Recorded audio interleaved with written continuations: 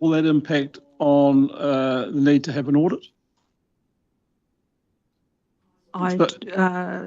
So it's just I wouldn't believe so. Okay, no. Thank you.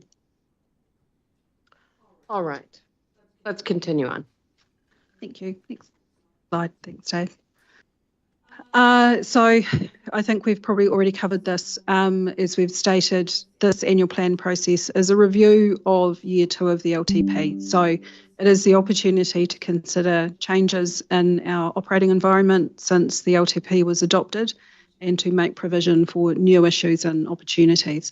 Outside of that, the proposed annual plan as presented is in line with the decisions previously made by Council through that LTP process back in that concluded in June last year. Next slide, thanks, Dave. So as is noted in the report, the LTP for 25-26 proposed a total increase in rates revenue of 8.6% from current ratepayers. And there are some key drivers within that. Obviously, new investment by way of business cases that were considered, the implementation of a regional rating model for public transport from 1st of July this year, as well as an underlying increase in the low-cost, low-risk program for public transport. Now, in response to some of the questions, I guess, that we've seen over the weekend, to clarify the impact of the shift to regional rating on that 8.6%, that would account for about 2% of that. So Council's normal business operations would have been impacting or resulting in about a 6.6% increase in revenue from current ratepayers. Next slide, thanks, Dave. The new and emerging external factors that have influenced the development of the annual plan, obviously in relation to the National Land Transport Plan and associated funding, which has resulted in us scaling back any of the new services that were anticipated through the LTP. That was always contingent on being successful in attaining that very important central government funding. So with that not available, that's all been scaled back. There's a pause to freshwater farm plans. The funding that has been secured through the Before the Deluge program and the favourable impact that that has had in terms of our borrowing costs and the need for us to borrow, as well as rapid changes in the official cash rate. Negative from an investment perspective, positive from a borrowing, from the borrowing side. So sitting somewhere in the middle there, but that's definitely been a rapidly moving factor for us. Next slide, thanks, Dave. Oh, the font gets smaller now.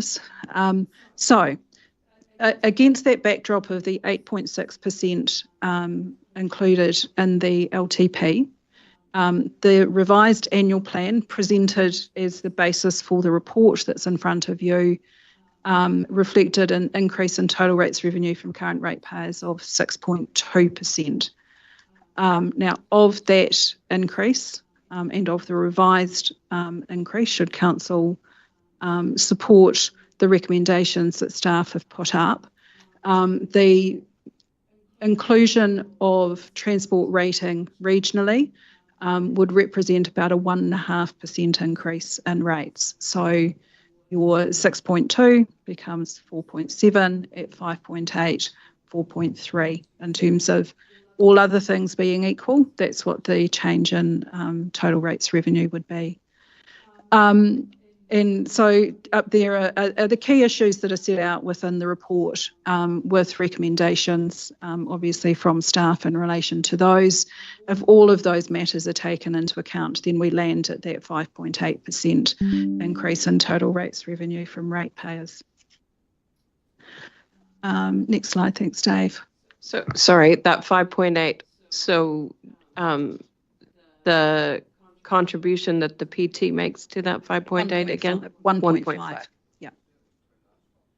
It was about 2% in the LTP, but that was with it was with an expanded low cost, low risk program that was always contingent on having NZTA match funding for that, which the NLTF has obviously reduced what's available in that regard.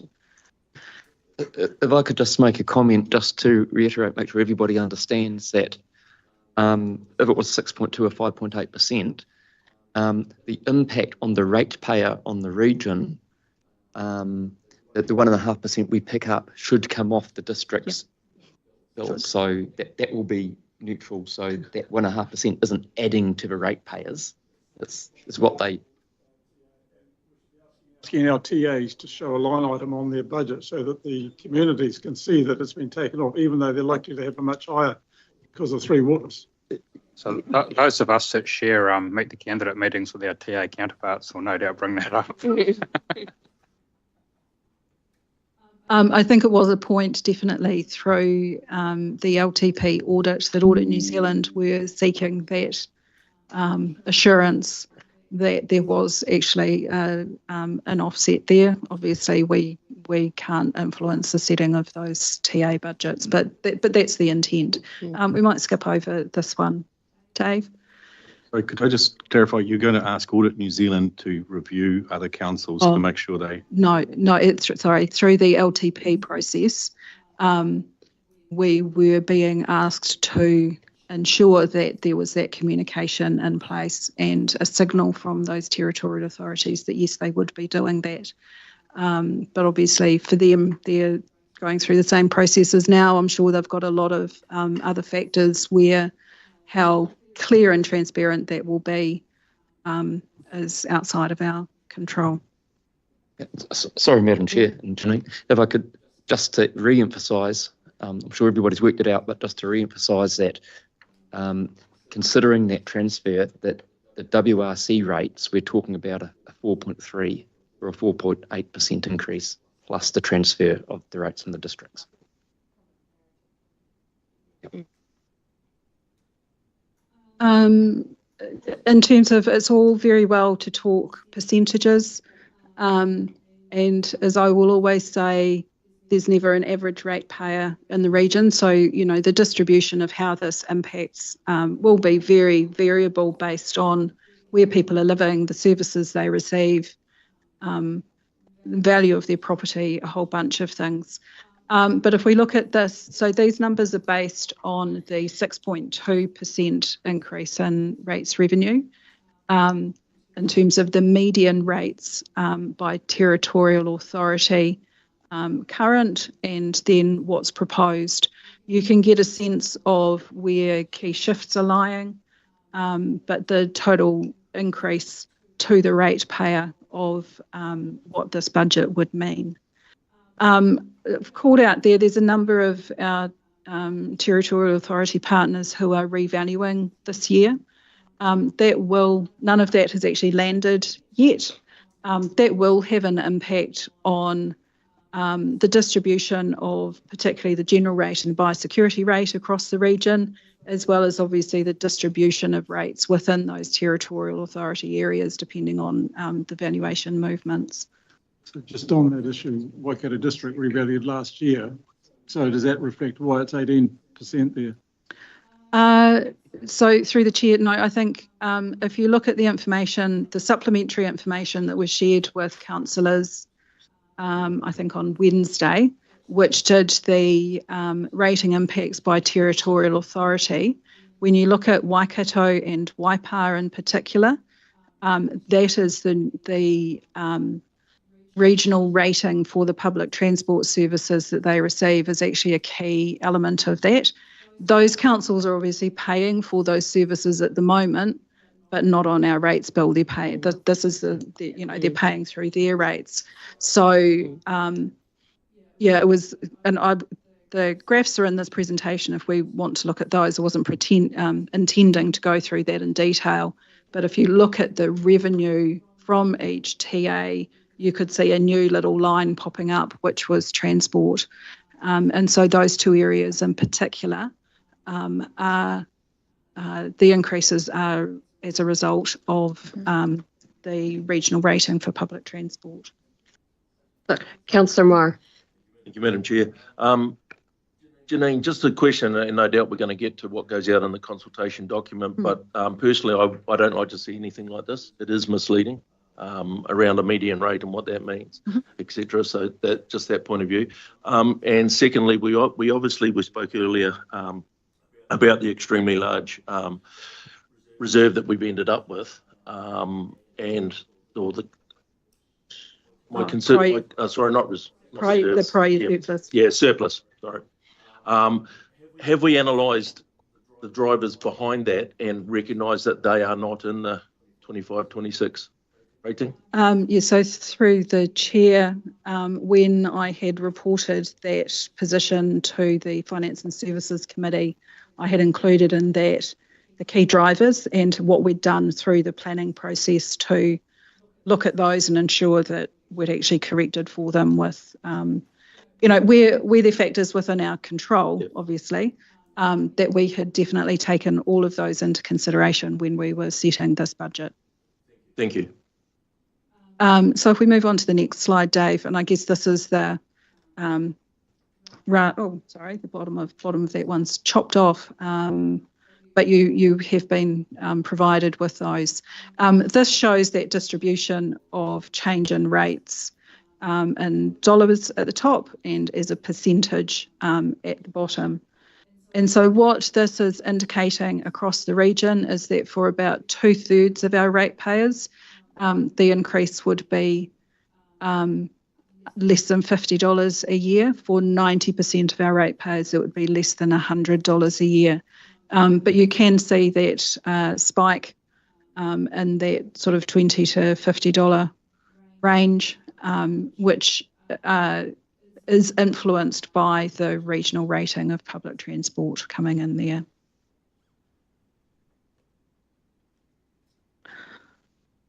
Okay, so move on. So I can go through these reasonably quickly. These are just the key financial planning assumptions that underpin the budget. Obviously inflation, and noting that inflation's already been a little bit of a topic of conversation this morning. Called out their specific, wind back. When we are preparing the long-term plan, we are required to reflect our best estimate of future costs. And so to do that, we inflation-proof or inflation adjust all of our numbers moving forward. When we come to do the annual plan, we actually strip that inflation out so that we're using baseline pre-inflation numbers for the annual plan. And then on top of that, staff are asked to make specific provision for inflation where there's a contractual need for it or other driver of inflation. And so those specific provisions that are included in the budget are set out there and included in the numbers. I've added a commentary at the bottom of this slide in response to, I guess, some of the comments around needing to bring the budget back to CPI. And so as at December 2024, year-on-year CPI was 2.2%.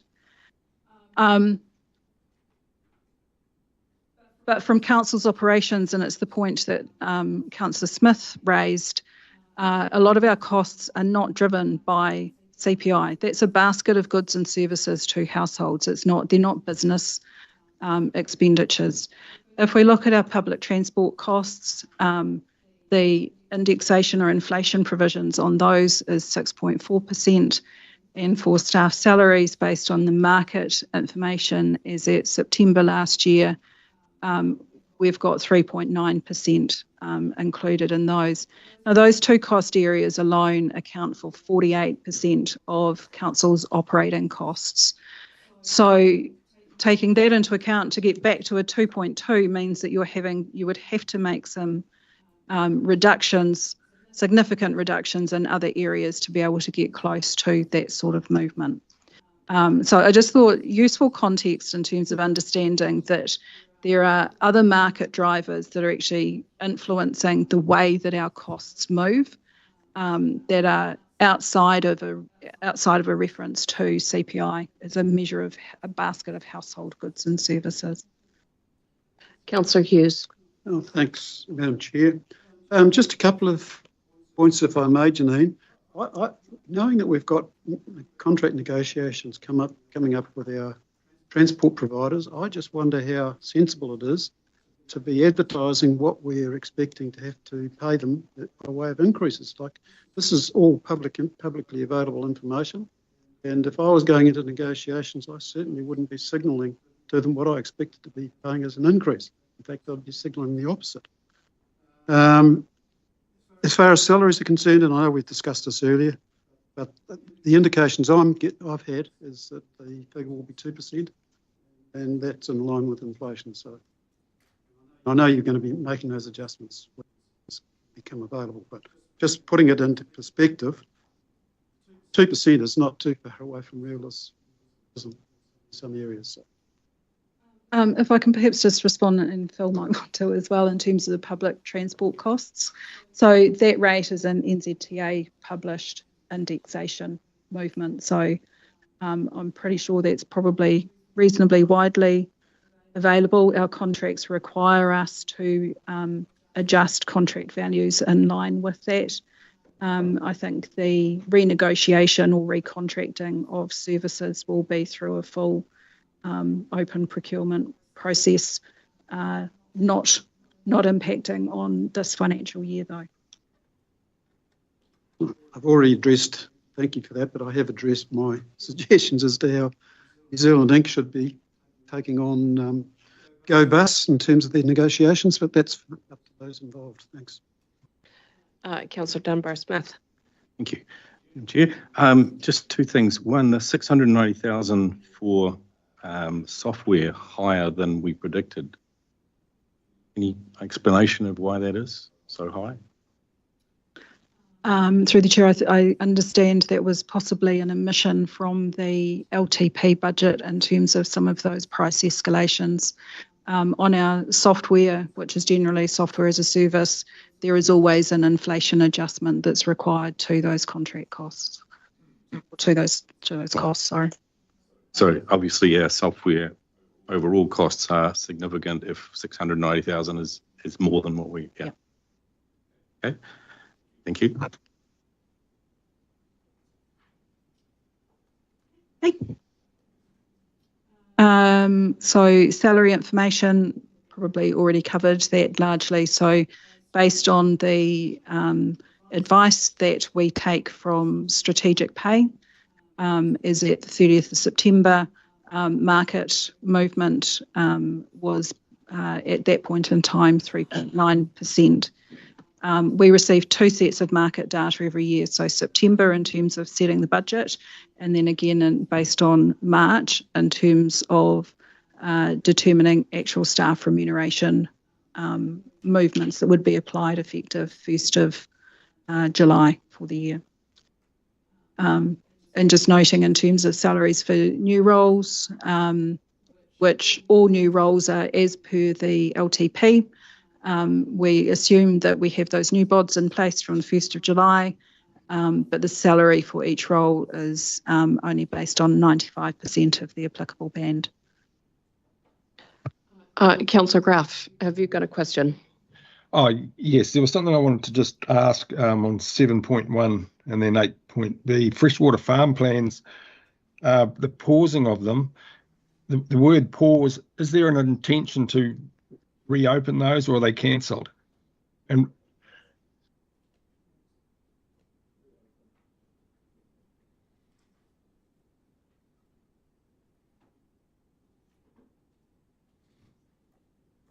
sorry, I can't hear anyone. Sorry, there. we're just Yep, getting we're just getting briefed to respond. Oh, okay, thanks. Sorry, yeah. So your question, Clyde's about the national regs? Yeah, just with like on what page is it there? The pause to freshwater farm plans. Is there an impact on rates in regard to that either way? And was that a targeted rate? So it's a mixture, Clyde, of both targeted rate to the property owners that are subject to the regulations and general rate, so it's a mixture of funding sources.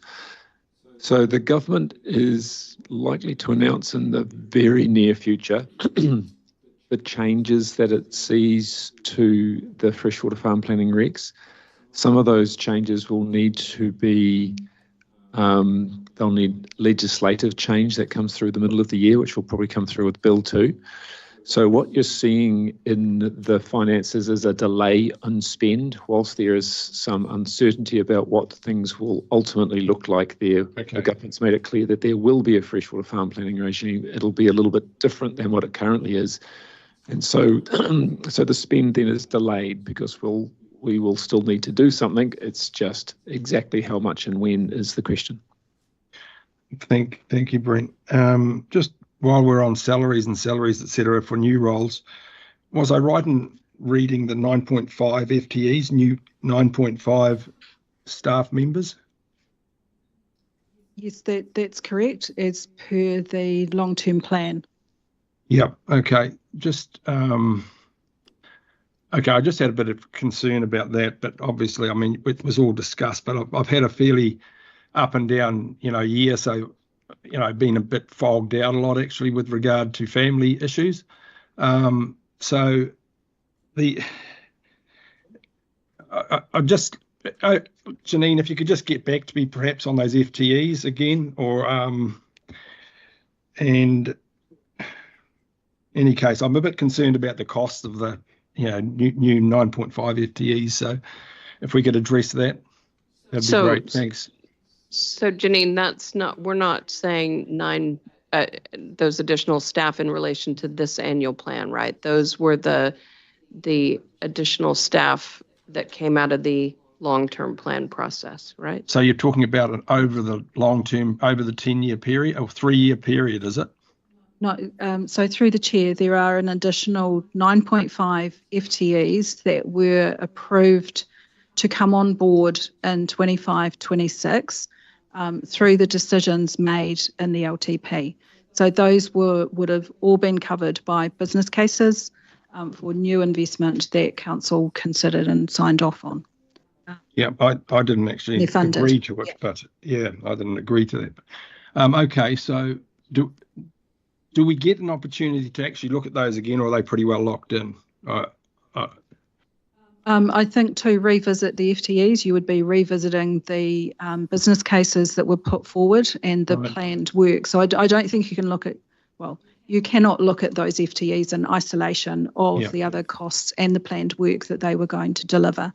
Not approving those would obviously have an impact on what we're able to do. I think, Councillor Graf, there's a table on page 36 which talks about the FTEs, and you'll be able to work out from that where they're coming. Of course, some will require rate funding and some might not, because there might be revenue associated with them. So you can't just assume that they're all costs. Right. And they're all related to, as has been discussed, that services, I think in some cases that council were quite keen in the LTP to add to the business. Thank you. Councillor Marr. Thank you, Madam Chair. Janine, if I can just jump back to Ben's and that 690,000 for software, is that the same as the 684,000 on page 32, which is information services budget to meet contractual inflation? It's the same. It's a different, slightly different figure, but is that? I'd need to check whether they are different or exactly the same. I've got David. Yeah.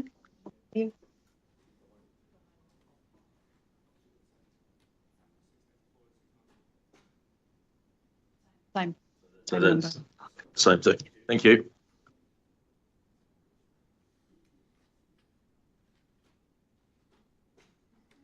All right. Okay, next slide, Carry thanks, on.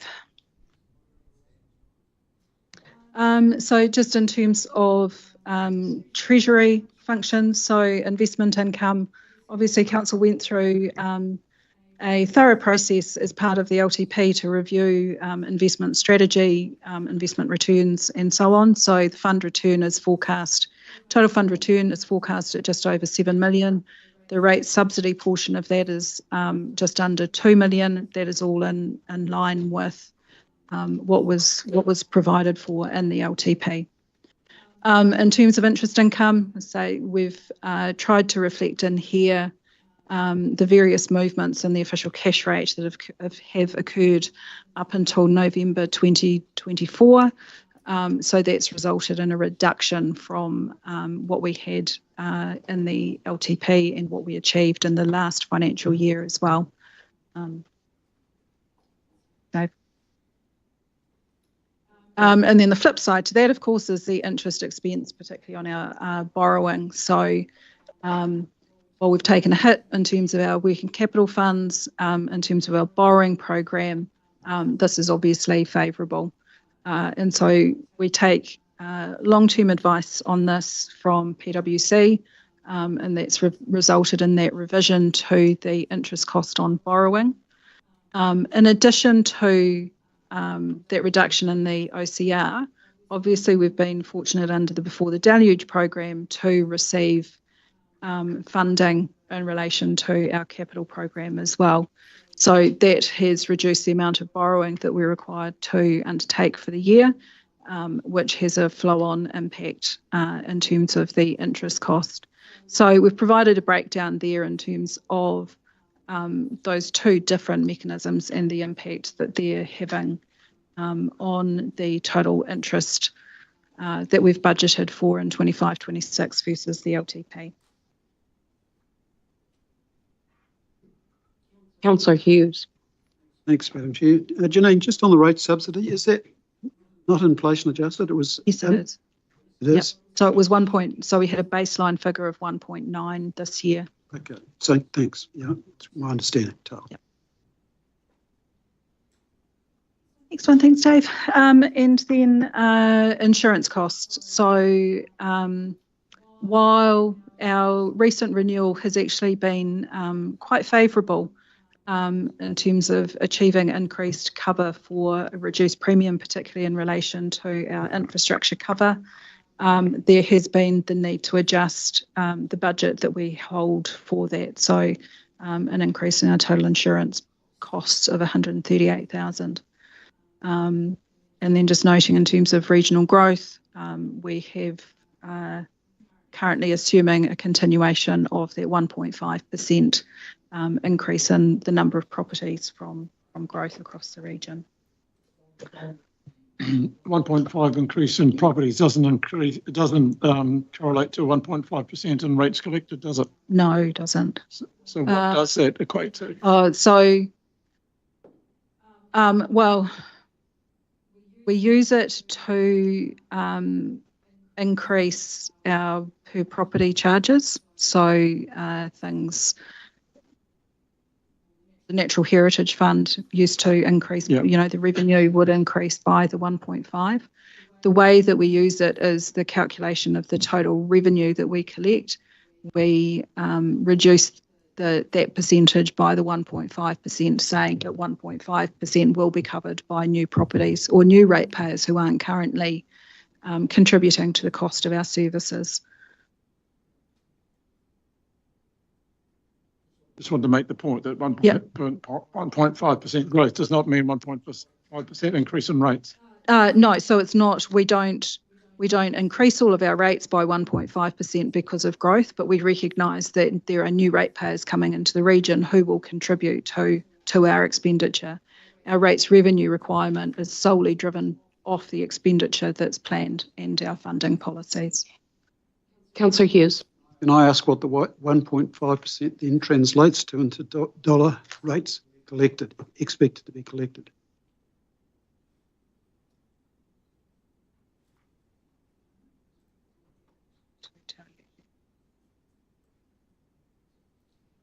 So about 2.2 million.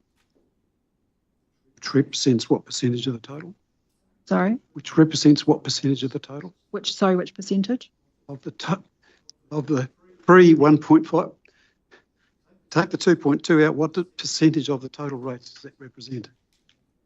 1.5%. Yeah, that's what I thought. Thank you. That answers my question. So, but I think Councillor Smith's comment was that we don't increase our rates revenue by 1.5% just because of growth. we communicate our increase in rates reflecting that growth effectively. That was the point, I think. Yeah. Sorry, I got more confused now. I thought he was saying there was a 1.5 increase in new properties, but it's not, is it? Yes. But I just thought you That's said what the we're 2.2 million was 1% of. Yep. That's the maths.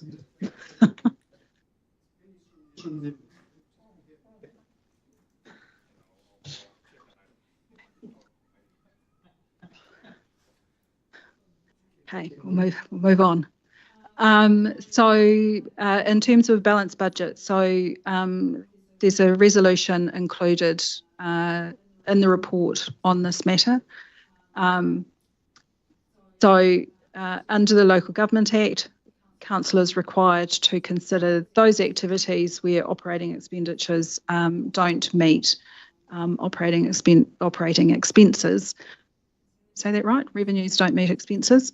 And where they don't, resolving that is financially prudent to do so, to have that unbalanced budget. So in presenting this plan, the budget isn't fully balanced for reasons that are set out in the report. They are in accordance with the decisions that were made through the LTP, at which point you resolved that was a financially prudent position to take. So just wanted to highlight that, because that is a resolution that you will need to pass. Councillor Dunbar-Smith. Madam Chair, just to clarify, so we have a budget surplus at the moment. We have, of what amount? So I can come on to that right now if you like. Okay, well, and the question is, when we end up with, assuming we're at 6.2%, how much of that budget surplus is left? I can cover that off right now. So next slides. So in terms of the prior year surplus, what we have reported to you previously is an available surplus of just over $6 million. To date, you have approved a series of items. So up to 100,000 to inform regional development activities. That was approved in September. But I think there has been subsequent discussion, I think in December at the workshop, around the opportunity to potentially move that instead to be funded through the regional economic, from the residual regional development fund. Sorry, shouldn't have economic in there. That would require a new resolution from council though, but we could tidy that up through this process. You've also approved 100,000 to enable preparatory work for navigation and safety functions at the Port of Taharoa to be transferred to council. And there was 414,000 of capital expenditure in the current year to manage the impact of council's operations on the spread of the invasive freshwater clam. And at the December workshop, council supported in principle the utilisation of the surplus to address historic costs in relation to freshwater farm plans. Now that number is different to what is included in your report. We've had another look at what's required to balance that out, and that has been reduced. I think we had 1.851 being required in that space. So that's a lesser drawdown on the prior year surplus. So if I'm right, Dave, I've added a slide in here. Nope. So not quite. I'll keep you waiting. One more slide. So having taken account of those other matters, there's 3.94 million available. But there's some other matters within the report to be considered against that surplus. So particularly the business case for process management expertise of 138,000. And at the December workshop, you had signalled interest in looking at that. So that's the discussion for today, although staff have not assumed anything in that space, pending direction from all of you. So now, hopefully the next slide has my table in it. So there's your 6.04 million. what's been allocated to give you the 3.94, and I've just italicised that historic freshwater farm plan number that has changed. Off that, so you'd potentially put 100,000 back in if you funded the regional economic development work through the RDF. You might take 138,000 out if you support the business case for process management expertise, but there or thereabouts, 3.9 million. Mm-hmm. Yes, I wanted to nudge that. My recollection from the narrative we had at the long-term plan about the RDF and its future use, as well as from that workshop in December, I think we should start crafting a motion for having that 100,000 come from the residual RDF. I just think it's an appropriate use of that source. I just wanted to flag that now so it can be crafted. Thanks. Councillor Smith.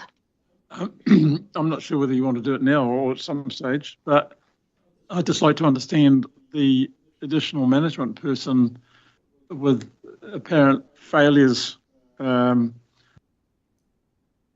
it was outlined in the report. Just what will one person do to change what I see as part of the culture of the place? They should be doing it anyway, so what's one person going to do to actually change all around? We're in the management, each manager should be looking at the issues and why it isn't happening within their portfolios.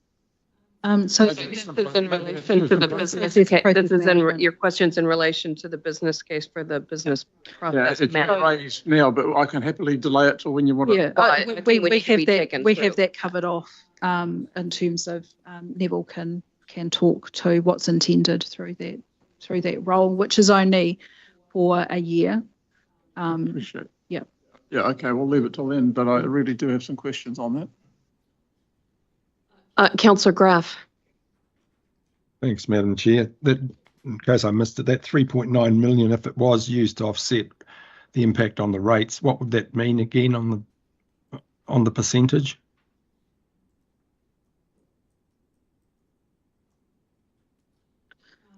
If that whole amount was applied to the proposed budget, that would mean an increase of 3.1%, but noting that would have a consequence in the next financial year. Okay. Of potentially that would be looking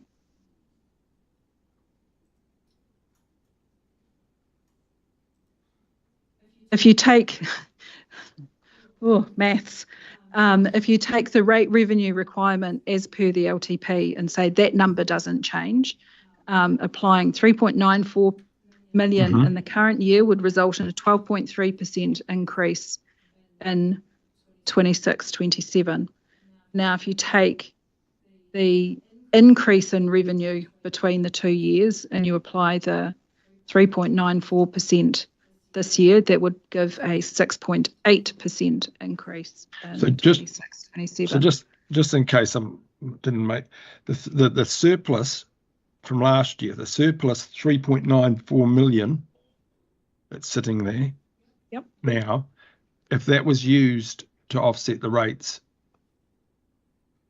Yep. In this coming year, what reduction would that have on so that would take your 5.8% down to 3.1%. Is that including the PT? Sorry? Was that including the PT? Yes, the 1.5% PT? So that is inclusive. So that's the 5.8% increase in rates revenue from current ratepayers. Yep. As per all of the reports. If you applied your 3.9, that would take you down to 3.1%. Now I'm giving you the 26-27 numbers as well because there is a knock-on consequence to whatever action council takes this year, that is an unfunded portion of council's operations that you need to then fill the following year. So how much was allocated to the following year? Well, effectively repaying whatever you're applying to this year, because you've got a deficit that needs to be addressed. So If I could just help with that, Councillor Graf, you get a one-off benefit. you get a one-off one-year benefit, benefit, and then a, but it has then a one-off negative. and it has a kick the next year. Okay. So it's not, unless you substantially then in the following year look at council's operations and identify $4 million of reductions, you need to raise your funding to fill that deficit that you've incurred through the application of the surplus. So even though it looks like 3.9 million excess, it's actually already accounted for. So no, we haven't. Staff, other than the items that we have flagged as being drawn down from the surplus to get to that 3.9 million, staff have not assumed any application of the prior year surplus and the budget that's been presented to you. So we're in councillors' hands to land what that is. I guess all I'm trying to do is advise in terms of the impact in 25-26, but acknowledge that that has a consequence in the next year to that needs to be redressed. If I could just reiterate Janine's previous advice to council. Tell me we've got this wrong, Janine, but her advice is that any surpluses should be applied to sort of future strategic items which don't have ongoing general rate impact. You can fund as kind of one-offs, because if you apply it to anything that's got a rating impact, it comes back to haunt you. Yeah. That's it. And so that's a lot of what council did through the LTP, actually, was with a number of initiatives that were of fixed duration, but were actually strategically important to set the platform moving forward. We utilised prior year surpluses to enable us to do that without that being part of our rates revenue requirement. So it's just it's a different philosophy, I guess. Yeah. And doing it in a way that, for example, if you put on your rates bill, here everyone, you've got a little a little bonus here. You're going to come back to your normal rates next year, but here's a little bonus because we had excess. It's probably minimal, is it? But we wouldn't. There would be the bonus in the first year that you might do that, but equally you would have the bump up in the next year. Yeah. That you would need to have a justification around.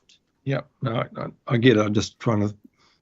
Yeah. Scenario. Okay. Thanks. Councillor Nicol.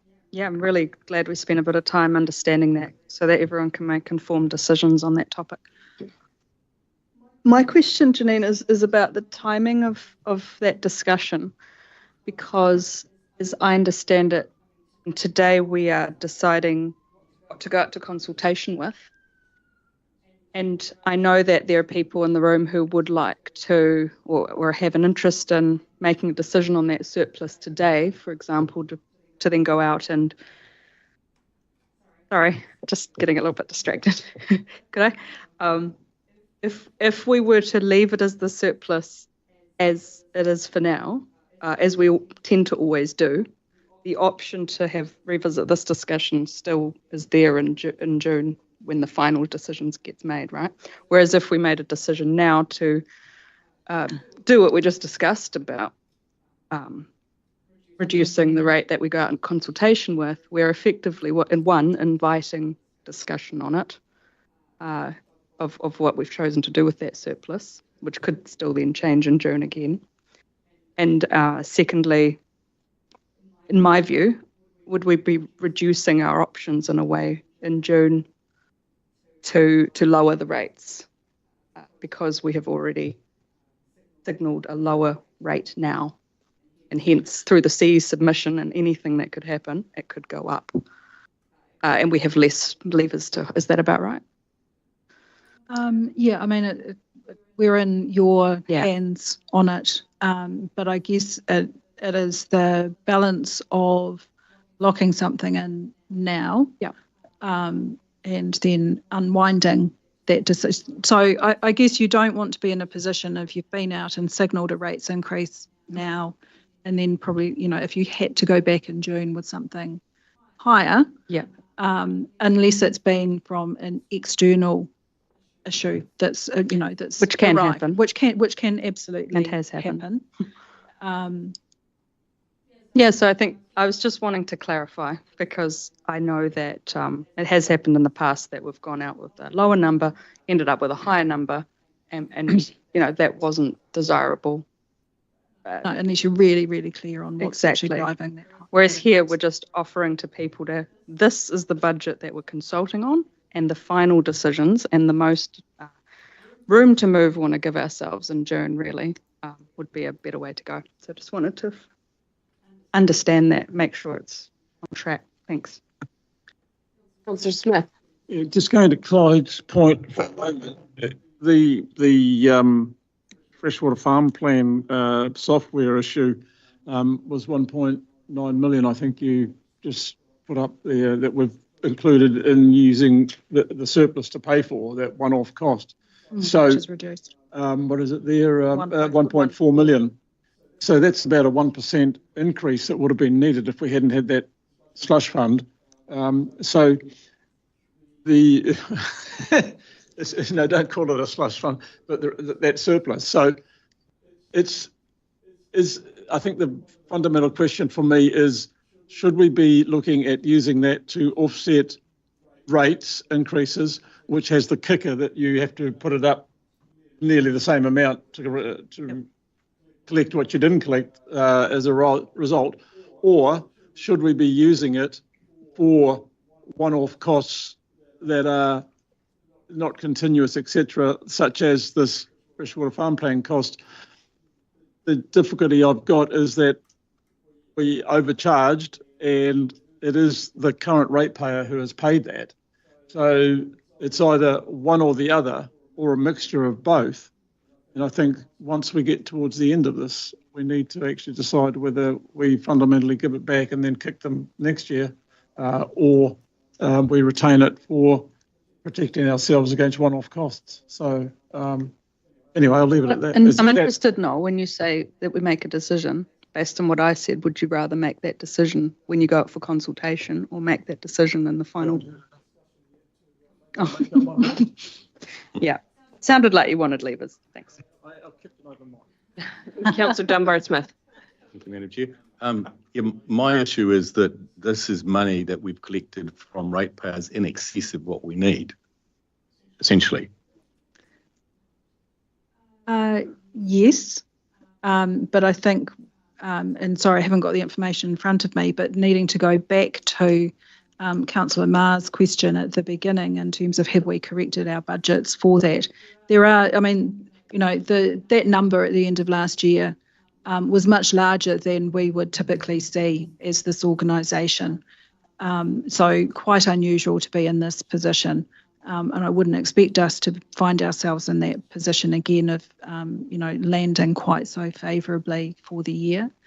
Unfortunately, we haven't quite landed the second quarter forecast for this year to be able to go exactly how well are we tracking on that, or are there some underlying issues there that in the current year that we need to be mindful of. But yes, this is whether it's ratepayer funding or we've had good wins from Treasury interest rates having peaked outside of our planning cycle. But this, at the end of the day, these are general ratepayer funds that we have collected in excess of what we need to run this organisation in the last financial year. Right, so this is much more than we normally have. Yes. Yeah. Yep. So why then, if we use this year for rates reduction, why then is it a 12% rate increase the following year? And if you include the 1.5% growth in the number of ratepayers, it comes to 6%. So no, sorry, those numbers are looking at two different things, because I'm trying to project forward to a budget that we have only set notionally through the LTP.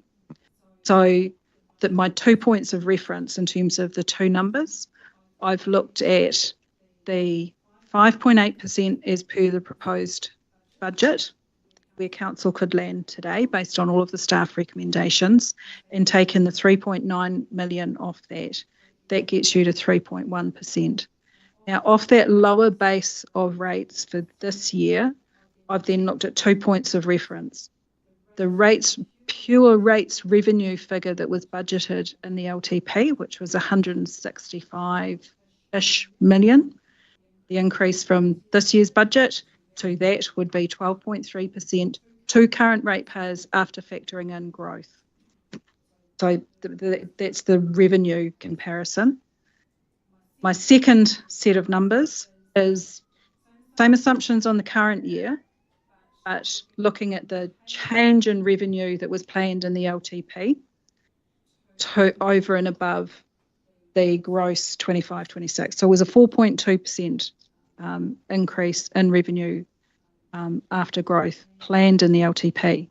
That only gets you to 157 million. So if you take that off, it's 6.8.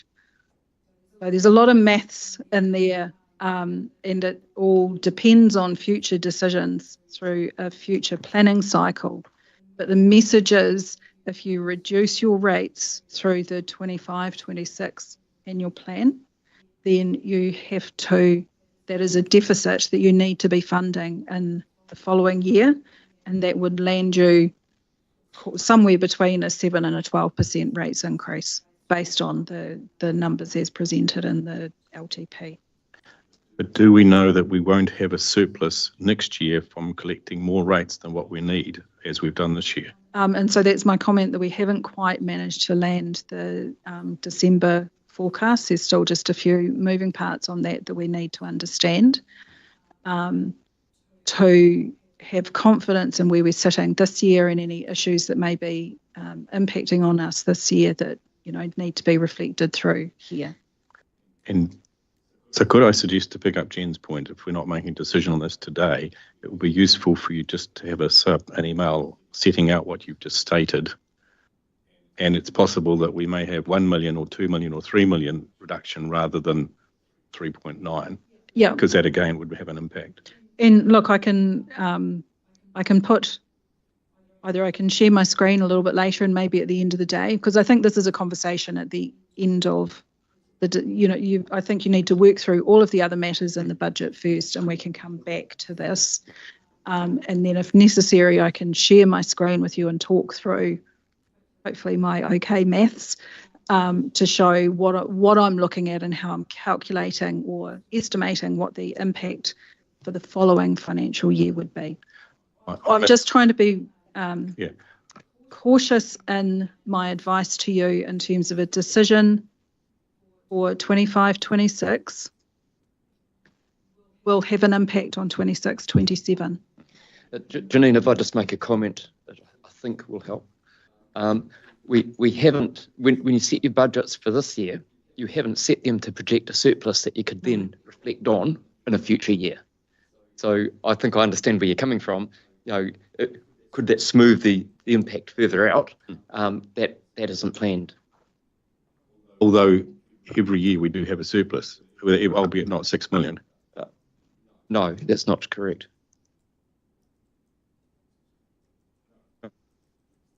So did we have a surplus the previous year?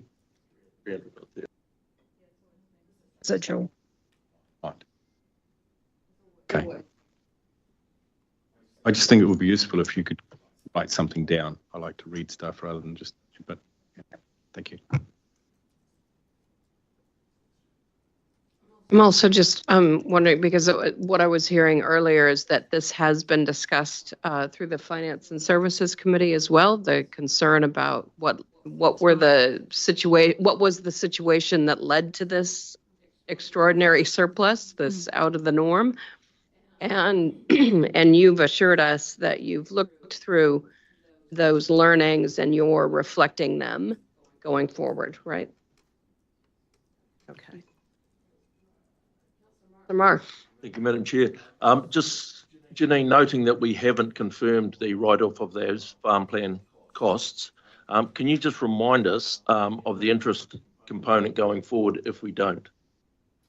I was trying to find it in the pack I have. Yeah, so I think we're budgeting about a $600,000 per annum loan repayment. So it's about 200 of interest and about 400 of principal, and obviously that'll sort of change over time as the I just want to make sure councillors had their head around the fact that. Yeah, not doing this will add that cost back into the budget. Absolutely. Thank you. All right, Councillor Hughes. Madam Chair. This is not our money. This is the actual ratepayers' money that we've taken off them. And I'd like to think that the surplus is significantly contributed to by our management team. Like, we had a budget, they didn't spend it. And I think we should give credit where credit's due, because money doesn't grow on trees, as we all know. So I would like to think that management have achieved that for last year, and hopefully the same frugal approach is being applied to the spending again this year. We won't know for some time yet, but we will know closer to the end of June if how things are tracking.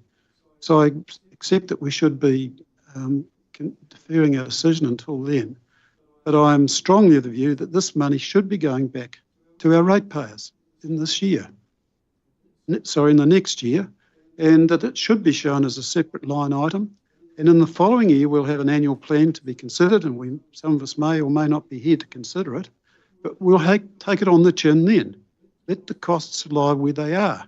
Because if it costs us an extra 12% to run this organisation, then there may be a lot more scrutiny applied to the inputs into it than what have been done in the past. So I'm an absolute advocate. Openness, fairness and transparency. Taken too much money off the ratepayers, give it back to them. Councillor Clarkson. Yeah, thanks, Janine. What proportion of the surplus relates to additional funding that was brought in from other parties that we weren't anticipating, which has an impact on the surplus? And I don't need that one today, but I'm just trying to make the point about, I think previously the CE and others have mentioned that we have brought in funding from other sources on some occasions, which have an impact on what we actually end up spending from ratepayer money. Yeah, I'd probably just again clarify, this is all around the general rate, where I think some of that external funding is particularly advantageous around the targeted rates. And that those pluses and minuses are all accounted for through their different reserves. But just, yeah, I mean, we've had additional rates, penalty income and interest income, for example, on contributing, a good chunk of that $6 million. And those are numbers that we have reviewed through the annual plan budget to make sure that we've got those settings about right, for as much as we can actually predict that those numbers might be right. Yeah. All right. Where to next? Next slide. Oh, so external drivers. So I'm sure you'll probably hear more about this one over the duration of the conversations, but obviously the National Land Transport Program funding, a number of assumptions made in the LTP in relation to that funding, but what was announced last year was that fund includes no additional money for new or trial services. So the proposed budget reflects the removal of all of that expenditure that hasn't received NZTA subsidy. There's one item in terms of a separate report in relation to an opportunity discussed with councillors in December around fully funding with no NZTA subsidy real-time passenger information displays. So that will be covered separately when we get to transport. Can I make a quick comment? It's just, I think in regards to that my experience has been for the past couple of years, we've tried really hard through the Future Proof Public Transport Subcommittee and a bit, I imagine, through RTC as well, to try and line up, especially Hamilton bus services and such. And I just wanted to add the reflection that while we've done so much better in that space, I think the narrowing down in the December workshop possibly still could have been done better, because it ended up being a resolution crafted on the fly in the Future Proof Public Transport Subcommittee, which said retain local share, which isn't very specific, because we were then given about 7 or 8 bullet points of what that could go towards. And this council, who doesn't know a lot about what Hamilton City's been up to, and they've only got 2 representatives on that anyway, then narrowed it down. And so I just went to the effort of trying to understand what was the intention behind that motion that was crafted, and I learned that it wasn't just the real-time passenger display units, but in particular the rotor-turner rocket.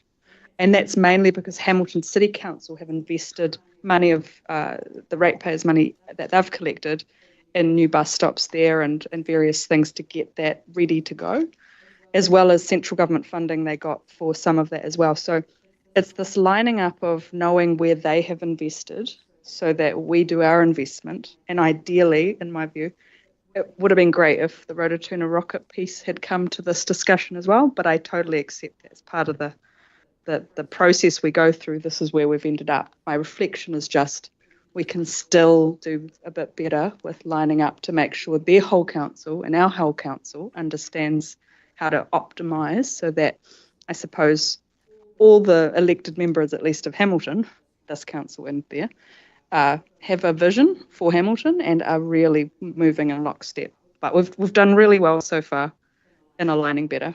It's just, I think we could do a little more in future years to continue to do so. But look forward to the item when we get to it. Yeah. Nothing much required other than that. Yeah. It's a reflection.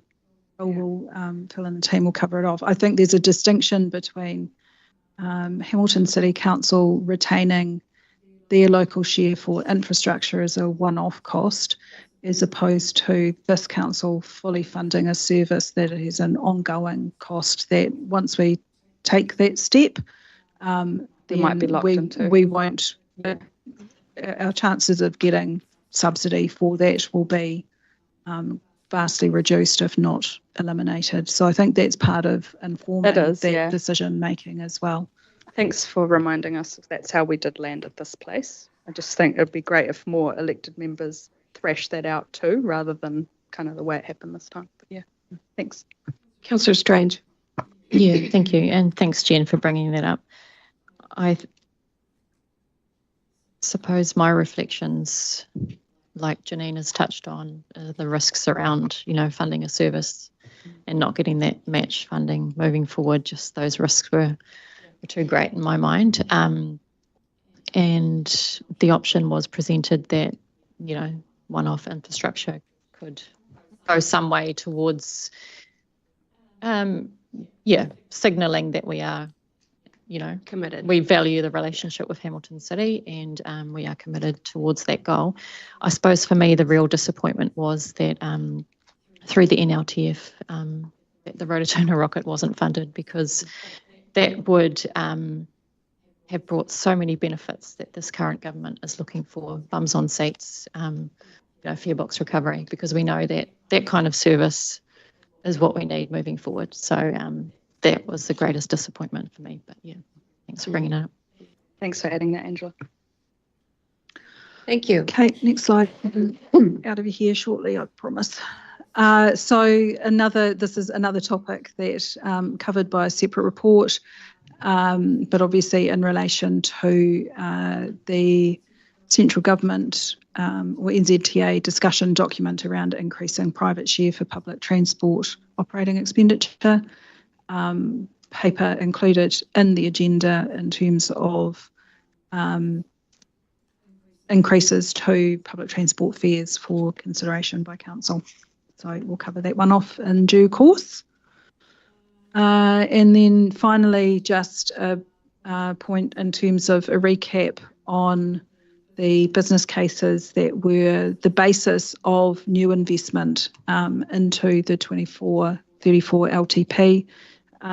The team have gone through and done a little bit of a sort of status check of how we're progressing with those, and so that information is included as an appendix in the report as well. So if you want to recap on what the areas of new investment were set out in there. So that's me. I think we move now into the different groups of activities. So I think we'll take a break at this point. So we will adjourn. It is 10:53. We'll adjourn now and let's get back 11:05.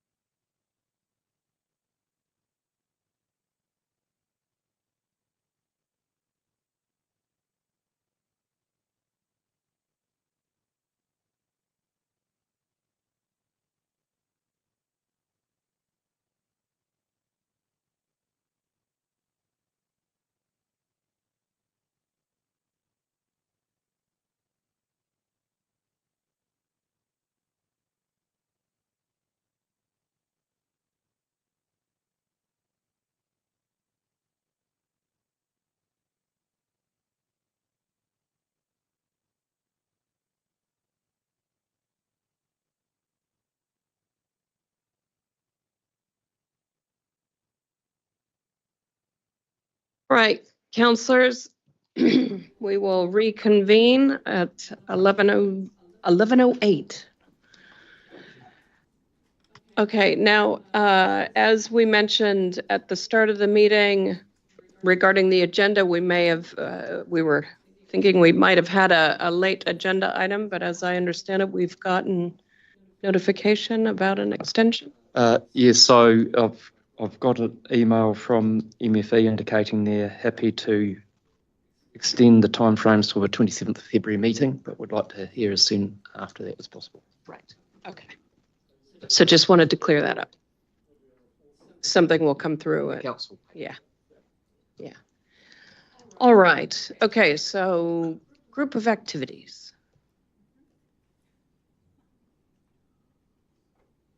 Neville. Kia ora, councillors. So our directorate, or this Customer Community and Services GOA, is a combination of some of the services that are provided from the directorate that I lead, as well as from Finance and Business Services. So the key elements in there that you will be interested in potentially are around the upcoming triennial elections, and that budget is provided for that purpose. Speak on Janine's behalf in respect to the commencement for the next LTP, which is still a couple of years away, but provision is already in place for that, and also for the Regional Emergency Services Fund. So I guess in terms of the report itself, the main items are on. I'm going to try and find the page now. Page 16? Page 16 of the agenda. Probably not really open to discussion on these topics. There is a business case coming later in the day that, or tomorrow, whenever we get to that, which is... Later today, let's be later optimistic. Today, I'll be okay? positive, later today, after lunch, that we'll be discussing and considering. The rest of the information that's in front of you is relatively unchanged from the LTP and is pretty standard stuff, to be honest, but happy to take any questions and discussion. We move on to the more complex problems of the day. Councillor Dunbar-Smith. Yes, thank you.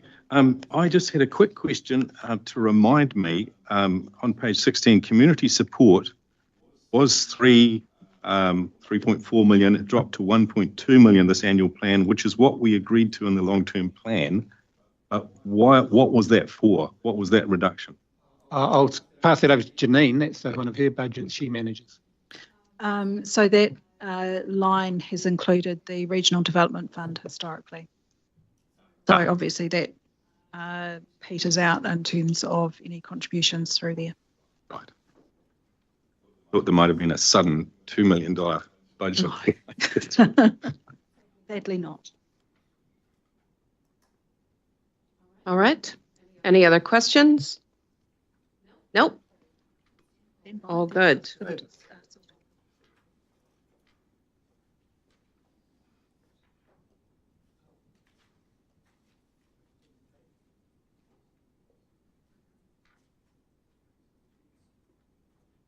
Okay. So just on behalf of the group and Civil Defence, the budget here recognises that there's no increase signalled in the LTP. However, an additional expenditure of about 19,500 is required to meet the costs of the increases associated with the service level agreements with Hamilton City Council, Hauraki and Matamata Piako. Now, that's sorry. And South Waikato is also in this mix. Now, there are changes proposed that will potentially be coming through in respect to Hamilton, or primarily Matamata Piako and Hauraki District, in that those SLAs are proposed to cease from the 1st July. So some of these costs are signalled, but and anticipated, but may not be necessarily coming through. There are no further changes proposed to this budget outside of what was provided for in the LTP. There were a number of new roles that came through that you'll recall that we agreed to fund, and those have all been now put in place, and we are not expecting any more increases to be coming through. There have, in reference to the SLAs, there were increased costs that that have been identified around the overhead charges on those SLAs. We're still finalising those at the moment, but the view is that our goal is to try and transfer the SLAs over to memorandums of understanding, which reduce some of those overhead charges should that arrangement be agreed. We'll keep you updated on those changes should they come about. Councillor Smith. In page 18, it's 58, it says these increased costs should be met through cost recoveries. I'd like to see the word shall, but I think you just indicated that they may fall over anyway. Yeah. So why aren't we using the word shall be recovered? Well, that is the intention. So, yeah. Shall sounds like a reasonable choice of word. And like you said, our goal is to try and cease those SLAs from the 1st of July when they expire. Well, we're operating on expired SLAs for those two councils at the moment. We're in discussions with them about transferring them to memorandums of understanding which won't carry that same cost factor or risk for WRC.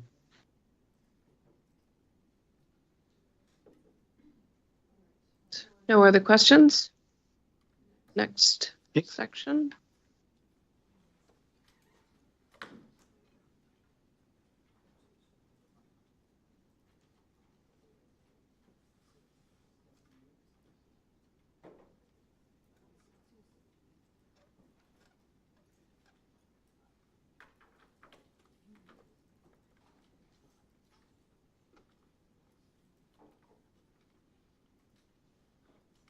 Kia ora tātou. Kia ora. So, regional hazards and emergency response. So no plan changes. So this covers both our community resilience program, reaching out and working with different district councils and community groups on adaptation projects, as well as several emergency management functions outside of civil defence, such as flood response and marine oil spills. As you can see there, no plan changes to the budget in terms of the long-term plan, nor variation to the long-term plan. Happy to pause there, Madam Chair. This category often has fallen behind on some of the work programs. You're still comfortable that they'll be met? Yes. Thank you. Any other questions in relation? Councillor Marr? Yeah, thank you, Madam Chair. Greg, just with relation to the Coromandel consents, and we've raised this before, but talking about actually getting them into an asset class. Have we gone any further down? So through you, Madam Chair, that we'll bring that up in the next section. Next activity. Okay. Yeah. Thank you. Yeah. Anything else in regard to the regional hazards and emergency response? No? Okay. Next section. All right. So flood protection and control work. So a large significant group of activities for council covering flood protection, river management and land drainage. As you can see in the document provided on page 20, there are a couple of adjustments coming through the budgets that were planned in the long-term plan, particularly around reducing expenditure for various things that aren't required for this particular financial year, along with a planned increase in the service level agreement with Hamilton City Council. In addition to that, you'll note from paragraph 65 onwards that there are some adjustments to the annual plan that have been signalled that are in the right direction in terms of budget. So certainly some savings that have been identified across a couple of areas. Now the Coromandel consents are covered within this particular group of activities because they are river management. So happy to take questions in that regard. It's something that we dived into before Christmas.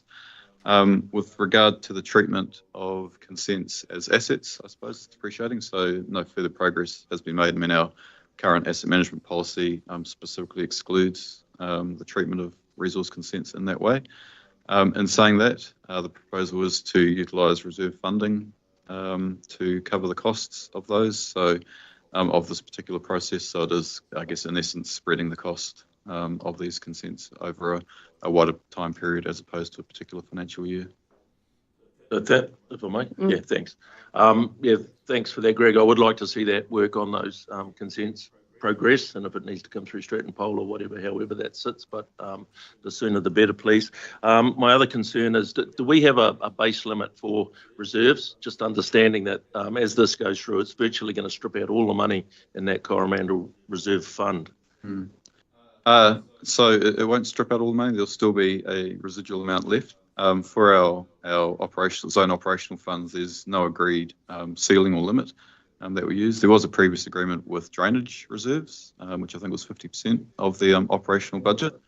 But that is a discussion that I'll be looking to progress through ICMC about whether there is a practical level that we need to aim for. Those particular zone reserves. Yeah, just bearing in mind, obviously, that as opportunities come out, if there's no reserves, there's no way to action them.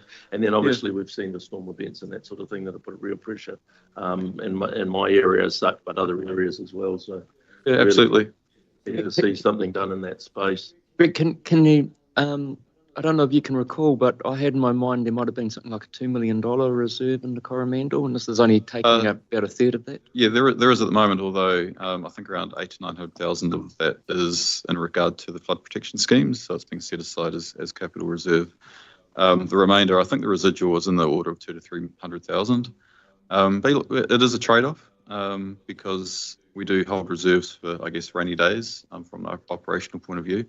But they aren't the only reserves that we hold. We have zone reserves and the regional disaster reserve as well, should we have those events occur. But again, it's a trade-off between what might happen in the future versus a very pressing need for the zone right now. I was just probably going to draw a parallel between that and the prior year surplus conversation that we've just had. It's just around targeted rates. So, the prior year surplus is effectively almost like a general rate reserve and the ability for you to have some flexibility around that. So, the ability, the need to hold a little bit of ballast in there for the unexpected, but also being clear on why you're actually holding any reserve balance. Sorry, I missed maybe I've been privy to some other conversations, but what you're proposing, did I hear this correctly, you're proposing to use reserves to help fund consenting costs for operational staff? Correct. So, don't get me wrong, that consenting stuff needs to be funded, but that doesn't seem to me like the role of a reserve, because at some point the reserve's going to run out, and overcharging to create reserves to then pay for consenting costs, I'm struggling with the logic there. Yeah, I mean, look, it's a situation that the zone has found itself in where, for various reasons across the different activities, it has built up a reserve slowly over time. So I'm fine if you're just using it to get us back on the straight and narrow, but yes. I was hearing it sounding like a long-term management strategy is what I was kind of hearing. But did I not hear that right? So we do have a number of other consents that will come up from time to time. Yeah. What I'm expecting from my budget managers that we are planning for those. And part of that, and part of the way that the reserves are used sometimes is to slowly accumulate funds for those large expenditures that come up from come up from time to time. So another example is our scheme reviews, where we do hold relatively consistent income for zones, but maybe every 10 years we have a large expenditure item, which is to undertake a scheme review. If I could just help with that, Councillor Kneebone. My view is that there is quite a substantial amount of money has built up, not some of which is not targeted for any particular purpose, and it just seems silly to rate the same group of people again for consents when we've really got money that we've already taken that we haven't been able to spend. Look, no, I agree with that, and look, the targeted rates, but or majority, but I do think if I hark back to the days we had 8 zone committees. We used to watch those reserves quite regularly, and I don't think we're doing that in ICM as well as, and it's not just this year, it's last term as well. We need just a very simple graph that just shows where that reserve is. We need to be seeing those quite regularly to stop them building up. But for the wrong reasons, because it's no different to the concept that Hughes was talking about before. You're just taking more money than you need, which is a little bit illogical if there's So no, I'm happy with where you're heading as long as it's to sort out a short-term problem. It shouldn't be a long-term solution. And through you, Madam Chair, there will be an item coming to the Integrated Catchment Management Committee to discuss reserve use, because each reserve is different, gets held for different reasons, as well as operational rainy days. So there'll be a more fulsome discussion for the committee coming up. Councillor Nicol. Yeah, the service level agreement with Hamilton City Council, I understand that's been overdue to review, and I understand the level of service of us working together and just improving. It's been improving. What is the 50,000 for in that process? So it's an increase in the direct costs that are made available to Hamilton City Council to undertake river works, and it reflects both an increase in the ability to deliver, or the cost to deliver those works, as well as a general desire to increase the amount of work that happens within Hamilton City. That sounds aligned to those intentions. Thank you. Councillor Cookson. Just going back to the discussion before with Coromandel,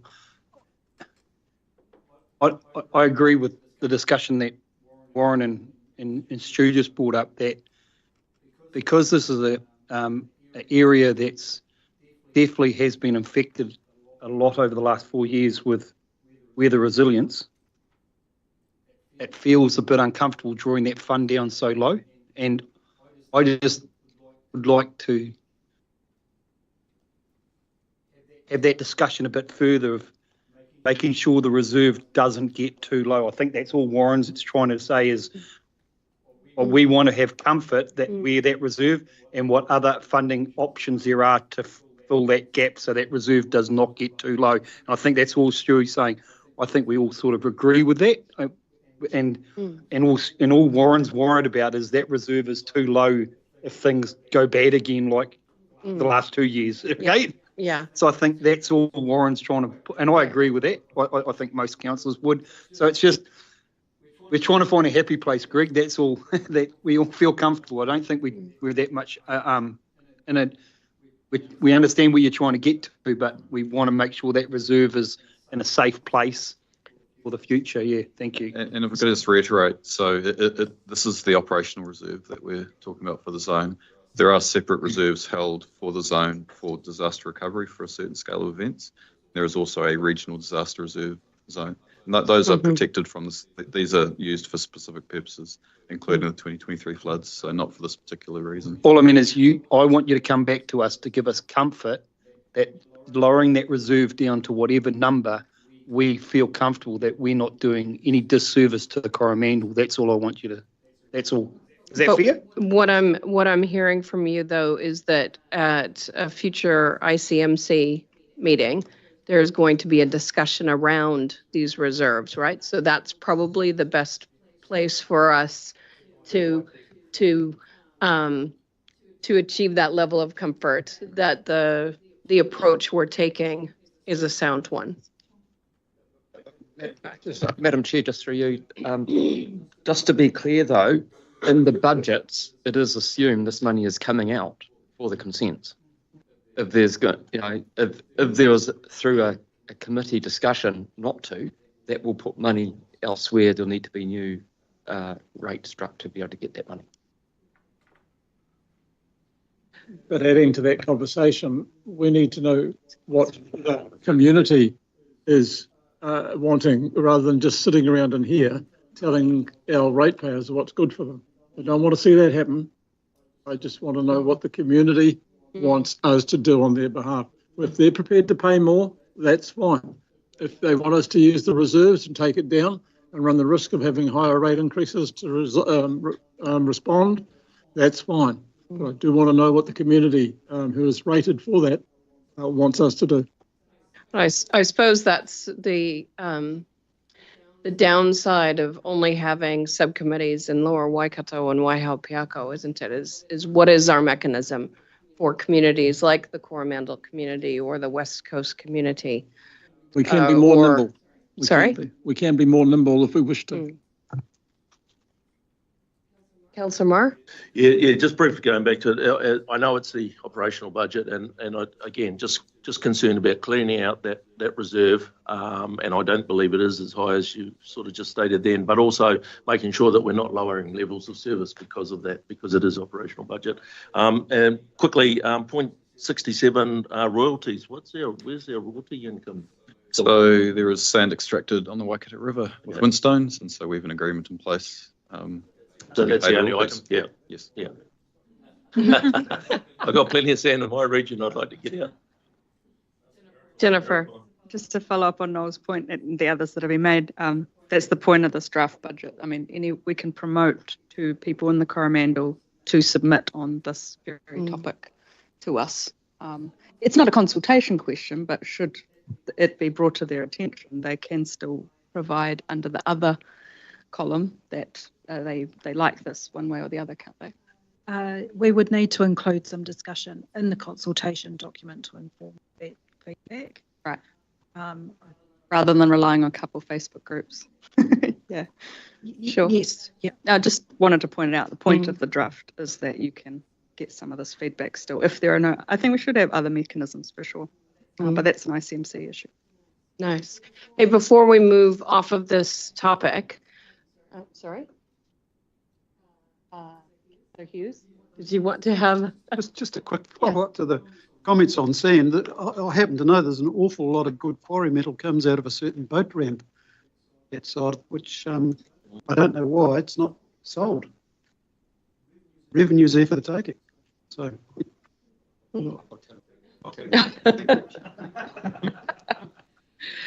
Nice. So before we move off of this group of activities, just sorry. I did have one other. You have one more group of activities as well. So one. Okay. Just do you want to go through that? Highlight this: the Whaikawa Coast River and Catcher Management, and I think we are going to be delving into that in more detail. Or it's a separate item. Yeah. And thank you. It's a really good report. Just us, my colleague. Are we planning on covering that detail now? Yeah, if we go through another couple of slides, it's in the presentation. So we can dive into the details as part of this topic now. Okay. I just know I've got, I think Adam Munro's online. I'll just ask Adam to come down to the room. He's hearing. Kia ora. While he's making his way down to the room, I just wanted to signal that I'm keen to put forward a motion around investigating the establishment of some R&D funds in association with our flood protection and our control work. As I'm sure councillors have heard on a number of occasions, the affordability of our schemes is constantly challenging, and in the face of community resilience and climate action, I think that it would behoove this council, given our reliance on our flood protection and control works for the productive outcomes for our community, that we identify funds that we would be willing to utilize to investigate new ways of doing things, new innovative and efficient ways of doing things other than just the status quo. We all know that diesel flood pumps that might have negative impacts on some of our biodiversity are probably not the way of the future. And even if they were, they're becoming increasingly unaffordable. So I am keen to put forward a motion. Democracy Day. There we go. That the council directs staff to investigate a provision for R&D within flood protection and control works activities that promotes innovation to improve performance and or cost savings and brings back those results for consideration in the 25-26 annual plan. This just gives some scope for staff to identify how we might best quantify and apply this type of funding.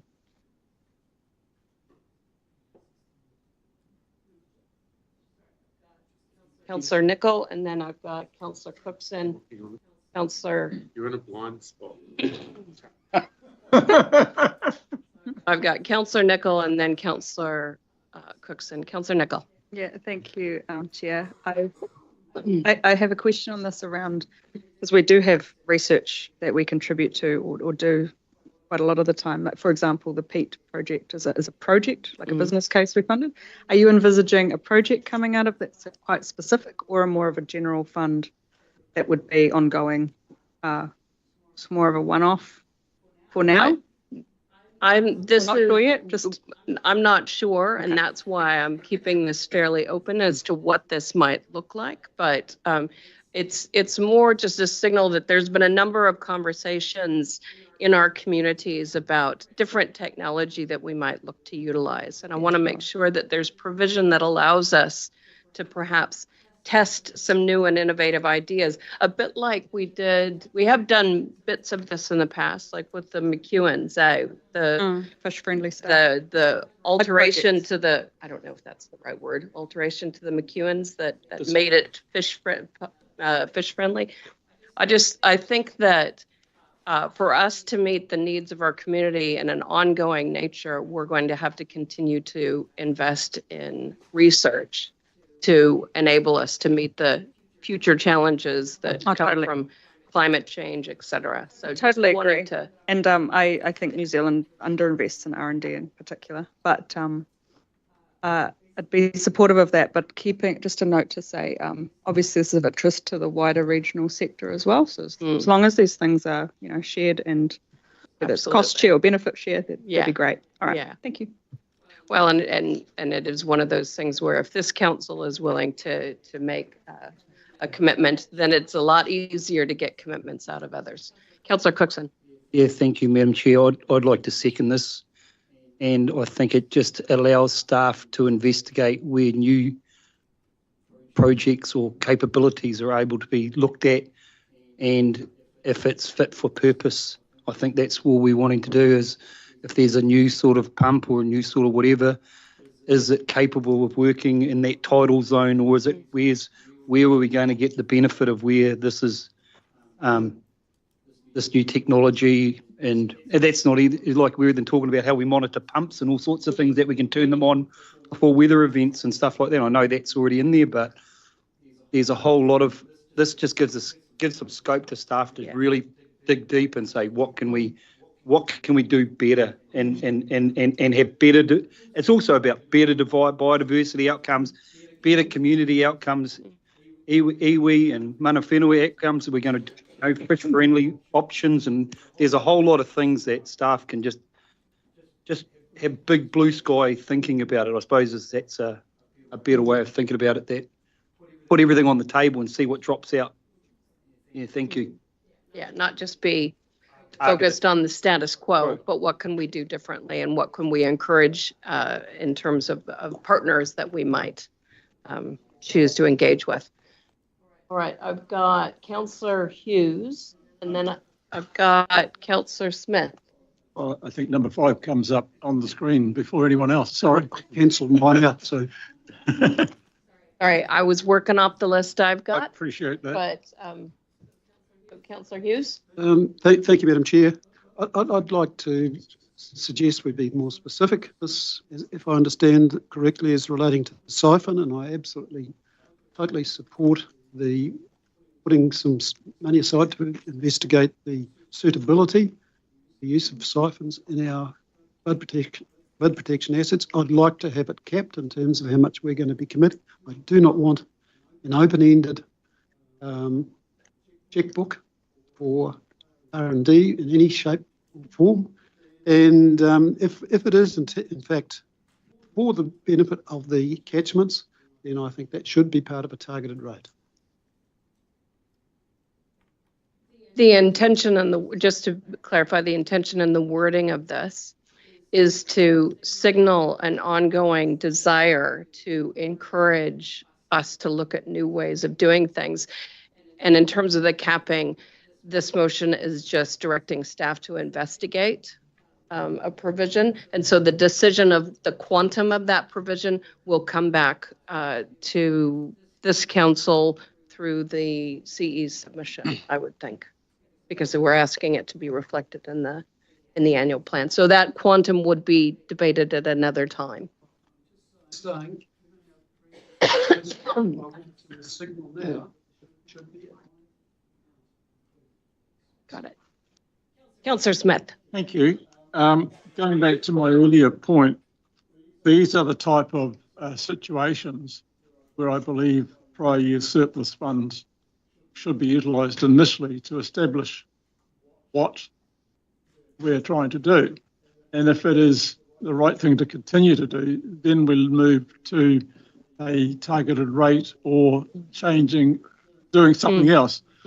Otherwise, there may not be an ability to get it off the ground in the first place. So just ask you to think about that. I also think, Councillor Cookson, you were going to second this, and if not, I'm happy to do it. But yeah. Yeah, he did. Yeah. So, yeah, I don't have in fact, I encourage us to be outside the square because I think at times we're too fixed. Same old, same old. So if there are more efficient, more economic, modern ways to do things, then we need to be moving in that direction as soon as possible. So, yeah, I would support this. Absolutely need to know what sort of figures we're talking about. And I also agree, not an open checkbook, but we do need to start looking at alternative options. Thank you. Councillor Kneebone.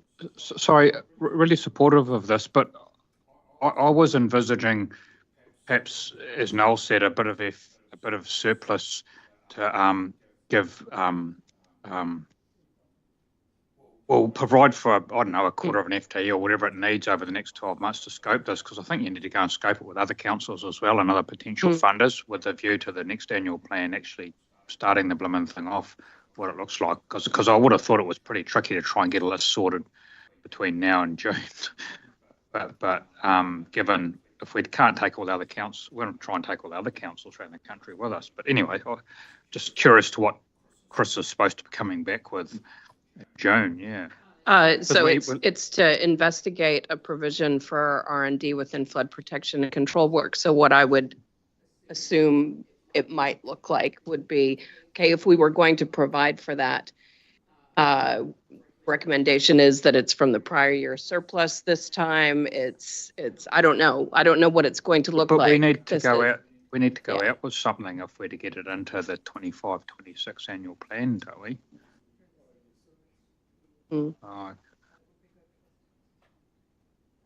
Yeah. Madam Chair, if I can help on that, I don't think the quantum of funding that Council would be looking to put or direct here would be significant enough that it's something that we need to consult on. But that's what I guess the resolution's intended, is that we actually have a look at that and size it. So how much funded, in what way, and what are the guardrails that might be in place in terms of when we do or don't do R&D.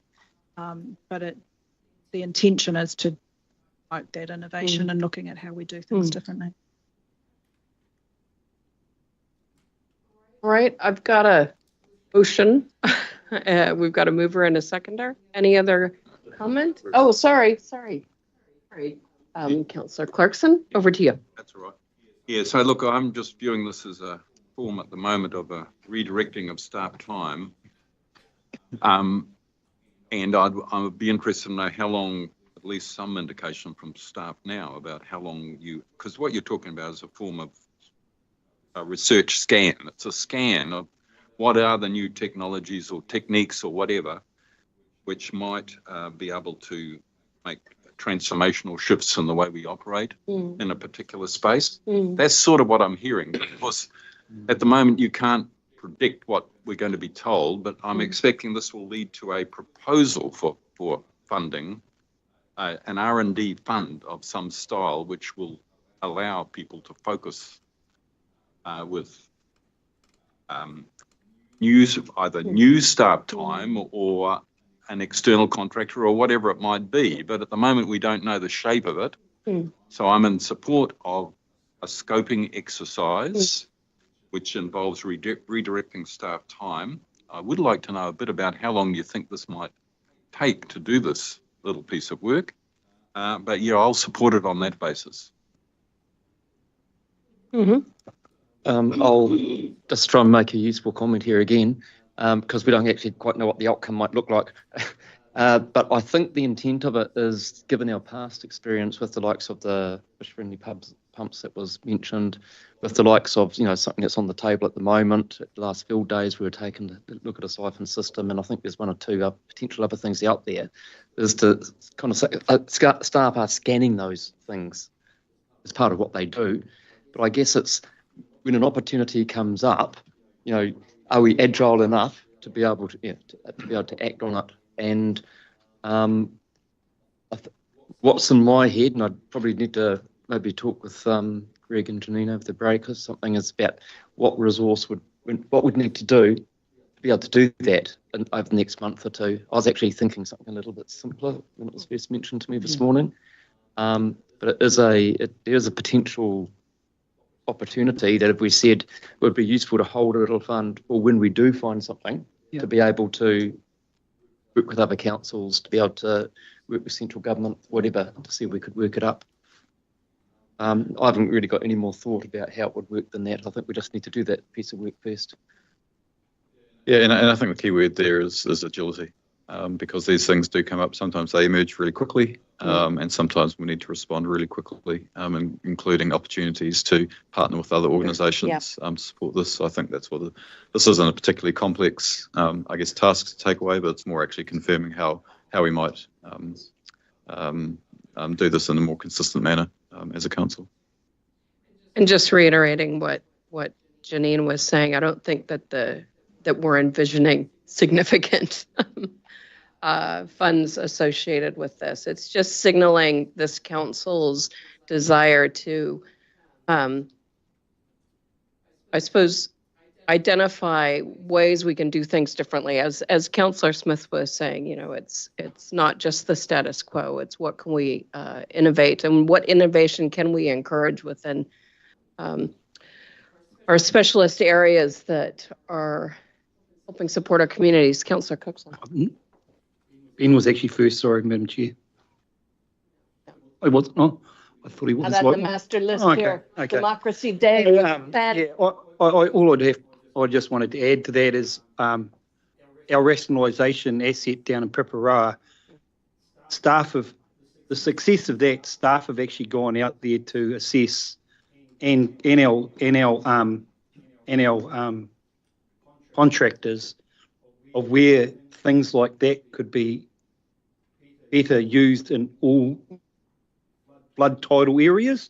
So really this is just putting another lens on that. So they're already doing that work, but what else could work good in that spot so we're getting the best outcomes possible. So I think you're right, Bruce. We are already doing this. It's just putting the right lens on it. That's all we're asking for. We're not actually after any big budget. Yeah, thank you. Councillor Dunbar-Smith. Yeah, just a question. If we're setting up an R&D fund, does that also then apply to transport or possum control? Or, are we setting up a new mechanism here similar to our economic development fund? We're starting down a path, that's all.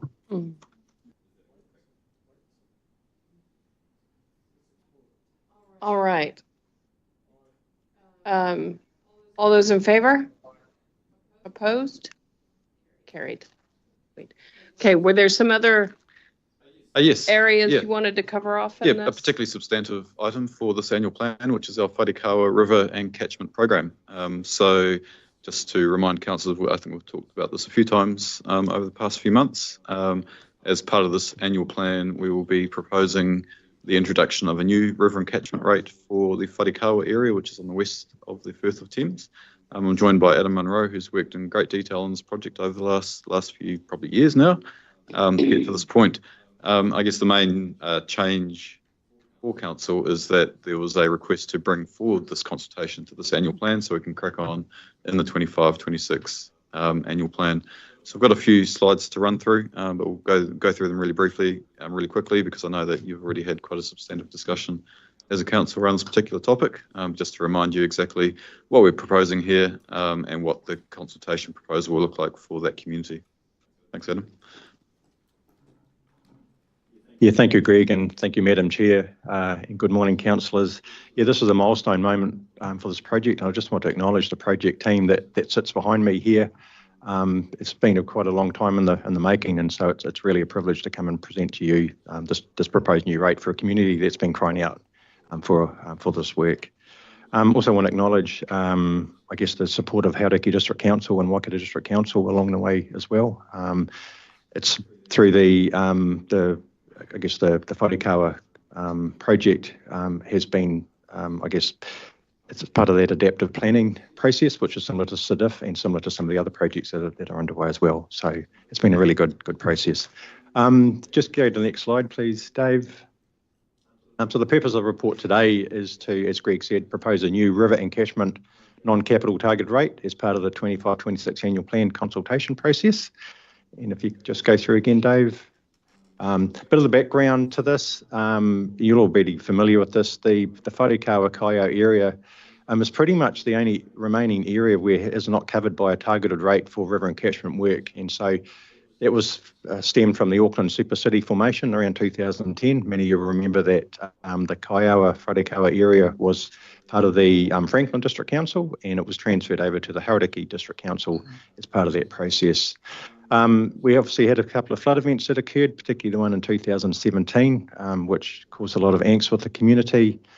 From that, we've worked with Hauraki District Council, who led the project to establish the Wharekauā 2120 project.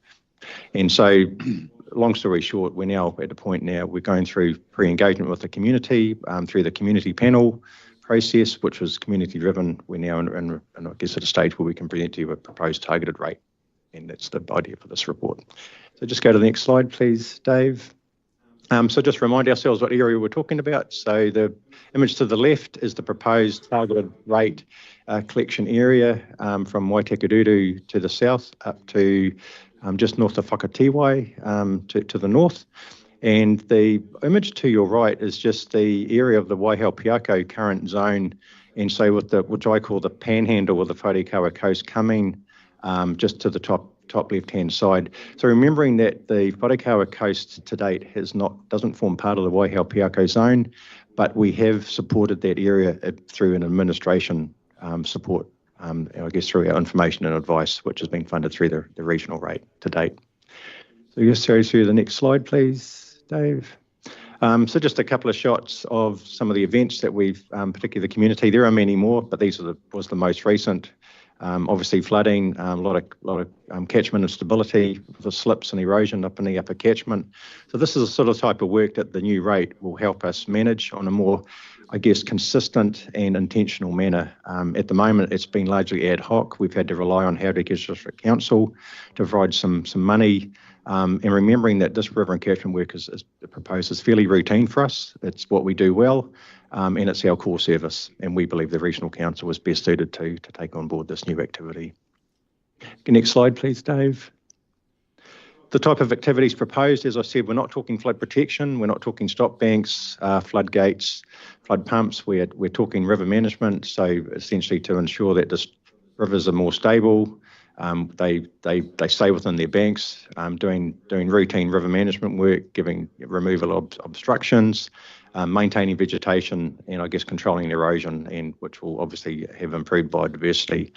The same for the upper catchment, looking at what we do, particularly around all the other zones, particularly like around Coromandel and Taupo, West Coast, for example, where we do a lot of upper catchment riparian planting, stabilising the land, and working with landowners on a partnership basis to ensure that we have improved catchments over time. And also some works planned, lower key works on the CMA, the coastal marine area, where we're going to obviously provide a little bit of offsetting around associated with some of the stream mouths, which can block and cause some flooding issues at the, I guess, down at the lower end. So we'll just move through the next slide, please, Dave. Just some examples of the river works that we do before and after. So the screenshot to the left just shows you some bank erosion, a fence becoming undermined, and then the post work doing some layering. So we do some natural layering now using poplars, willows, or other locally sourced vegetation, which removes the need for some of the hard structures. But in some cases, we do use localised rock protection just to ensure that we provide stability to the banks. Next slide, please, Dave. And again, obstructions. So this is quite common in the Wharekau area and certainly common across the Waihao Piako, where we get a lot of trees that fall over, and we have to obviously go through and remove. And at the moment, we don't have any capacity to do any physical work in that Wharekau catchment. So again, it's just a natural extension of the work that we do across the Waihao Piako zone. Thanks, Dave. Next slide, please. And again, just some examples of catchment works. You would have all seen these already, but just remind ourselves what catchment works are all about and what benefits they provide. So, as the planting and retirement of the river margins take effect, we can see some improved water quality and also some bank stability as well, which obviously has a lot of wider biodiversity benefits, supporting some of our other objectives. And just some examples of CMA works that we've done around the Coromandel that the new rate could potentially fund as well around the coastline with some coastal wetland enhancement. Thanks, Dave.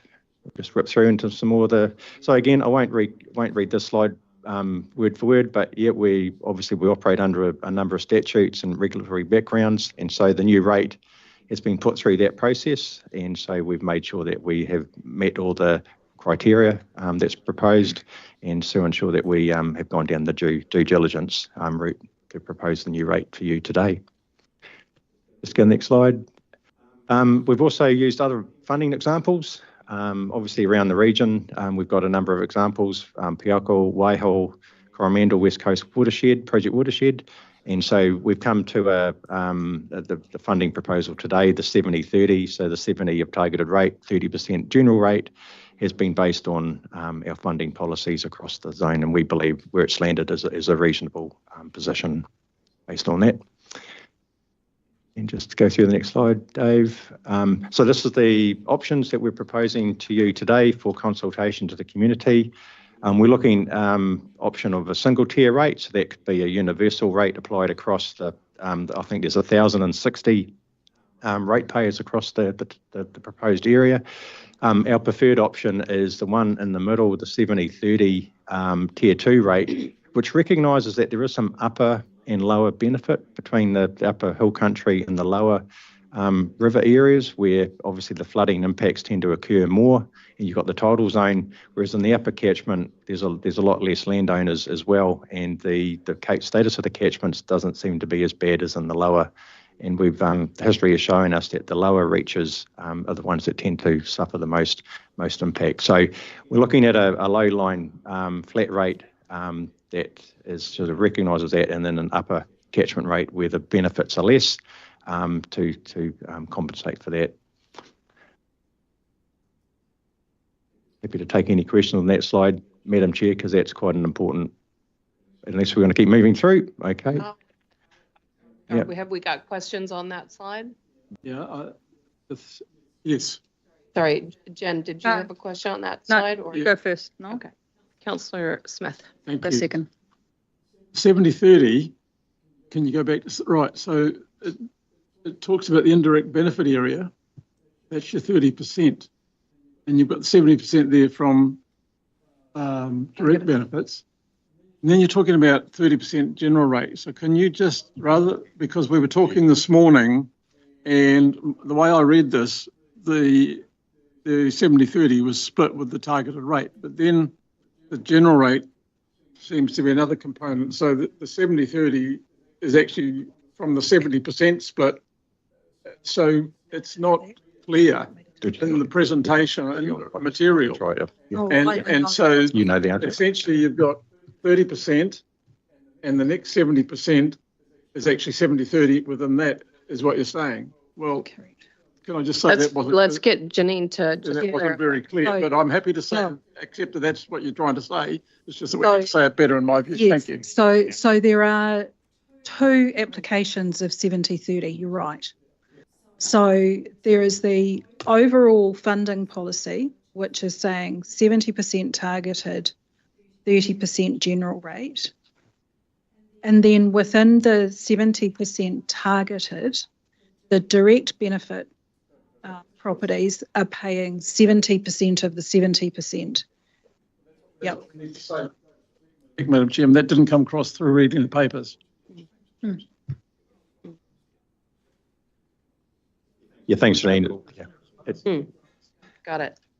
Yeah, no, thanks for clarifying that, because I noticed in the report the title of the table also had 70-30, 70-30. Yeah, so it's been made clear through the presentation. And my question was, we've had a discussion about when, because if we look at the table of the various zones and all the different targeted rate contributions, when is that review of all of that likely to happen? Because obviously we're setting something for now, but then we're also signalling we're going to review them all anyway. Yes, so what's the timing look like? Yeah, so council signed off through the LTP on a 2-year business case, which was to look at some of the fundamentals of the funding. Yeah. So a little bit of a review in terms of what others are doing, economic drivers and all of that, with the intention of the findings out of that work to come in and start to inform the next LTP. Having said that, unwinding our existing funding policies in this space is not a quick job. So we haven't, it's sort of doing this first funding of critical infrastructure and thinking about some of the who should pay, what does the work that we do now look like, and for whose benefit are we doing that? And then from there it would be a review of all of those funding policies. Okay. So quite a staged process. But it's likely to be next LTP or maybe the year after. Next stage going into the next LTP. Okay, Yeah. so with this we're looking at 2, maybe 3 years of whatever this might land on, and then just wanted to clarify that. Thank you. I've got more comments later. I've got Councillor Graf online, and then Councillor Dunbar-Smith. Councillor Graf? Yes, thank you. Just some years back, we got the funding through for Graham's Creek on the Coromandel. Was the Graham Creek funding model 30% general rate and then 30/70 beyond that?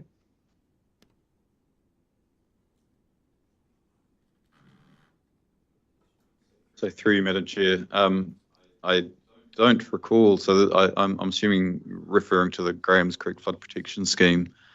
Yes, that's correct. There was certainly a mixture of general and targeted, but I don't recall the ratio. I'd just be curious at the ratio, Greg, if you could just pass it on to me. Yeah, no problem. I would note that it is a different type of work. So Graham's Creek is very much in the flood protection space, as opposed to this work being river and catchment management. Okay, thanks. Councillor Dunbar-Smith.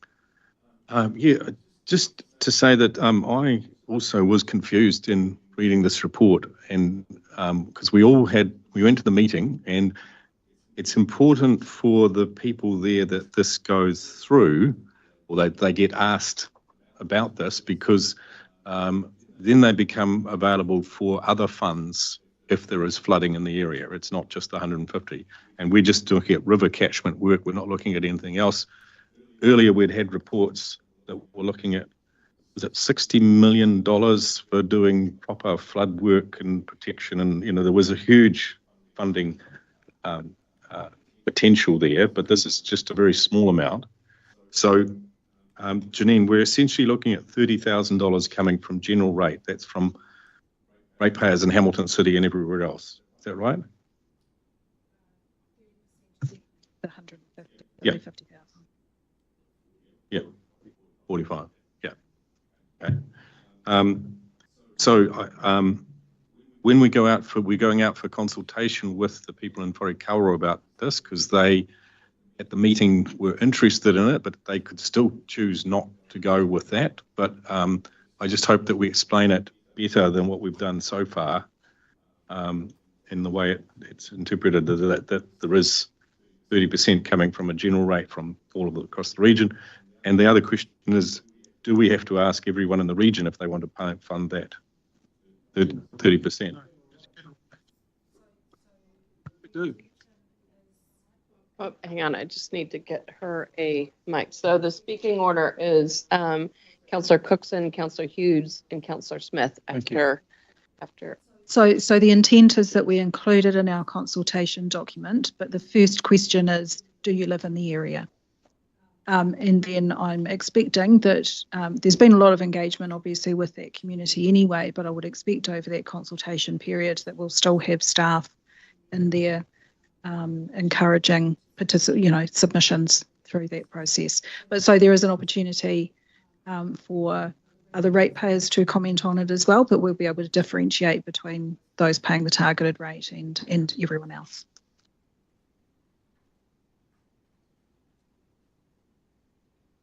Councillor Cookson.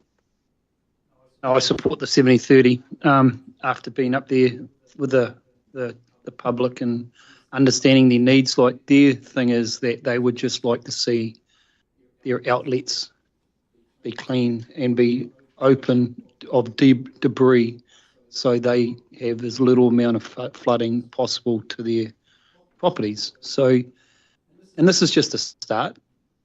In 3 years' time, as Jen just said, they may require a better level of service, and when they want that, they'll have to pay for it, just like everybody else does. So, yeah, consult and go through it all.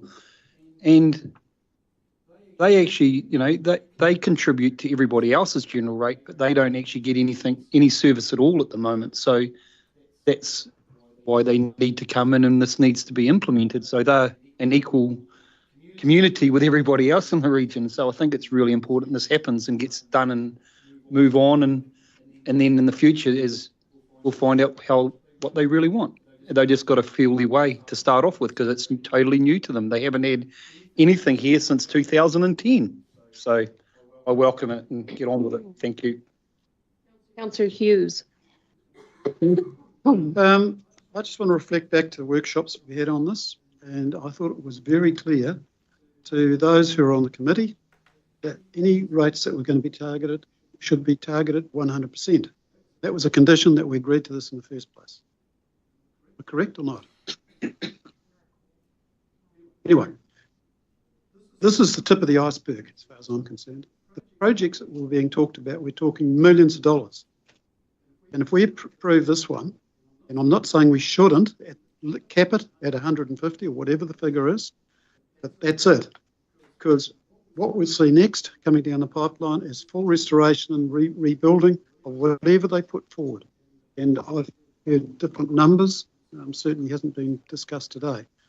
But to me, this is absolutely limited to the rivers and what we do there and nothing else. Otherwise, we're just buying ourselves a real battle. Clarification, or because there's others before you. Do you want to? It is limited to just the river management at this stage. There are other parts of the community plan which can come back for further consultation in future, but this is just one piece.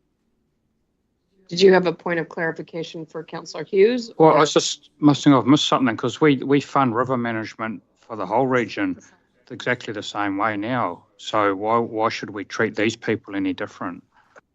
Stu, when it was presented initially, we were talking 60 million or something, because it's a lot more than river management. The expectations were a lot more. And Jen and Ben are on the committee. I'm not on the committee, but they can explain. Look, I haven't been involved, but I do remember when I first got on this council, they were demanding work, level of service, but they didn't want to pay for it. So I'm really impressed that we've finally got to a point where they've accepted they've got to pay a bit.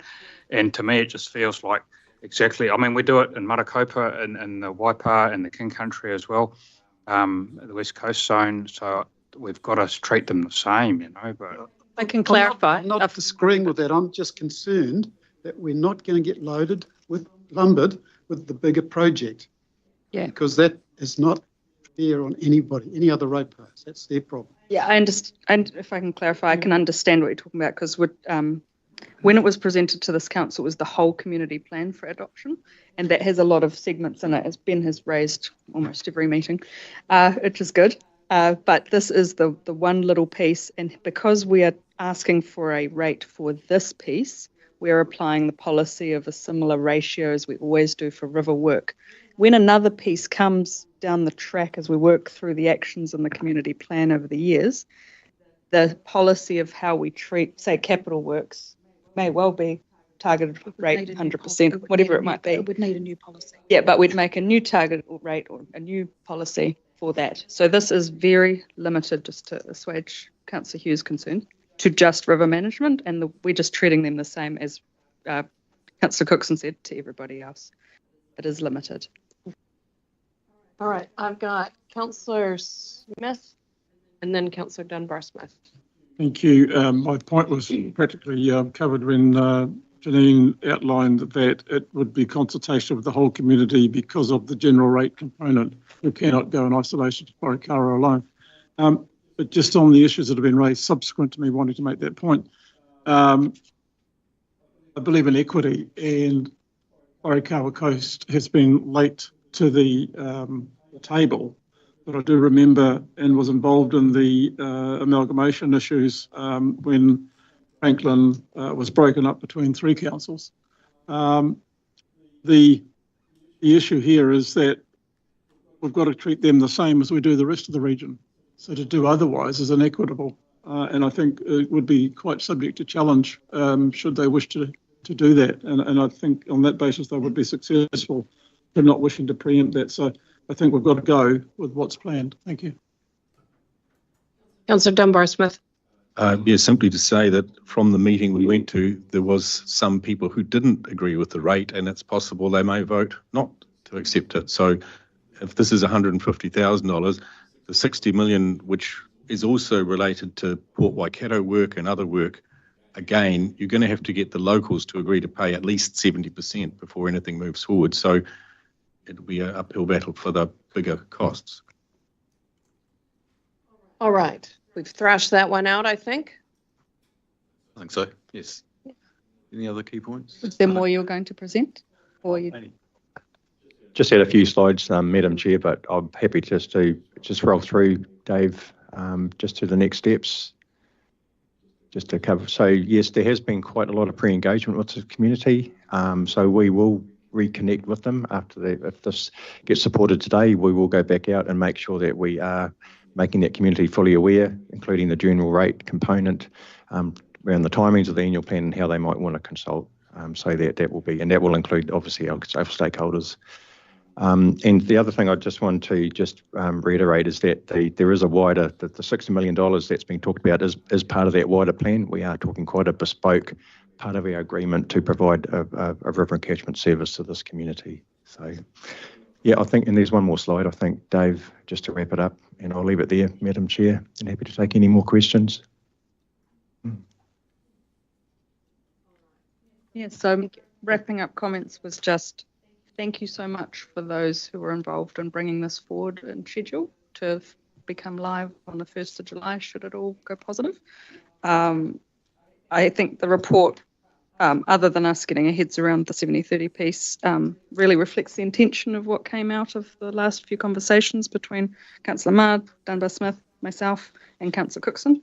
I have asked for feedback from the Joint Working Party since Friday, which is short notice, but they haven't given me any feedback on this. I'm going to go with that they're pretty happy with this too because it's aligning. And I look forward to feedback from the community. I would like to signal that, and I think I have before, it would be great if part of the consultation we could go to Kaiawa. Yes, and can I just add, I think there's been the request in terms of hearings of finding a location as close as practical so that we can actually do hearings locally as well. Cool. And I'll bring a lot of scrutiny to how we communicate it because it's new and all of that when the time comes. But otherwise, really happy to move the suggested recommendation and just keep this one moving. Second that.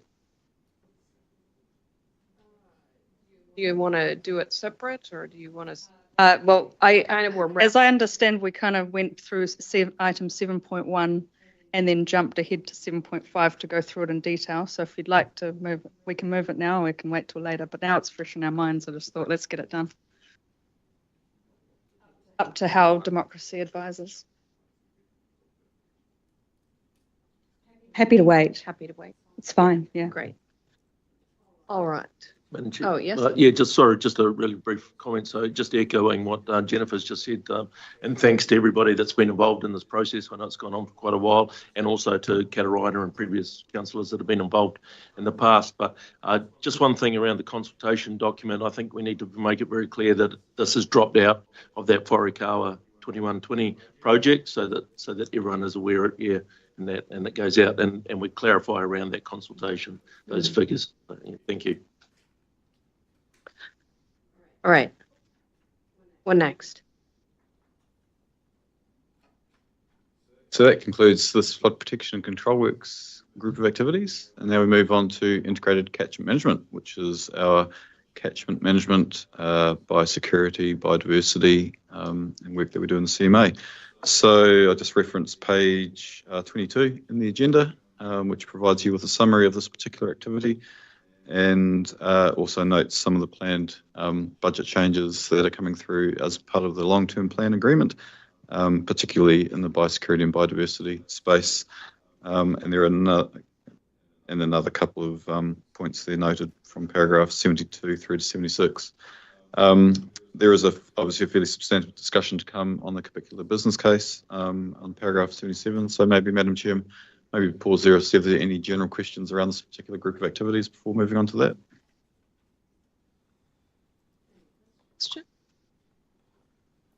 No. All right, so moving to paragraph 77, and you'll see that there is a summary being provided of the business case that has been submitted for your consideration, which relates to the management of Capicula.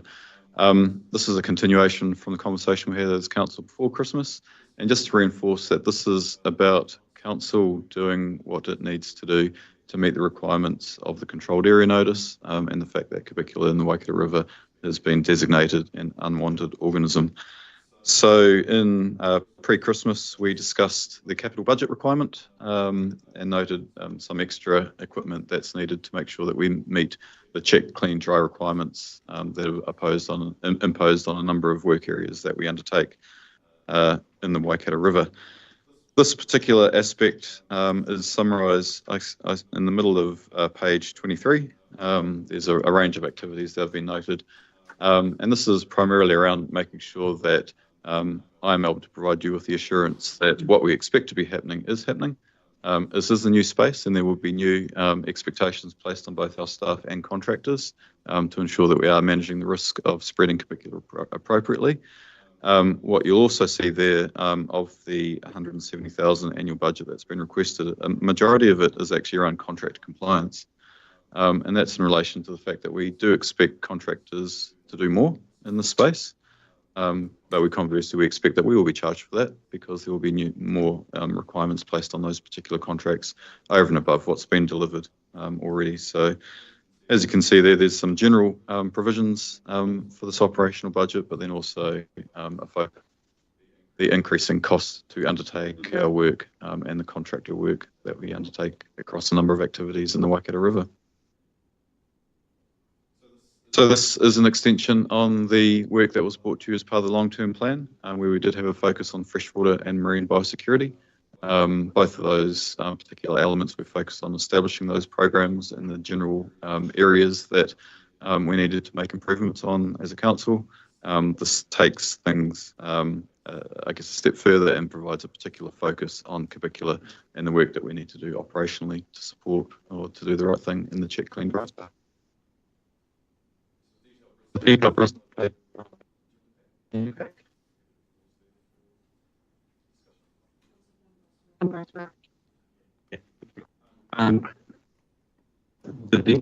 case I in December because it's very high level and it didn't actually give us the breakdown on how we were going to spend the 414,000, so that came at last minute. This 170 is clearer at least, but where I have confusion is what the contractor compliance costs are. Firstly, are contractors not liable under the terms of the Biosecurity Act and cleaning their gear? And why do we need to spend 133,000 paying them to do that? Yep. So the costs of them, that you're absolutely right, they are required to meet the requirements of the Biosecurity Act and same things that we need to meet as a council. What that does mean is that if we engage them to do a piece of work, that piece of work will involve more. So say, for example, it may involve the additional equipment that we discussed for Christmas. It may involve the standing down of machinery for a period of time to meet the check, clean, dry requirements. And all of those extra requirements come with cost. That if we are requesting that they undertake that work and meet those requirements, then that naturally does come as a cost to council. That doesn't, I don't really get that personally. It seems to me you just write a contract and they are obliged to. We should be negotiating with them that this idea that we're having to provide additional labour for boat cleaning doesn't seem real to me. My question is, in the business case on page whatever it is, page 82, it also in there had additional contract work for $60,000 a year for 3 years. Is that not now being required? An additional personnel contractor. Page 82.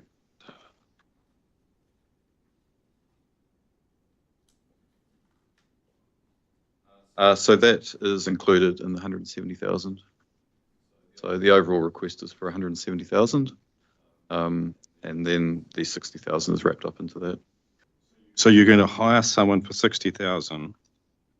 That's not been explained clearly. It's again, this business case, I really like to see a clear business case that sets out where everything is. There's no indication here you're hiring someone for 60,000 to do this work, to monitor.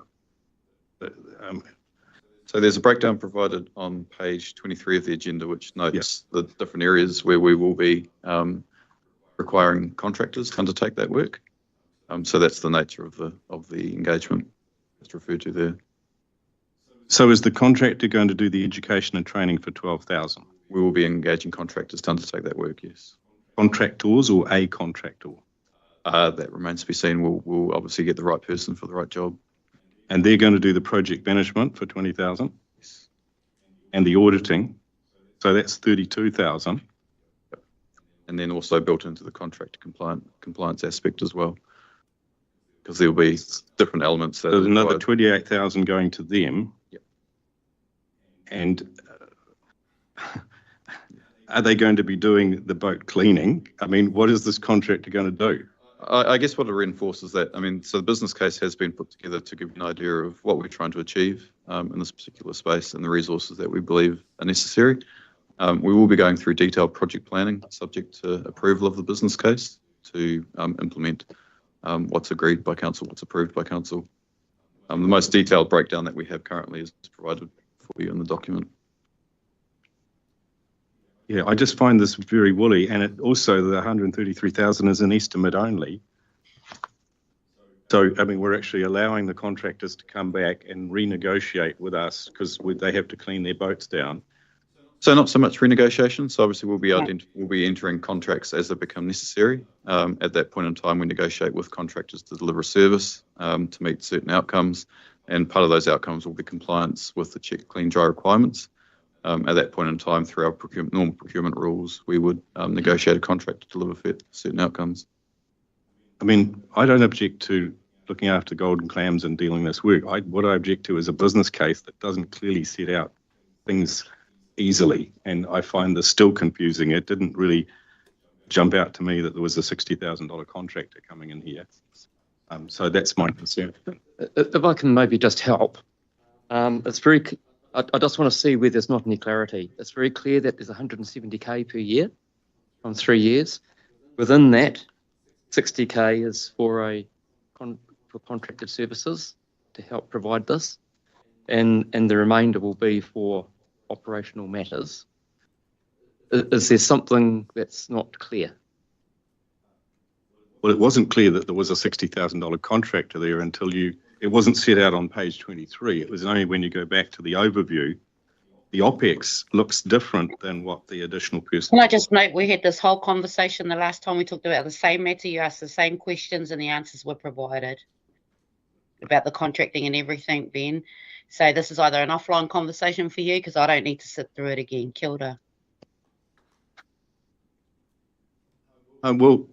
Tipper, I actually want to know what money's being spent on. I think that's what the ratepayers want to know. So, and I agree. And you asked this level of detailed questionings at the last time round on this particular item with the clam. The only reason it cost this much the first time, it's the first time we're trying to manage it. But I'm just encouraging you that if there's a level of information not thinged here, please go and spend time with the staff member, because you're taking up the same amount of time again a second time. And I've written down your questions from last time. They're the same ones, Ben. So I'm frustrated with you. I want you to have the right answers, but I don't know that this is the best way to get them. Kia ora. last time the questions were around the 414,000. Anyway, I've asked my questions, so others may have some. Thank you. Councillor Marr.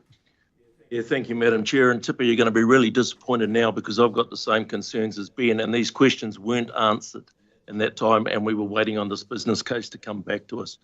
So what I would add, though, is how many have read the controlled area notice of councillors here?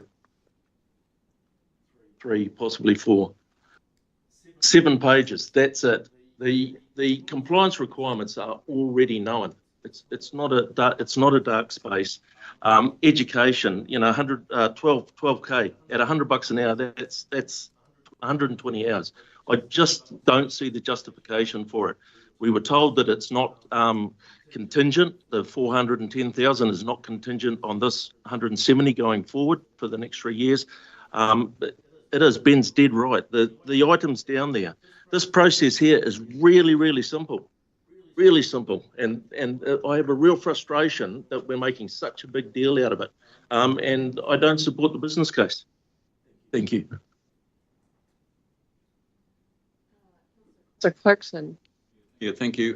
The CE largely answered already when he gave that explanation what I was trying to get my head around, which was it's the combination of it's not just contractors. We're talking about the operation of the regional council. The last thing we want to be doing is being the agent that caused the spread to a new subcatchment. And so my view on this is that while on paper it looks fairly simple, getting the level of compliance needed both within the staff and within contractors is another matter. And that's why I'm supportive of this proposal. Thank you. Councillor Hughes. Thank you, Madam Chair. A couple of questions. I want to know where the extra $100,000 that we approved last year is included in here, because as I don't see it being taken out of the budget, and it's mentioned in here, but it's not accounted for in the business case. So on that basis, I support Councillor Marr and Councillor Dunbar-Smith. The other thing, I did a little bit of research on killer, and it's actually an edible product. It's quite a delicacy in some places around. I wouldn't want that on the record that we are advising people to do that. People have been advised the exact opposite. There was a suggestion that it may not actually survive in our environment because of that. So, I agree we shouldn't be responsible for spreading it. We cannot stop what happens in the water. Water flows down. We know what's going to happen. The spore's going to get spread north. That's not our issue. We can't stop it. Yes, I do agree that we can stop transfer from one catchment to another. That shouldn't be allowed. And that mainly is the intent of this, isn't it? To stop the spread to other. Correct.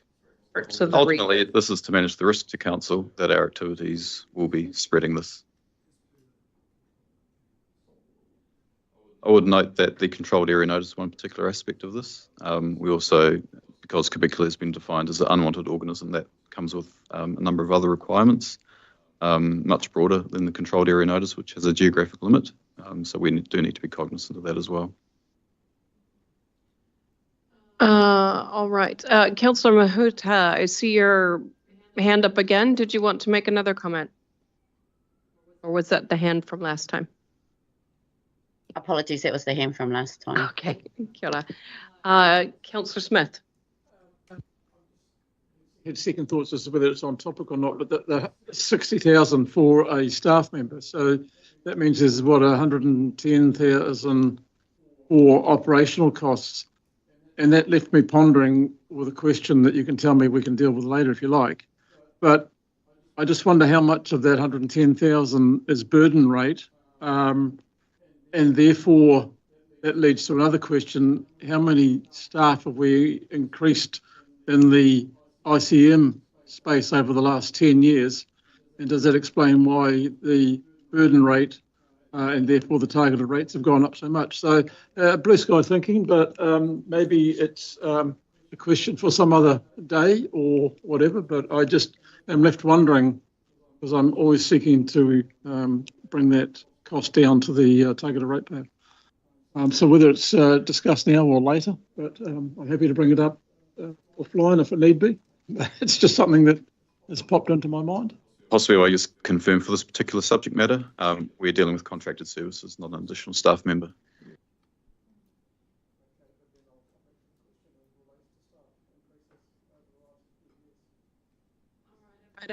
Excuse me, I've got Councillor Dunbar-Smith and Councillor Marr, are you, is an addition? Yeah, okay, Councillor Dunbar-Smith. Oh, it's just in relation to what Noel was saying.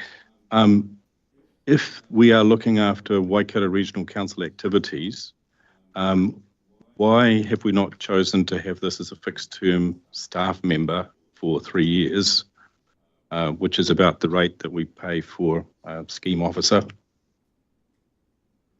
Why are we going for a contractor or contractors? So as you can see from the breakdown of work, it's the work is spread over 3 years and it doesn't work up to even a fixed term rate. So we believe that the best approach for delivering this is through contracted services as opposed to a fixed term staff member. It would only be a part-time staff member. Okay. Councillor Marr. Thank you. Greg, are the measures you've put in place since the last funding round with the extra gear and that sort of thing working? Treatment. Good question. I don't have an update for you in terms of implementation of that. Staff working through it at the moment in terms of purchasing of the additional equipment to get on with the work. There is quite a range of work that is obviously pending our vessel as well, which will be coming. But the other work is currently underway to give effect to Council's decision in December. Just noting how simple some of the treatment processes are. I have been speaking to Gavin Miller, who's the manager of Aquatic Pest Management with Biosecurity New Zealand. He's very happy that the space Waikato Regional Council is in, and in that space. But just confirming, we have applied for the Section 52 permits to work in the controlled areas. I don't have an answer for that. I can go away and get that for you, Councillor. Thank you. Thank you, Madam Chair. Councillor Nicol. Thank you. I understand we stopped doing certain monitoring in order to limit the risk until all of this budget stuff is worked out. Has that monitoring been able to resume already in the majority of the stuff we cancelled for a while or paused, I suppose, or with that previous decision, or is this still contingent on this? Because I was a little bit disappointed that we stopped doing something without learning that we'd stopped doing something. But how are we tracking with So that kind of relates to the question from the previous councillor, from Councillor Marr. The work is underway to get that work up and going again with the new budget that was approved by council in December. And that's where things are currently at. Is this contingent? No, I mean what we've got here is are we back to strength even without this? So this is really about providing assurance to council that what we're expecting to get done in regards to check, clean and dry is actually getting done, so that I can have the assurance and I can provide you with the assurance that that risk has been appropriately managed. What is contingent on this budget is the additional contractor costs that have been identified here over and above the capital cost. Thank you. Now, I've spent a lot of time on it considering the value, so I've got nothing further at this stage. We have spent, excuse me, a bit of time on this. So if we can move it along, that would be great. Councillor Hughes. Thank you, Madam Chair. I still want to know, are we spending 270,000 a year or 170,000? 170. Like 100,000 has just disappeared into thin air. So in response to that, so we, if you recall, as part of the long-term plan, there was a business case put forward which included freshwater biosecurity. That was to focus on the overall program. Cubicular is just one incursion or issue that we need to deal with in the freshwater biosecurity space. So the budget that was approved by council, which included a new staff member, is also underway at the moment. That is looking at the broader biosecurity freshwater program, which is in addition to these requirements that are operational upon us. Yeah, well, that's different to my recollection of events, but if that's the case, thanks.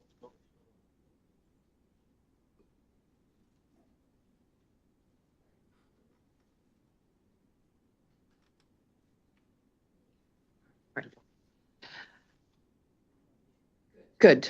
All right. Where are we at? So we've finished our discussion on this business case. There was nothing else that anybody needed points clarification or anything on? No.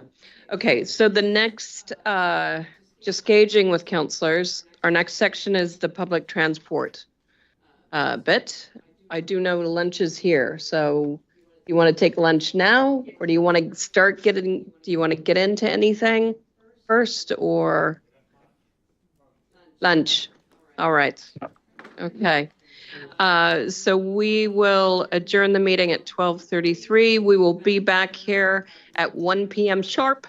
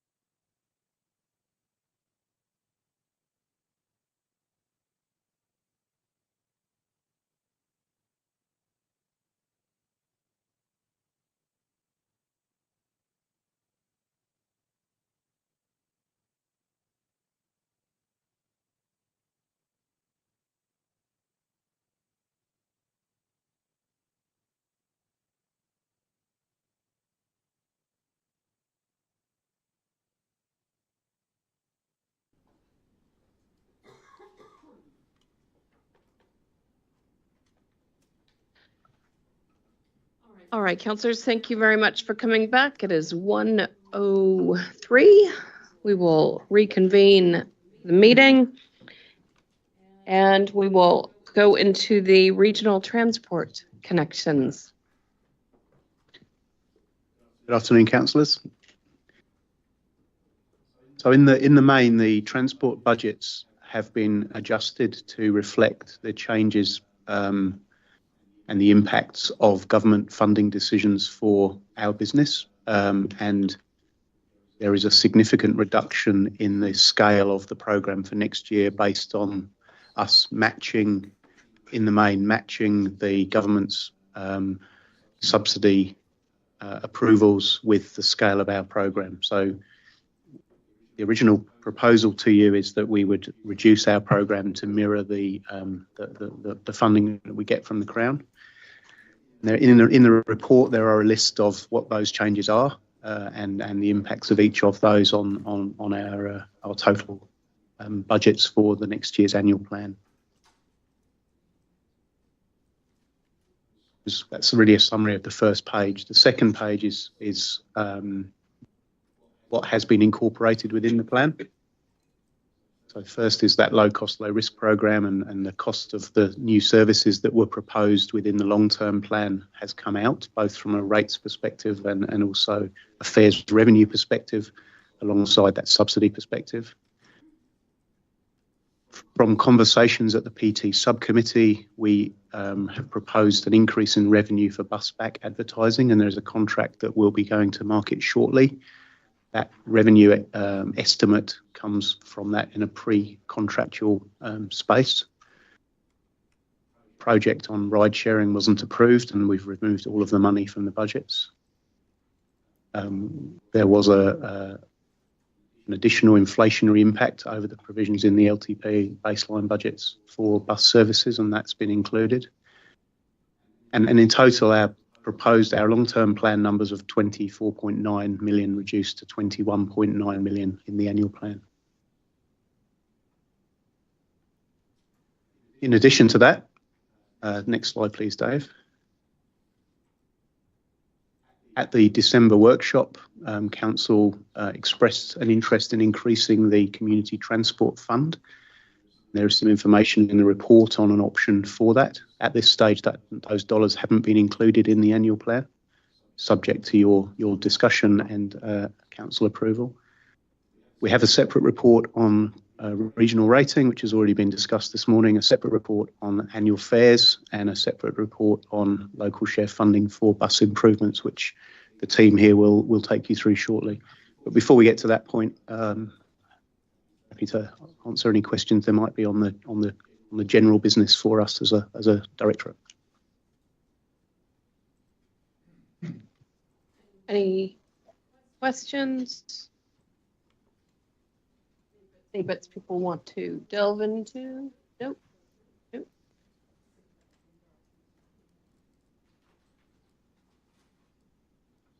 Pass to the team. Thanks, Phil, and thank you, Madam Chair and councillors. So if we go to the next slide, thanks, Dave. Today, as Phil mentioned, we're running through sort of three papers that we are seeking agreement from council on to go into the annual plan budget process. So the first of those is public transport rating model, public transport annual fares review, and the last one, of course, as Phil mentioned, is the use of funding to provide real-time screens for buses. So I'll flick into the next slide, Dave. So look, thanks for the opportunity today to have a conversation about public transport rating in the Waikato. I will take the report that was in the pack as read. The report's on page 104 in the pack. Just in terms of one thing I wanted to be really sort of clear about was that our current model for rating for public transport in the region is a fragmented model, and it is an impediment to the delivery of an improved and financially sustainable public transport offering across the region. We believe if we move to the model that we're talking about today, that this will provide council with a suitable funding system that enables the efficient collection of public transport rates across the region, ensuring fairness, transparency, and the ability to plan and implement an effective regional public transport network, which I think is critically important. Next slide, thanks, Dave. You'll see from this next slide here that this issue has had a long history at Waikato Regional Council, going back to November 2020, and then right up until July 2024, when Council made the decision as part of the long-term plan to rate region-wide for public transport and to defer consultation. Won't read the rest of that, just public transport. So, and that leads us to today, February 2025, where we're hoping to get preferred rating model options confirmed by Council for inclusion in the annual plan consultation. So as part of that process we've gone through, you'll be aware that we've had consultation with every territorial authority in the region. We've had 3 council workshops. We've had a public survey. I'll just jump to workshop 3. We just in the last one we had in December on this particular project. From that workshop, a number of things have occurred. Obviously, from the workshop, we had the indication that the weighted differential model was the preferred option of Council, as it was with all of the territorial authorities as well. We've moved away from the use of the 1,200 metres from a bus model to identify properties for targeted rates, instead using the DVR model. We've altered the map to make sure we don't split settlements across the region. And I think importantly, we've also gone through and we've rationalised the number of differentials that we had in the weighted differential option down to 5, being city, being central, both serviced and unserviced, and regional, again, serviced and unserviced. Since that workshop, we've been working hard on the model, and what you've seen in the report that we're talking about today is the outcome of all of that work. We've been working hard on refining the model to make sure that we actually do get what is a fair and equitable representation across the region of how we should rate for public transport moving forward. If you go to the next slide, thanks, Dave. Cutting to the chase with this, the recommendations that are contained in the report, we've got 2 there. The first one being is that the weighted distribution model and option 2 is the same as option 1, with the difference being the utilisation of capital value charge for Hamilton City only. And I guess that's where I'd probably like to leave the opening sort of framing up remarks. A lot of work's gone into this model, a lot of consultation. I do thank Council for their time in attending all of the territorial authority workshops that we had, and I think that was certainly valuable in getting across the message that this is a thing that Waikato Regional Council is taking seriously. But look, I'll leave it at that and open up the floor for questions and comments. Great. I've got Councillor Nicol, Smith, Strange, and then Hughes. Councillor Nicol. Thank you very much for the report and presentation. I can see that, again, it'll be so important in the consultation document to be as clear as we can. So I've got some feedback that I can give to you outside of this sometime. However, the thing I want to raise for the councillors to consider is, when having read this, I worry about putting all the focus on Hamilton City, despite the fact that there are 80% or so of buses in that area, very concentrated. I would propose that the options could be that we use the new model with a per property charge applied, either as a flat rate and option 2 as a CV, but you open that up to anywhere and everywhere in the region to have that opinion on whether they go CV or flat. We have come to this because of the feedback from the elected members in the districts, but some of those workshops were better attended, less attended. It is the team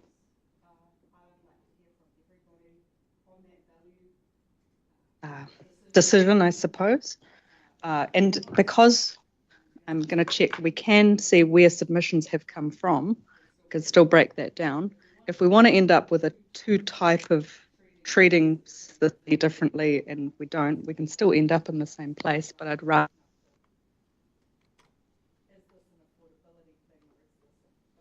flat rate because everyone has equal access question to everybody. So I'm just putting that on the table to get feedback from everyone. Otherwise, you might get a very disjointed feedback from people outside of Hamilton, inside of Hamilton, about Hamilton. I don't want to make it all about Hamilton. Yeah. And I think there might be some positives if we were able to land on one system for the whole region and the rating. Otherwise, people will always ask, why is Hamilton different? What's the trigger as to why they were treated differently?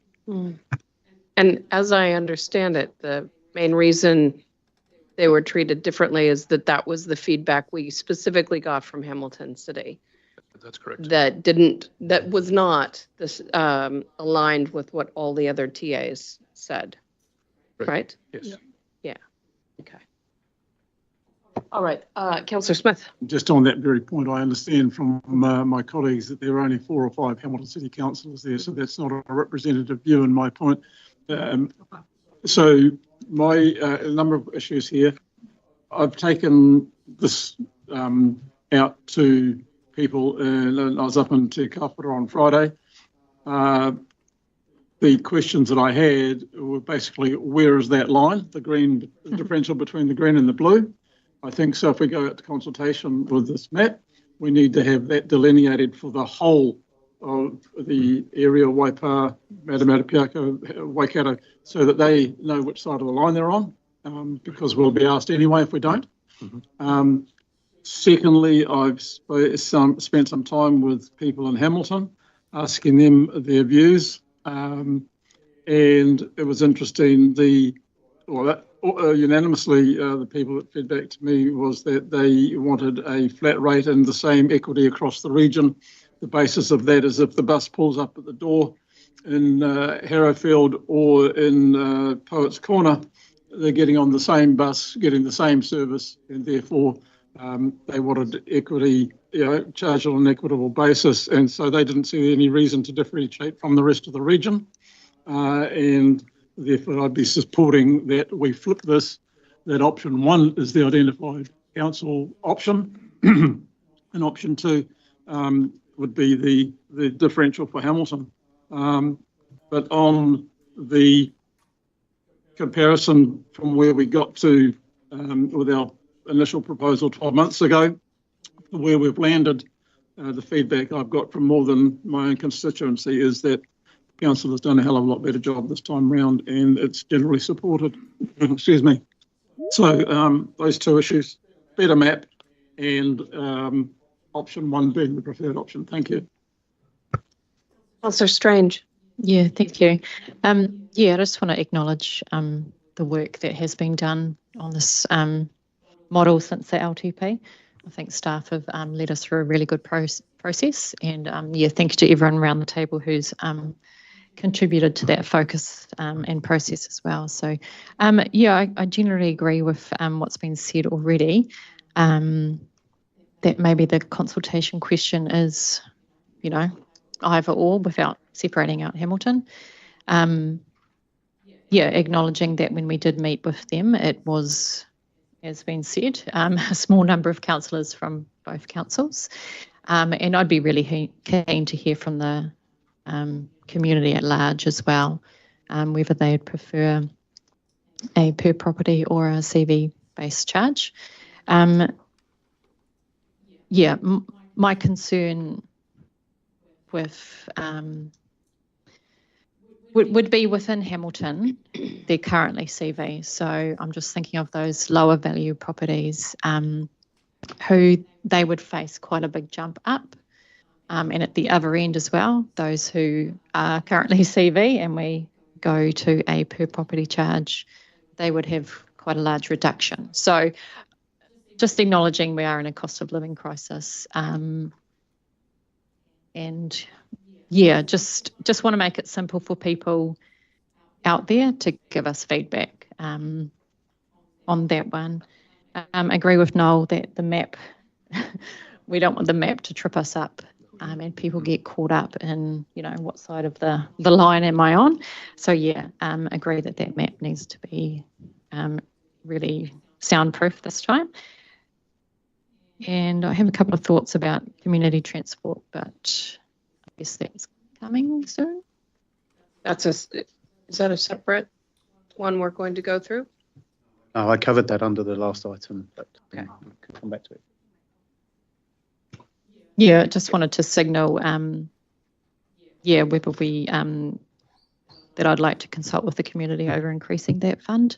I know within RTC, and Chair of RTC has mentioned it as well, that increasing that fund to a level that allows for to reflect the need and those needs being met within the wider region. Acknowledging as well that sometimes overheads blow out that fund, and so wanting to have a good amount of money to actually send out to people. So just signalling 500,000 per annum that we consult, and it's currently 300. So yeah, but keen to hear thoughts on that.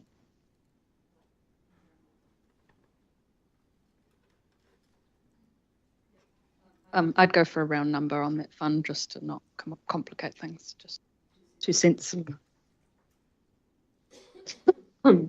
Councillor Hughes. Thanks, Madam Chair. I haven't done the same sort of depth of research that my learned colleague on the other side of the table has, but I compliment him on that, and I agree with everything he said. I think we want to keep it simple. The old KISS principle works well for everyone, and certainly the message I've had from constituents that they want to see a flat rate. We all use the same service, why shouldn't we pay the same? And pushing more towards user pays, a very strong message out there that they want to see more user pays. A lot of support for the government direction in terms of what they're doing there. As far as community transport's concerned, I'm sorry, Angela, but I can't support any increases there. So that's my lot. Thanks. Any other comments? Oh, sorry. Councillor Nebo and then Councillor Marr. Yeah, look, I tend to, I think if it goes out the way it is, it'll invite questions that will complicate it. I'm probably with Noel a bit that doing option 1 as everyone, and then option 2 but as CV, but maybe word it, the question in such a way that we can identify that, hey, there's a whole bunch of Hamilton people want CV rating if in fact they do. And look, I don't have a view either way, but on that one. And look, I'm quite open to an increase in the community transport budget. Yeah. Did you want to respond, Phil?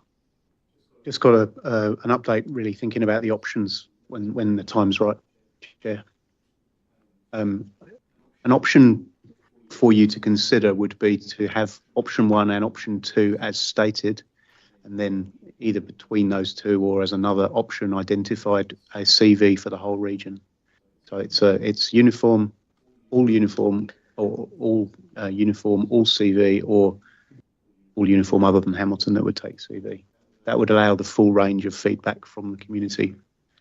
The only thing is that that's not consistent with the feedback we got going around. There was only one council that expressed that they wanted CV, so I'd be reluctant to muddy that water. Yeah. If I could add clarity to the reason I brought it up was because I felt that the weighted distribution model is one that all councillors that we talked to in those workshops were able to land on pretty much consensus. The CV, we just didn't get clear feedback, I felt. We got a couple of people giving their opinion, but people found it quite a hard question to answer. And then sometimes they reverted back to, well, this is how we do it currently also. I just think it's a values-based question of whether you think PT is a thing that you pay for based on affordability or based on access, equality. And so we would get the best range of answers if we don't zero in on Hamilton as such by just leaving it open to the population. So. I think we could. And I know we have to have options, and so I just want to get good answers. I feel like if we make it about Hamilton, we get a lot of anti-Hamilton, pro-Hamilton, and other Hamilton discussion, which is important perhaps because it's 80% of the buses, but at the same time, are we actually getting the feedback we really want, which is... Janine, did you want to respond? Yeah, so probably just to clarify, if option 2 is presented, doesn't go forward as a consultation option, but is something that it's how might you accommodate a mixed model if you haven't put something around that we remain open to a mixed model in your option analysis, because otherwise you are consulting on one or the other. You haven't got that middle ground to give you some what are we actually hearing based on feedback. That would be my only. Considering the high value in Hamilton, that might be the reason why we add that third option, as Phil mentioned, and that gives us still maximum amount of flexibility of what to land on. Got it. I just wonder, I like what you're suggesting, that it does, by having this, both options, it does give us flexibility depending on the feedback. I just wonder if we can tidy up the wording on option 2, because it feels weird, the weighted distribution model with capital values based, on Hamilton City only. And a lot of people will, that's what will jar them. And I think it would be, we can just reorder those words. And I think, and it will be in the rating impacts that are presented as part of the consultation document also. But I think within the story, noting that 80% of the cost and services actually fall within Hamilton City. So probably looks and feels a little bit different there than it might elsewhere in the region. Again, important we have the right narratives around these consultation items. I'm just wondering, with the way we're talking about this, so you've got the city differential, you've got the serviced central one and the serviced regional one. They would be, in my mind, the only 3 that you would apply a CV process to, because the other 2 are unserviced ones, which is just a flat rate, if that makes sense. So you could then alter the wording here just to line up with those differentials potentially. Yeah. I guess what I'm hearing is that we want to maintain the flexibility so that we can get feedback and make a different decision should that be what the vast majority of people are saying. But we don't want the way we put this forward to be overly confusing and then create perhaps some tension between parts of our region and others. So, all right, I've got Councillor Marr, Councillor Mahuta, Councillor Downard, Dunbar, Smith, and Strange. Thank you, Madam Chair. Since we're talking community transport, just for clarity, are we including total mobility, that community transport? So total mobility doesn't get included in that community transport funding we're talking about. That's purely for community transport. That was my question. Yeah, that's okay. That's not. Yeah, thank you. That's right. It's not treated the same. No. Sorry. Councillor Mahuta.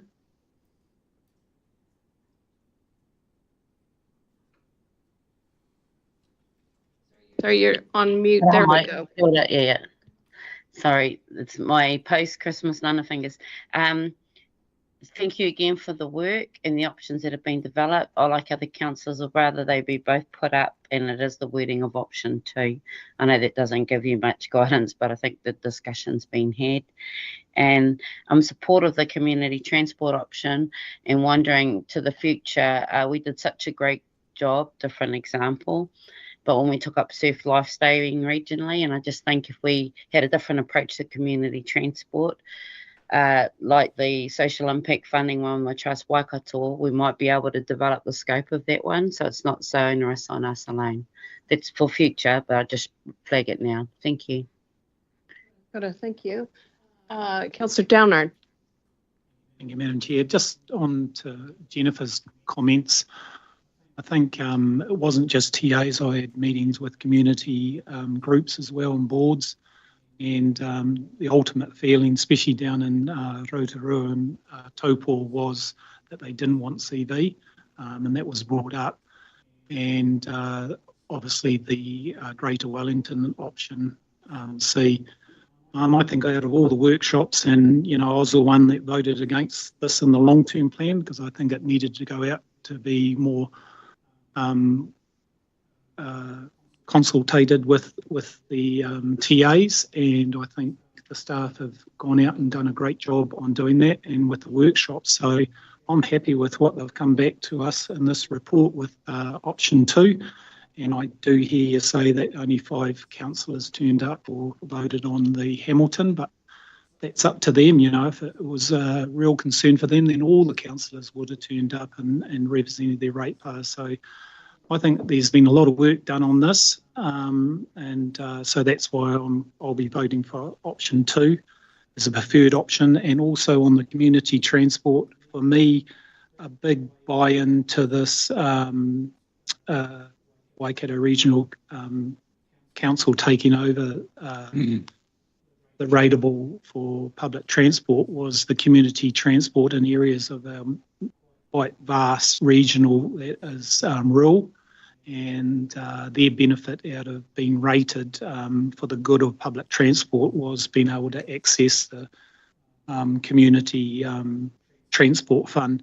The only thing that I felt disappointed in, even in the report that came out, that it's it shows $500,000, but it's actually only 300,000 because 200,000. So I hope when it goes out to consultation that it shows exactly what money is going into that, rather than the $500,000 mobility, which isn't what is by the time you take overheads out. So.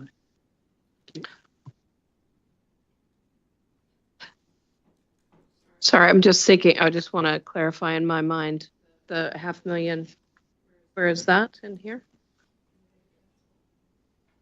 That's in the report of the total costs, equal 15.8 million. Yeah, can you point me to a page? I can't remember what page it's on. But. Just want to make sure that is it 300, and I thought it was 300 and some 14,000 or something. What?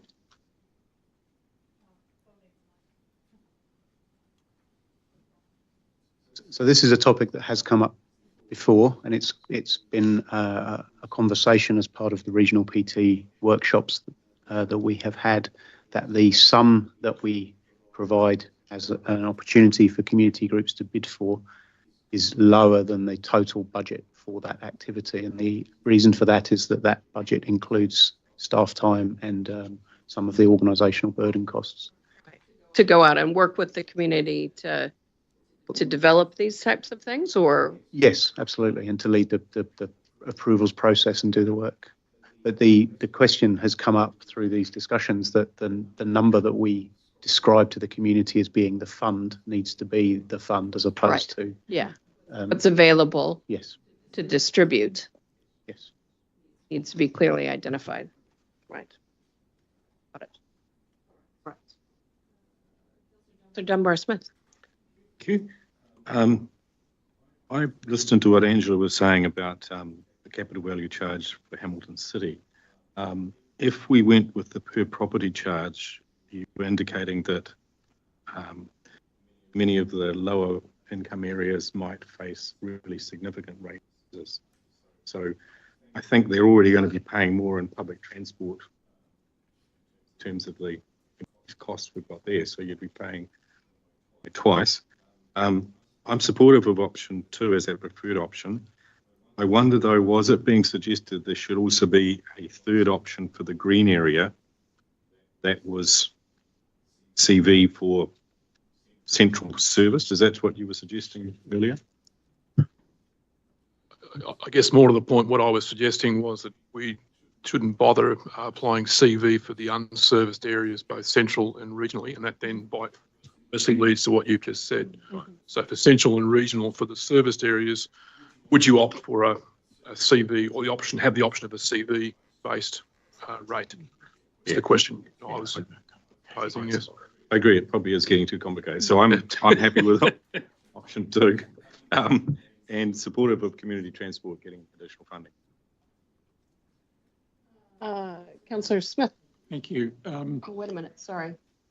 That's right. I've got Councillor Strange, Councillor Nicol, and then Councillor Smith. I'm happy to go at the end. Huh? I'm happy to go after the list. Oh, Jennifer. Yeah, no, having listened to that, and I do now recall how complicated the tables get with CV. Thank you. I've thought it through further, and those 2 options do give us all of the options that are likely to still fall, and so while keeping it simple. So I'm going to revert back to this is really good work, and my main objective today is to keep these public transport items in so that we can get feedback on them. And so for this one, I just brought up the topic before because I want to make sure the feedback is quality. And I think having listened to the conversation, and thanks everybody, we will get quality from these questions. So thank you. I still think the wording on option 2 could be a little better, but that's while flipping the wording on option 2. Yeah. Councillor Smith. Thank you. I come back to a point that I think has been made. Keep it simple. And the reality for me is introducing the 3rd option about CVs for central and regional. The reality is with the differential, you've already achieved that and recognising that. So let's not start introducing more, because the more we introduce, the more complicated, the more varied the feedback will be, and therefore we're left not knowing what we really want as a region. Keeping it simple, stick with what we've got. I still reiterate that I think flipping it to option 1 and treating the whole region equitably to start with, and then allowing for the submissions to come in and say, no, we want CV in Hamilton, because I don't want to end up with a situation where those in Hamilton say, well, we want what the region's got, and then the region saying, well, what Hamilton's got. And so at the moment, remember, Hamilton is already paying a rate. And the work that I've done on it shows that whether it's the break point is about 1 to 1.1 million.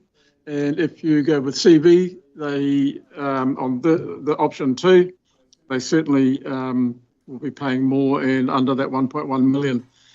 There's a lot of houses in Hamilton that are rented, but they're already paying the rates in the rating that we already charge.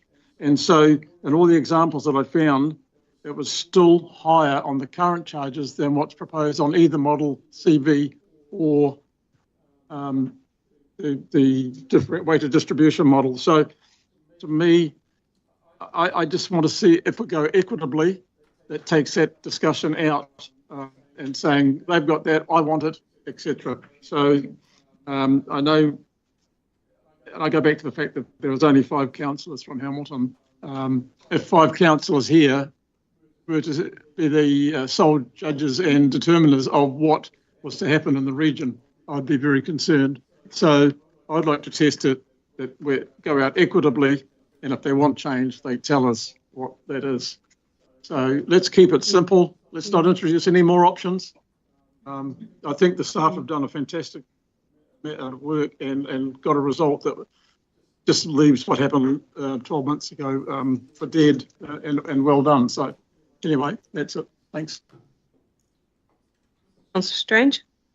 Yeah, thanks. Yeah, really useful discussion and points. I'm just wondering, just picking up a few of Noel's points around what our preferred option is going out for consultation. So is it that we treat Hamilton differently, which is what it currently is, or do we prefer that we treat the whole region the same? So keen to hear. So yes, but I think it's really important that we go out with what our preferred option is, while still giving 2 options. Mm-hmm.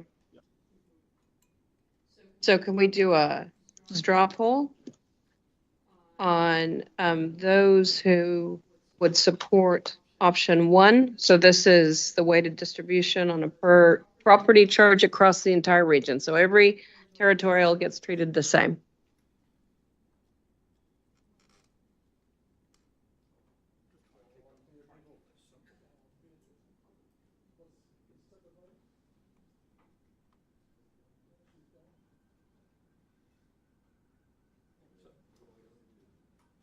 Madam Chair, could you just clarify what the 2 or 3 options of straw poll are based on are? So then I'm Right, I just was looking at these 2. I was not so there's no introducing any third thing. So the 2 options are that everything is a per property rate across the region, or that within Hamilton it's a CV based rate, but everywhere else in the region is a per property rate. I was just when I want to understand them. I didn't know you were based on this. I thought that third one. Yeah. Okay. So.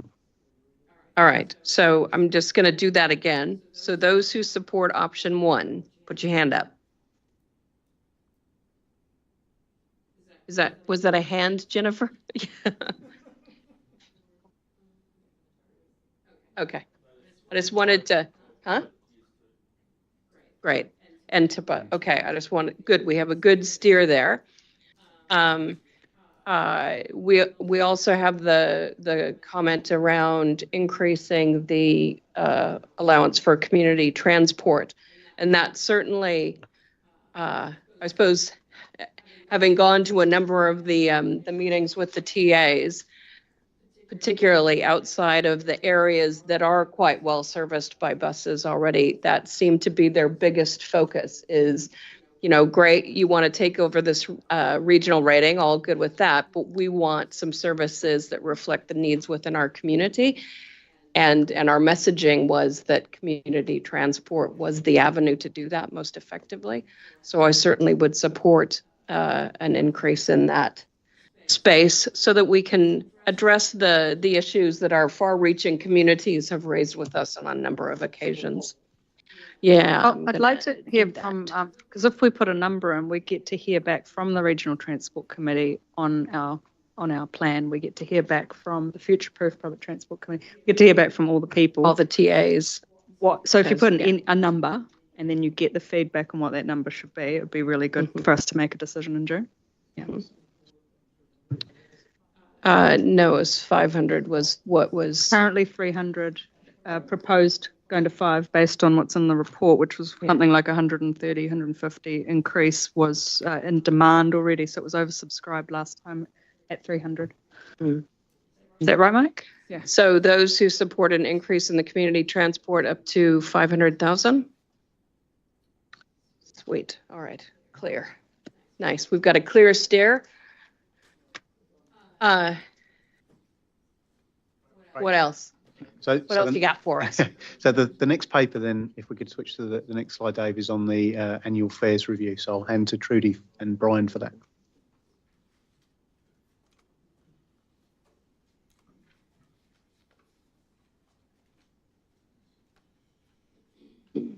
Thanks, Madam Chair, and thank you, councillors. So as part of the Regional Public Transport Plan that we are looking to develop shortly, we'll include in there an annual fares review policy, which will see council considering the setting of PT fares on an annual basis. We recently increased fares by 20% at the start of this financial year. It was the first one that we'd done in some time, I understand, which is a very lumpy way of going about this. And so that's an important piece to understand. So in terms of this paper that we've put forward today, we are talking or including in there a 6.4% increase to reflect increased operating costs for public transport, and that's consistent with what we were saying in the previous paper as well for 25-26. But in addition to that, we've also been in discussion with NZTA and having conversations about the central government's requirements for increasing private share over the next little while. And so we had some indications from NZTA recently, or late last year actually, where they were sort of indicating that the targets for us should be 16% for this current year, 20% for next year, 25, 26 and 27% for the year after. We've had some further conversations with NZTA about that because, I should say that the private share component does actually include other things other than just fare revenue. It includes busback advertising revenue. It includes Tahuya Cafe revenue and the like as well. So it's all sort of third-party revenue lumped into that. We've been looking at this. We've been modelling this impact on our public transport system in the Waikato. And you'll see in the paper there that we've come up with a variety of options for consideration. And the option that we think is probably the most pragmatic one in terms of the way forward is what we're calling option 3 in the paper. It does indicate that we are working with NZTA, that we are doing what we can to increase the level of private share that we collect. But it's not going as hard as NZTA had originally indicated. Our concern with that is that if you go really hard with those numbers, and that actually equates to a 38% and a 40% fare increase over years 2 and 3 in that 3-year time horizon, that is quite significant and will likely result in a reduction in patronage. And so therefore the private share then comes down even though you're raising the rates higher. So look, so we've, in this paper, we've put forward option 3 as being the preferred option. Just to note that this year, at the end of the December quarter, we were tracking favourably in terms of our fare revenue. And so what we're looking at in terms of that is the 6.4% increase plus a more moderate 5% increase for 25-26 due to the favourable performance in the current financial year, resulting in a total increase for this year of 11.4%. Just to note also that in that conversation we are saying then a 10% year-on-year increase over about a 5 or so year horizon might be the way forward as well. This is a significant, I guess, demand, I think, on public transport in the Waikato. And I guess we want it to be seen to be doing the right thing in terms of trying to do what central government is wanting us to do, but taking that kind of middle ground, I suppose, which is a more of a pragmatic approach. But that's all I wanted to say. Trudy, I don't know if you had any further commentary you wanted to make around any of that. That's just a broad framing up, I guess, of the issues that we've got with this particular paper. Oh, thank you, Brian. I think the only thing I'd like to add is our approach with the agency is to take that smoothed approach in terms of the targets so that it's not, this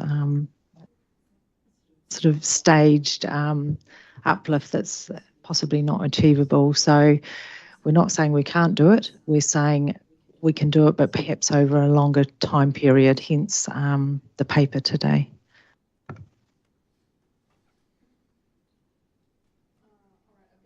Councillor Hughes, then Councillor Smith.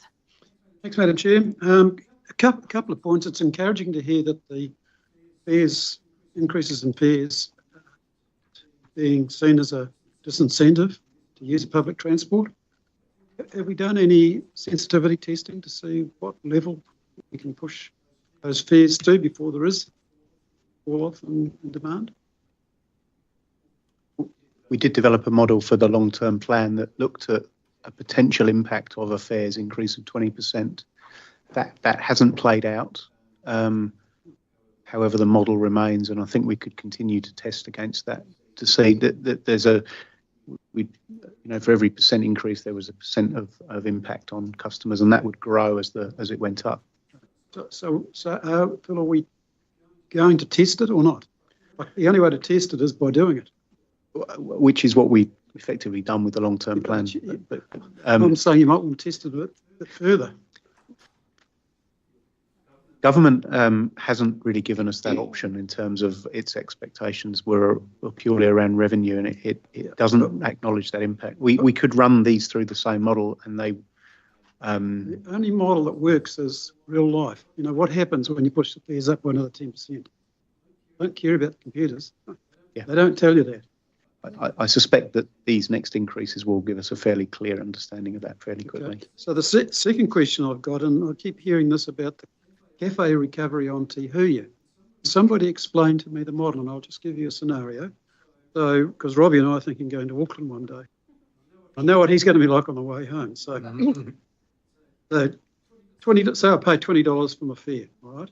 That goes against a fixed cost for Te Huia. Then Robbie spends $150 in the cafe. Can you tell me what the variable cost is on that? How much of that is cost? And like, if we get charged an extra $100 for, we get an extra $100 worth of revenue, what is our increase in cost charged by Te Huia or Kiwi Rail? You wouldn't pay $20. You'd use your gold card system. So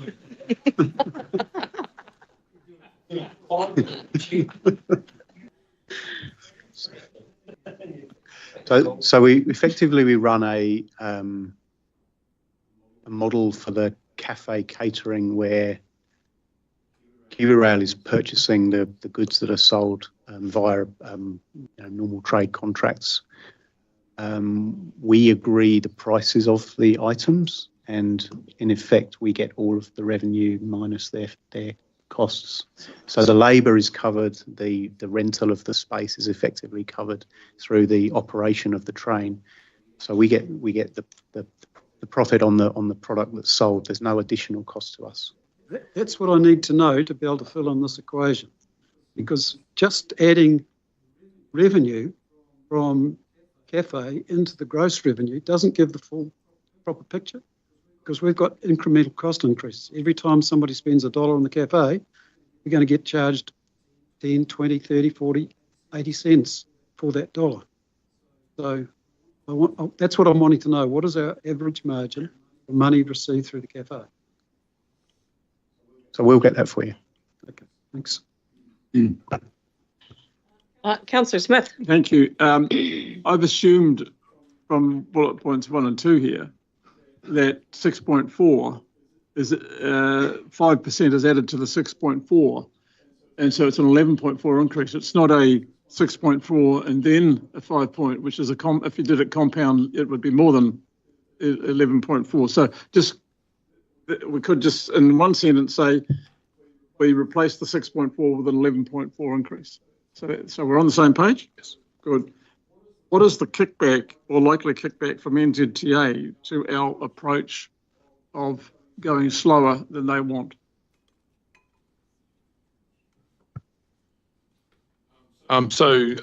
We've provided some indicative advice back to NZTA. We're still waiting to hear from them as to what their concerns might be in terms of the numbers that we're talking about. But I know that they have viewed favourably what we've gone back to them with, because everything that they are saying in the discussion document, we either have done or are doing to try and boost sort of private share. So and it's difficult to say, I guess, because this is in the context of what every other public transport authority around the country is doing as well. So just with the government swings and roundabouts here, way of working at the moment and squeezing every last dollar out, what you're indicating is that there's no real risk of being dictated to that you shall do 15, 20%, whatever.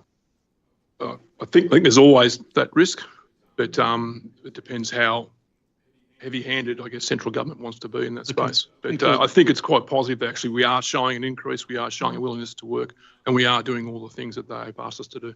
Thank you.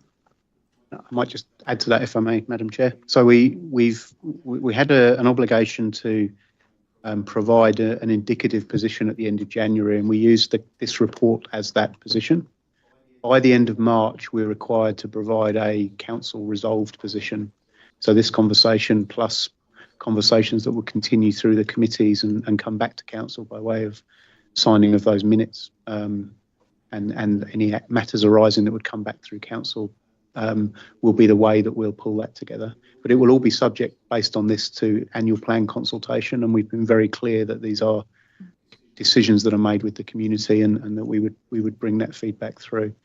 My high level of understanding is that most regions have gone back with an approach similar to ours, where they have said, we understand what you're looking for, we can achieve it over a period of time. And then there are a range of different ways of regions suggesting that they would do that. Whether the agency comes back to us with a new approach that does smooth this over a longer period of time, but then we're all mandated to follow that same approach is yet to be determined. But probably by June, July, their expectations will be very clear. So I should imagine that will come back into the annual plan decisions process for us. All right, I've got Councillor Strange, Downard and Marr. Councillor Strange. Yeah, thank you. Yeah, thanks for the report and the modelling about where this might go. Yeah, I think given that we have increased 20%, and that was quite a big jump for people, yeah, the approach that's been recommended, in my opinion, would, yeah, balance between what's been requested of us and what, you know, bus users can actually afford as well. The worst thing that we can do is go too hard and stop a lot of people using the bus. I know for a lot of parents, you know, putting kids on buses within Hamilton to go to school in the mornings eases so much congestion for everyone else who needs to get to work. So we don't want to discourage that within Hamilton. You know, if you've got multiple kids on the bus, we don't want to make it unaffordable. And, you know, tossing up between, you know, a vast increase or just dropping them off yourself, yeah, would only add to and give the opposite effect about efficiency and travel time on all roading corridors. So yeah, I'm all for the steady, smooth approach that we've got there. And yeah, yeah, good to hear that we're not out of step with what other regional councils are doing as well. So yeah, thank you. Thanks for that. Councillor Downard. Yeah, just to endorse what Angela said, but also the submission that was sent to central government on behalf of the RTC, I think that probably should be sent out to all the councillors, because that gives it was a great submission. I think it gives a great overview to exactly what's been the recommendation here. And it will answer a lot of the questions that have already been asked. My only, and also to add to that, I've asked staff to bring to the RTC a paper on just the effect, even on that 20%, kind of what Councillor Hughes has asked for, is what effect that's had, because in that submission, which I didn't know, 25% of our car users or disability is a disability in our community. So they're the ones that are the most affected on this even 20% rate rise, and then we're going to a 6.4 plus 5. So I'm really interested to see what effect that has on those people. And I think that'll give us a good steer on then making another case to the central government of exactly why we've gone with this. Yeah, yes. Very good. Councillor Marr. Yeah, thank you, Madam Chair. Yeah, no, just echoing the previous two councillors on their commentary around it, and certainly support moving along in this space. Just a quick question for my clarification. Is there any burden on the community transport total mobility from the annual fare and the way what the government's put through? Is there any burden that comes back to those community transport suppliers? So does, if I'm understanding you, you're saying, does NZTA have an expectation that we would have similar increases reflected in what we would expect community transport providers I know it's rated differently and it's a different scenario, but I just wonder if they're going to hit those operators and maybe via the supplier. Yeah, it certainly wouldn't apply to community transport per se, because that's you can't set a fare for community transport. That's how it works. You can ask for a cohab, and that's it.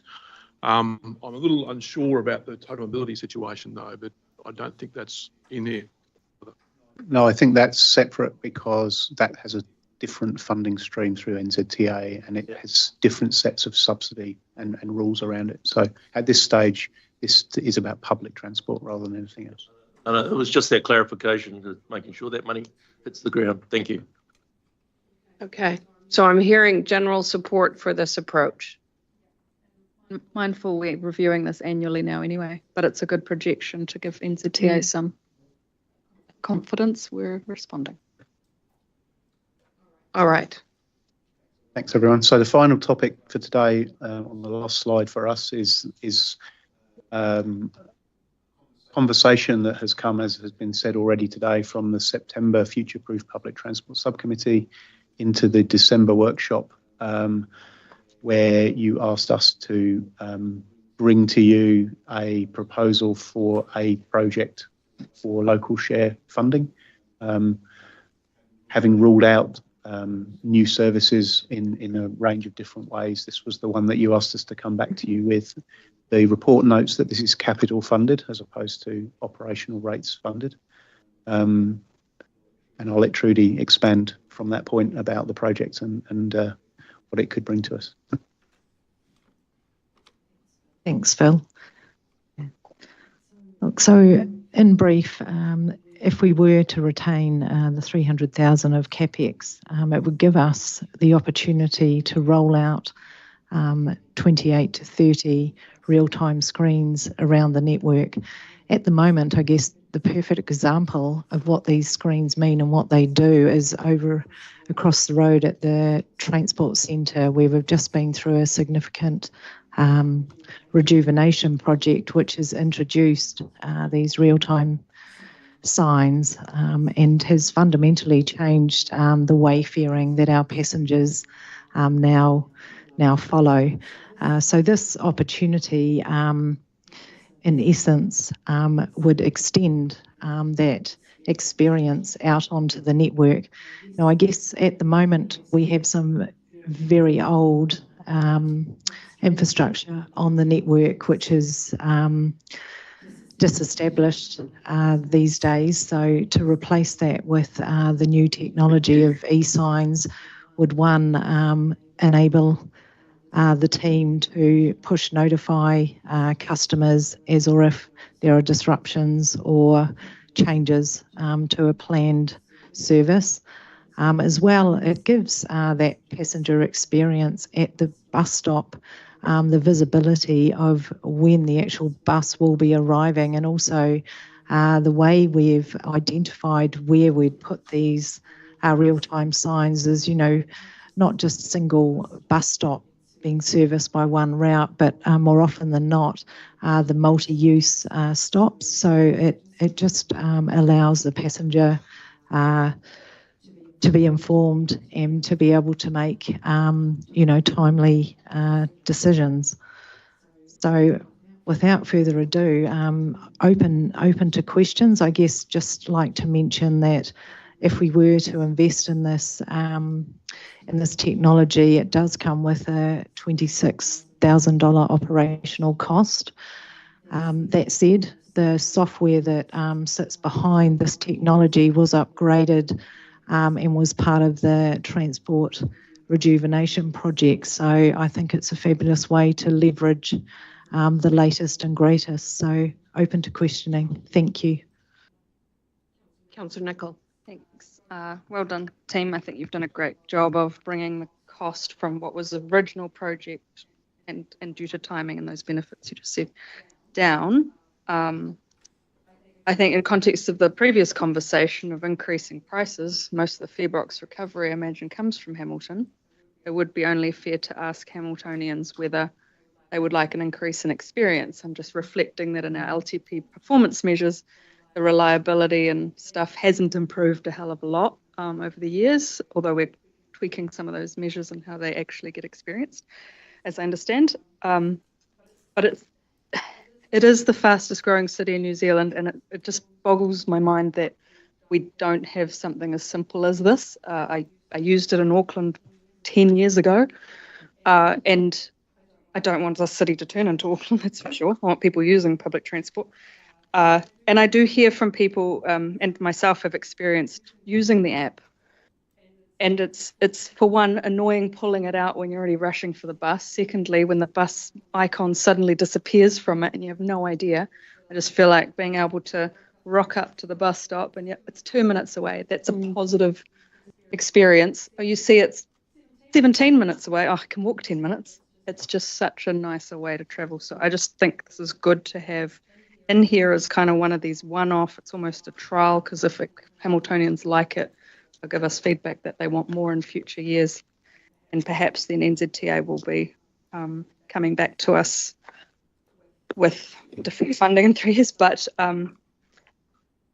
just clarifying you say 300,000 capex, but you're also saying in here that it's actually about 40,000 per annum funded by depreciation, and it's then the maintenance costs. So we're actually talking about a rates impact of about 65,000 for Hamiltonians, that if they come back to us in submission and say they want this, we can, yep. Or if they come back and say, no, we want absolutely to stay the same because we need every dollar on our rates bill to disappear, then we can just still in June say no. Is that correct? That assumes we're consulting or communicating on this, True. which I don't think was probably at a level that we were anticipating. Yeah, you're we right. Would be asking that question. So it So is it'll be a a kind of a decision. decision today, and then we'd start procuring it. Said something in here about like a 3-month, 4-month to implementation potential. Okay, thank you. It's good to understand that, thanks. But yeah, I've made my case. I just think it's worth improving a little bit, considering we're going to be charging it up a fair bit more. Councillor Hughes, then Councillor Smith. Thank you, Madam Chair.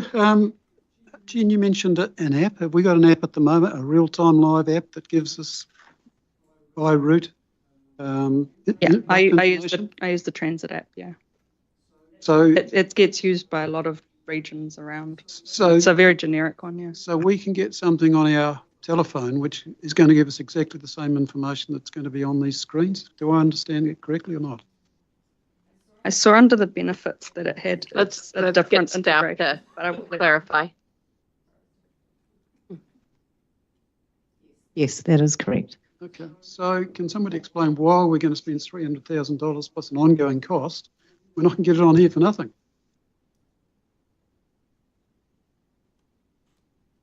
It comes back to the passenger experience, and not everyone has the technology, at their pocket. These screens, as mentioned before, over at the Transport Centre, it's managing a number of different routes coming and going.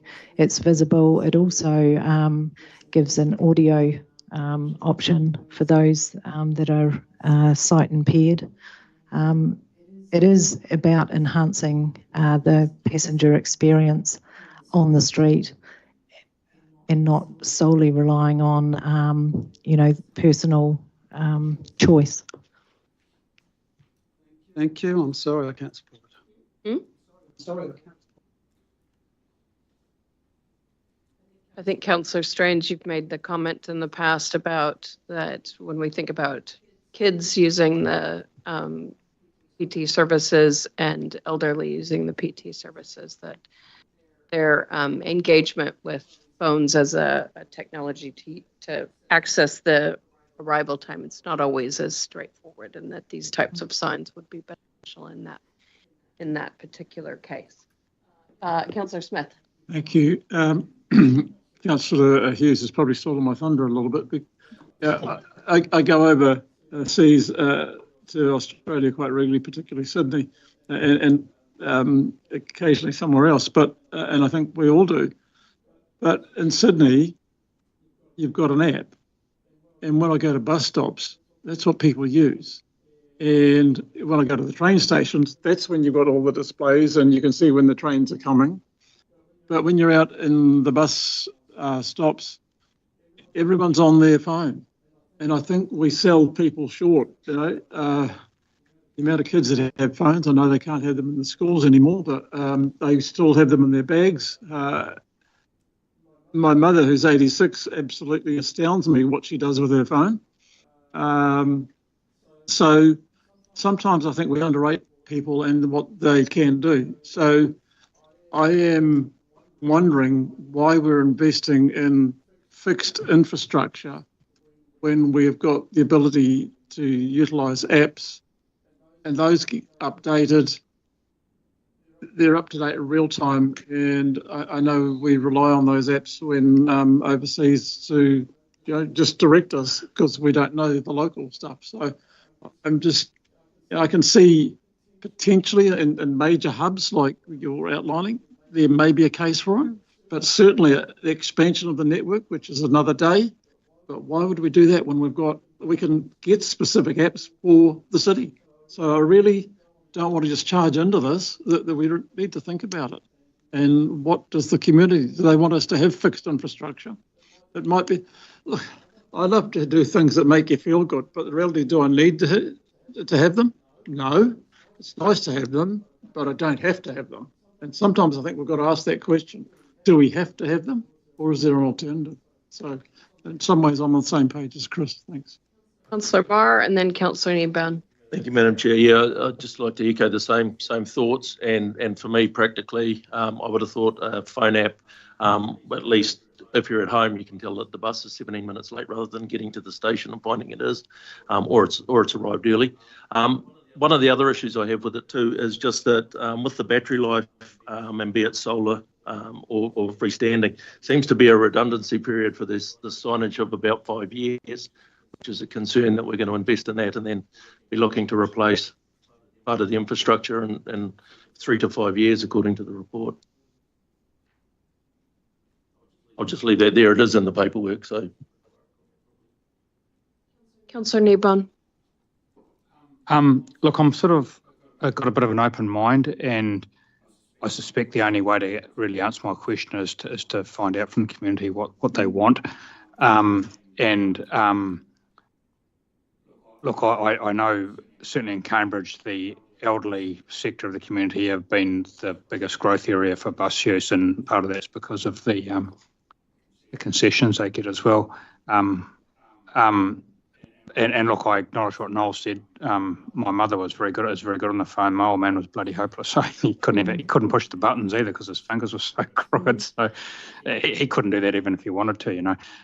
So yeah, I kind of feel like we should probably do a bit of consultation, and I'm confident we'll get good feedback from the elderly sector. They're pretty interested in what we spend their money on. Sorry, Janine, did you say this was something that would trigger public consultation? No, so through the chair, I wasn't expecting that expenditure of this level would naturally trigger the need to consult. Doesn't trigger it, but it's a new thing, and it is a piece where we're offering, to use more local share than we usually would. I wonder whether we could consult on it. Well, to give. We can. Yeah. I guess it's at the small end of what we typically consult on, but at the end of the day, we can ask whatever we want feedback on. And maybe if I could just switch it around for a moment, this was originally 100% funded by the Climate Emergency Relief Fund, and it was in our program. It's currently in our program, and it would be removed at the point that you make the annual plan decision to reduce the local share to mirror what the Crown share has been, which is the position we're taking with all of our other public transport improvements. But this is one that is already in our program. It was approved in the long-term plan, and we're asking effectively for it to be local share funded as opposed to subsidised. So in some ways we have already consulted on it. It's already in our program.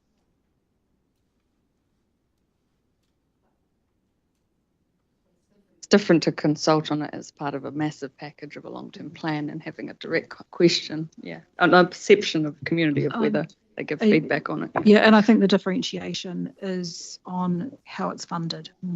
So obviously previously 100% funded, not by us, as opposed to this being a ratepayer funded initiative. That's the question. Sorry? Sorry, I've got a question, but I'm just talking out loud to myself. Yeah, we're spending a lot of time on, as you often raise with us, Councillor Smith, we spent a lot of time on a couple of 100,000. So I'm hoping we can move this along. I've got Councillor Strange, Dunbar Smith, and then Councillor. Yeah, interesting to hear the points of view around the table. I guess for me, being involved in PT for 5 years, those regular bus users, this is the one thing, I believe the old ones were end of life. And since they've been removed, people have really noticed that they're no longer there and, crave that reassurance, often with the app. Sometimes it's not 100% accurate. It's a little bit clunky at times. And also acknowledging that, sure, young people might have phones, but no data. Often they phone their parents to, I've heard, ask when the bus is coming. And if you've got several children phoning you at the same time, wondering when the buses are coming, and you're trying to get work done, it's highly disruptive. Anyway, what I've observed is that people who use the bus regularly have no other option, and they use it because they're low income or they need to get to places, and maybe they've only got one car per household. So it would be a luxury for them to maybe have everyone within their house have a smartphone to be able to access that information. So I would advocate that it makes sense to have them in the bus hubs at this stage. The transport centre ones are fantastic, and especially for the likes of up at the hospital, where there's multiple routes that converge there. It would be a good test case. Perhaps we're looking at 28, perhaps that number could shrink, just to progress this until such time as NZTA funding becomes available. So I don't want this to just completely go, because as we say, it was 100% funded and then the rug got pulled out from under us. Users really, really do need this technology. We want bums on seats. We want people to use the bus, so we have to provide them a good experience. Open to a bit more discussion. Councillor Dunbar Smith. Yeah, thank you, Madam Chair. Just a question. So on item 22, it says it was 3.172 million approved through the LTP, does not have matched funding. I presume the Climate Emergency Fund was 100%, but then we seem to have set aside 3.172 million in our LTP. Item 22 on page 317 is correct.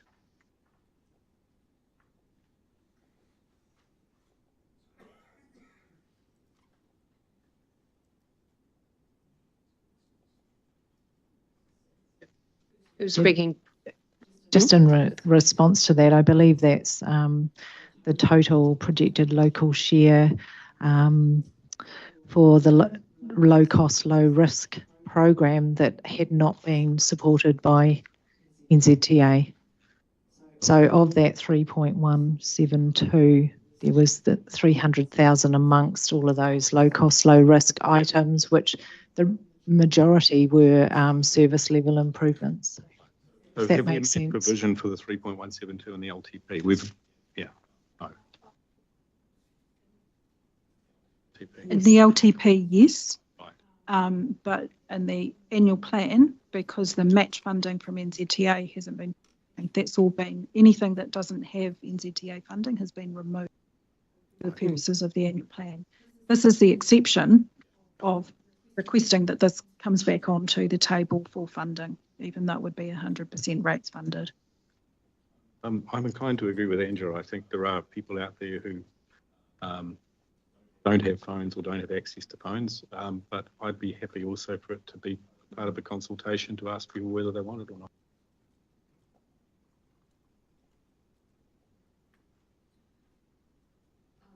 All right.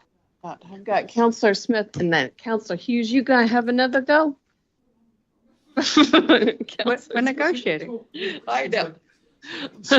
So having read this report, I'm still wondering, is it targeted rate on Hamilton, or is it across the board, or public good, or is it general rate, or where's it the cost? Where does it lie? So at the moment, it would be a targeted rate on Hamilton only because it's the only place that we target. But because it's regional rating for next year, that's not going to differentiate where those displays sit. But obviously, it becomes part of the regional public transport rating requirement. That's what I worry about as we get into, we're paying for Hamilton in the region. So let's not go there. Well, but I think if we look at the total the rate funding per annum, and then apportion that in terms of where the majority of that funding is drawn from anyway, which is Hamilton. I'm paying my $33 to help Hamilton out. We appreciate it. Thank you. Thank you, Madam Chair. All right. Councillor Hughes. Happy to talk to that. Angela after. Okay. Some comments you made. Okay.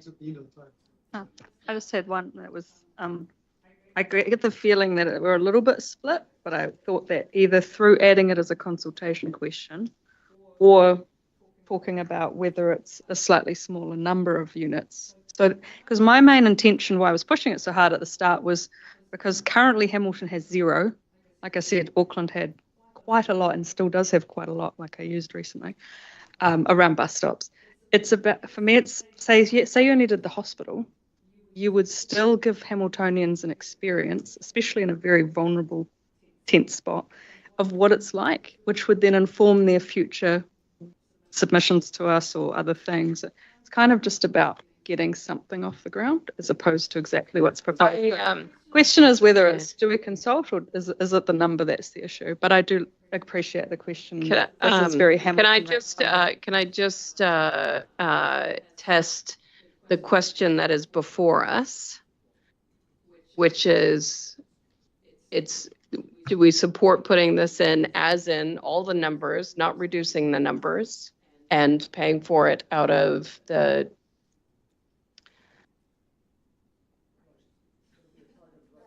I was trying to think of a much better name than just rate, but the rate, target rate. So can I get a show of hands who supports what is before us right now? Yes. Does this impact on this model we have before us that we've just agreed to? So this additional money, does that impact on the numbers that we have before us? Which numbers are you? It's very minimal, isn't it? Okay. No, that's what I just wanted to make sure we're clear on. And any of those rating impact numbers in here will need to be refreshed based on any decisions that council makes today anyway. Yeah. And particularly because around the PT rating, the preferred option has changed from what we had included in the rating impacts we provided. Madam Chair, can I just have one comment? Sorry, because I haven't had a comment. Yeah. If we look at that, we've done a 20% fare rise in July. We're looking at another 11.4. We haven't spent anything on, Trudy, when was the last time on the infrastructure on those things for quite a fair time? We're investing in public transport to a certain extent. We're asking the public to pay more fares, and yet we're scribbling over 65,000. Yep. I'm supportive of what you've put forward today, myself. So can I get a show of hands? Who is in support? We got one. Don't know online what people are thinking. All right. Well, that's an indication. Great. All right. Okay. Are we done with the transport now? Okay. So thank you very much. I'm just flagging for councillors that we still have the business process manager business case. We also have regional economic development. And then, oh gosh, right, okay. I am endeavoring to get us through this today. So it's going to require everybody to dig deep and stick with it to the end, okay? Afternoon, everybody. No, you can have a cup of tea. No, I'm going to get through one more. This is going to be very quick. So, 2 more then. LTP. The only thing that was in the LTP was a projected increase in the timing of the IRIS spend. You know, that the total spend is the same, but that's just about timing over the number of years. If you flick forward there, Dave, you'll see whilst we had predicted it would go up, it's actually going to be coming down because the timing is pushing some stuff out. So there's some savings in the IRIS space. When you look at your documentation, just the way that the finances are put together, you'll see that comes under the category of community education. It's just because the person who's overseeing that, we have to put things into a place for holding it. So when you see the community education change in funding, that's the IRIS Next Gen program costs going down. The primary industry engagement costs are going down by that 200,000. That's all related to the government's pause. And so again, it's a less spend next year because things have been paused. That EnviroSchools cost, that's net neutral, more spend but more revenue, so it's net neutral. And as Councillor Ma identified earlier, the capitalising of the previous loan around the farm water project means that we're not having to have loan repayments and depreciation repayments, etc. And so that has resulted in a saving of $600,000 going forward, whilst using the past year's service to deal with capitalising on the loan. As promised, when we've set up the wording in the annual plan to enable the recovery of costs associated with Taharoa when we know what they are. So there's not we haven't put expenditure in. What we'll put is a mechanism to recover. So when the expenditure happens, we'll forecast expenditure and forecast revenue to cover that. If we go on to the next page, Dave, and then that's what you want to see, nil. Yeah, from last that's year to this year. exactly what we want to see. Nice. There you go, Stu. You can have a cup of coffee. Yeah. Councillor Downard. Yeah, Brent, my concern is just that environment schools one. Why is TAs fully funded at that and will be pulled out completely from that? No, this is what we do with our TAs is we encourage them to be engaged with it. And so when they get engaged with it, they provide their contribution. And so we spend the money on the EnviroSchools facilitators, but this funding is TA saying we'd like to do some more in that space, and so we get some more funding. And so the level of activity in a different area often is depending on how much the TAs want to have happen in their space. So it's just, we're constantly looking to try to grow with our partners. So this growth is funded by those TAs. Yeah, as long as we don't lose sight that, because that's our connection through the younger generation to WRC. Yeah, absolutely. So our facilitators that we engage deliver the work program. It's just the TAs are a funder to, simplistically, if you think in an area there was going to be 3 schools and now there's 5 schools, we can go to more schools, and our facilitators work with those schools, but that extra funding that's going to cover those costs is coming from that TA. Brent, I think it's a really good comment or question that's been raised. There is no risk to that funding from TAs as they go through their planning processes? So absolutely. So if TAs go through, TAs get their money. I think earlier I've spoken to the council about some of the TAs are getting some of their funding from central government, and central government is tightening the books, as you're aware. The way that we have our contracts with our contractor is that we're not at risk. And so if the TA funding reduces, that contractor that delivers the work for us has less work, but we aren't obliged to backfill that funding. So there's no funding risk to this council. It would be a service reduction in the TA area if the funding that they're relying upon dries up. They will get, if they don't get the funding from the area for 5 schools, it might be back down to 3, which is why we spend whilst you will no doubt spend a bit of time with your TA counterparts to identifying that this is a priority area for them, but they have lots of priorities, and so some of the money that they use has been earmarked. So I think the Chair panel is aware that some of the councils get money from the waste levy, and the government's been talking about pulling that waste levy funding for TAs, and that might impact on some of their abilities to fund their share, which would mean that the service that they get in their communities would reduce.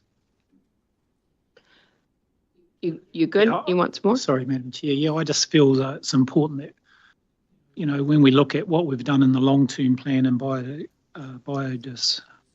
and biosecurity and all that, that this follows into these Enviro scores. I was involved with it right back when I was on Board of Trustees, and I think it's an important part, that connection with the environment, originally Environment Waikato, and I think it should still be a big part of our core business to be in that space with the younger generation. Really appreciate your support with that, Councillor. And we do get in the delivery of our Enviro Schools program support from our scientists and SPY, our biosecurity people in Greg's directorate. But at the end of the day, it's being able to fund those contractors in this where this money is important. Councillor Hughes. Thanks, Madam Chair. Probably too early for you to comment, but I was listening to a lady from Tourism New Zealand talking on a couple of days ago, and one of the reasons the cruise ships are not coming to New Zealand any longer is because of the huge compliance costs of making sure that they're clean. Now, are we going to have this issue for boats that are coming into our territorial waters off Taharoa? She was talking $600,000 a ship in terms of making sure that they comply with our standards of cleanliness. So just something to be aware of. No doubt you guys will get there, but yeah, got a bit of... Yeah, absolutely, Councillor. One of the multiple things on the list of things for us taking over that function is what are our obligations in the biosecurity space. Don't know the answer to your question, but that piece of work that you've helped give us some funding for to figure out what exactly our responsibilities are. But in terms of costs, if there are biosecurity costs that come, we'll be looking to sheet them onto Taharoa. All right. Okay, no further questions for Brent. We shall move on. Okay, now we've got science policy and information. SPY. Such a cool acronym, really.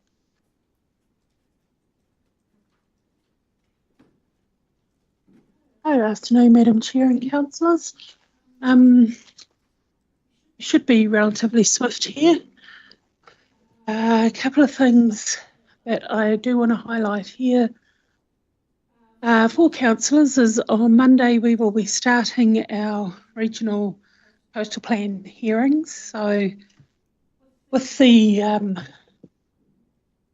it's just a bit of jiggery pokery in terms of timeline and notifying the coastal plan. We'd previously anticipated year 2 of the LTP, annual plan year we're talking about, that we would be heading off to the Environment Court. We've subsequently amended that because it's likely if we get our decisions out this year from the hearings panel, which we're anticipating, we won't be in the Environment Court until the following year. So that has been shifted, but that was already part of our LTP deliberations this time last year.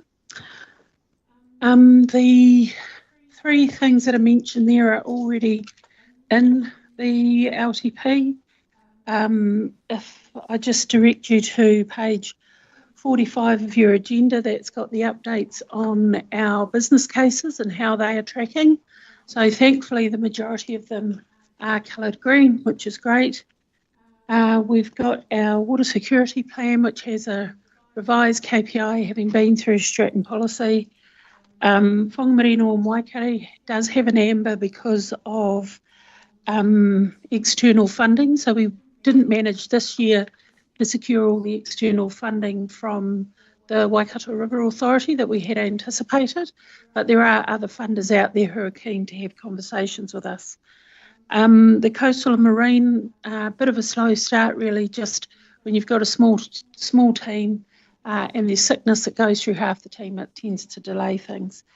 Other than that, Madam Chair, if we go on to the next slide. It's me. All right. Good. Nice. Thank you. Thank you.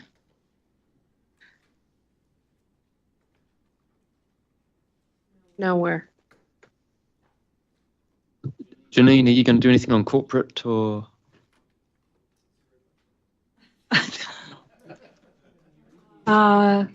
Wasn't intending to. That would be a peers game in terms of with Nev as well. There's a bit of mixed bag in there around some of the IT costs as well as property. How about this? Any questions from councillors in regard to this section in the report? No questions? Great. Okay. What? Oh, did you have a question? Sorry. Councillor Hughes. Okay. All right. Okay. So we've got, so what we've got left to discuss before we run through some final numbers is the business process management or the process management business case and the regional economic development. Have I got that correct? Yes, and Janine, are there any consultation matters that you wanted to raise? Yes, so maybe at the end of the conversation, I've just been keeping some notes around things that we might need to revert back to in terms of some of the conversation, plus things I've picked up in terms of potential content for the consultation document. So we can reflect on that, as well as the report does cover off consultation document and timeframes. Okay, because what I'd be keen, if we can, is I'd be keen to get through this business case and the regional economic development conversation so that then we can take a break and we can assess where the numbers are looking. And we've got a bit of time there to have that over a cup of tea, just reflect on where we're at and then come back and be in a position to make a decision. All right, so just laying that out for you. Neville, are you speaking to the business case? Sorry, Jen, did you have a question? So question on this business case, just from page 33, it talks, there's a table, there's total new operating expenditure requested is 8,000 and then the total is 138. Had we previously approved this and now it's just adjusting at the 8,000, or is this the first time we're making a decision on this? Just double checking, just with LTPs having happened. No. Okay, so this is new? Thank you. And Right. Oh, kia ora no koutou. So you've had an opportunity to read the report, and I note that there has been a couple of questions posed already, so I'm waiting to hear those. I won't go through it in great detail, but I will just raise a couple of key points that I think are important. So the business case is informed by a couple of reports which are attached. Those include the negotiated consulting report, which was undertaken of the state of health of our process management within the organisation. That was done in June of 23. That's also in 2023, we had the Te Korowai Integrity Survey, which also highlighted some gaps that our people were telling us they had concerns about in regard to the way processes were being conducted across the organisation and the integrity and the consistency of the application of those. We also had the IQANZ review audit that was undertaken in March of last year, which looked at the post-implementation review of Reboot or our new corporate information system. And also the Nintex desktop imaging report, which was just really clarified some of the concerns we have around the way processes are managed in the organisation. Look, ultimately, the outcome of that was that ELT, through our corporate strategy group, determined that we needed to do more work. We formed a process management group of people across the organisation who went away and tried to respond to the findings of all of these reports. And it became quickly identified that there was no central point of responsibility for these critical functions. Now, all organisations, particularly organisations that are complex such as ours, have a multitude of processes and systems that we use. The technology alone is not going to get us where we want to go. What we do need to do is underpin it with processes that are clear, that are standardised, that are managed and able to be audited and reported on and continuously improved, that everybody understands and can follow. Unfortunately, what we've had is over time is a development of interesting ways of doing the same things. And that leads to inefficiencies and costs us from a productivity perspective and a financial perspective right across the system. Fixing this situation, this reality, will take an investment. Our current model, you'll see two models or two options are proposed in the business case. One is status quo, option one. Option two is to take on board the recommendation, which is to employ a fixed term role for 12 months at a cost of $130,000, around an $8,000 component to support their functions and their ability to do the work, to be able to grip the problem that we've got and we're currently facing. Now, I think Councillor Smith's comments were in regard to the realities of this person being able to achieve these lofty goals. It will come down to the calibre of the person and the direction and the authority they're given to act, noting that they will not be doing this particular tasks. Their job is to raise awareness and educate the organisation, primarily at a leadership level. So I'm talking managers and team leaders about the importance and the criticality of having good process management in an organisation such as ours. So that's their first and primary function. That is about building a culture of process management into the organisation, not one that's bolted on or added on at some point down the track, but one that starts at the beginning of everything we do. So that's, I guess, a high-level view of what the intent is. Current status will just continue to see a decline and a lack of ownership of processes. I also note Councillor Smith's comment about, this is a management thing that should just be done.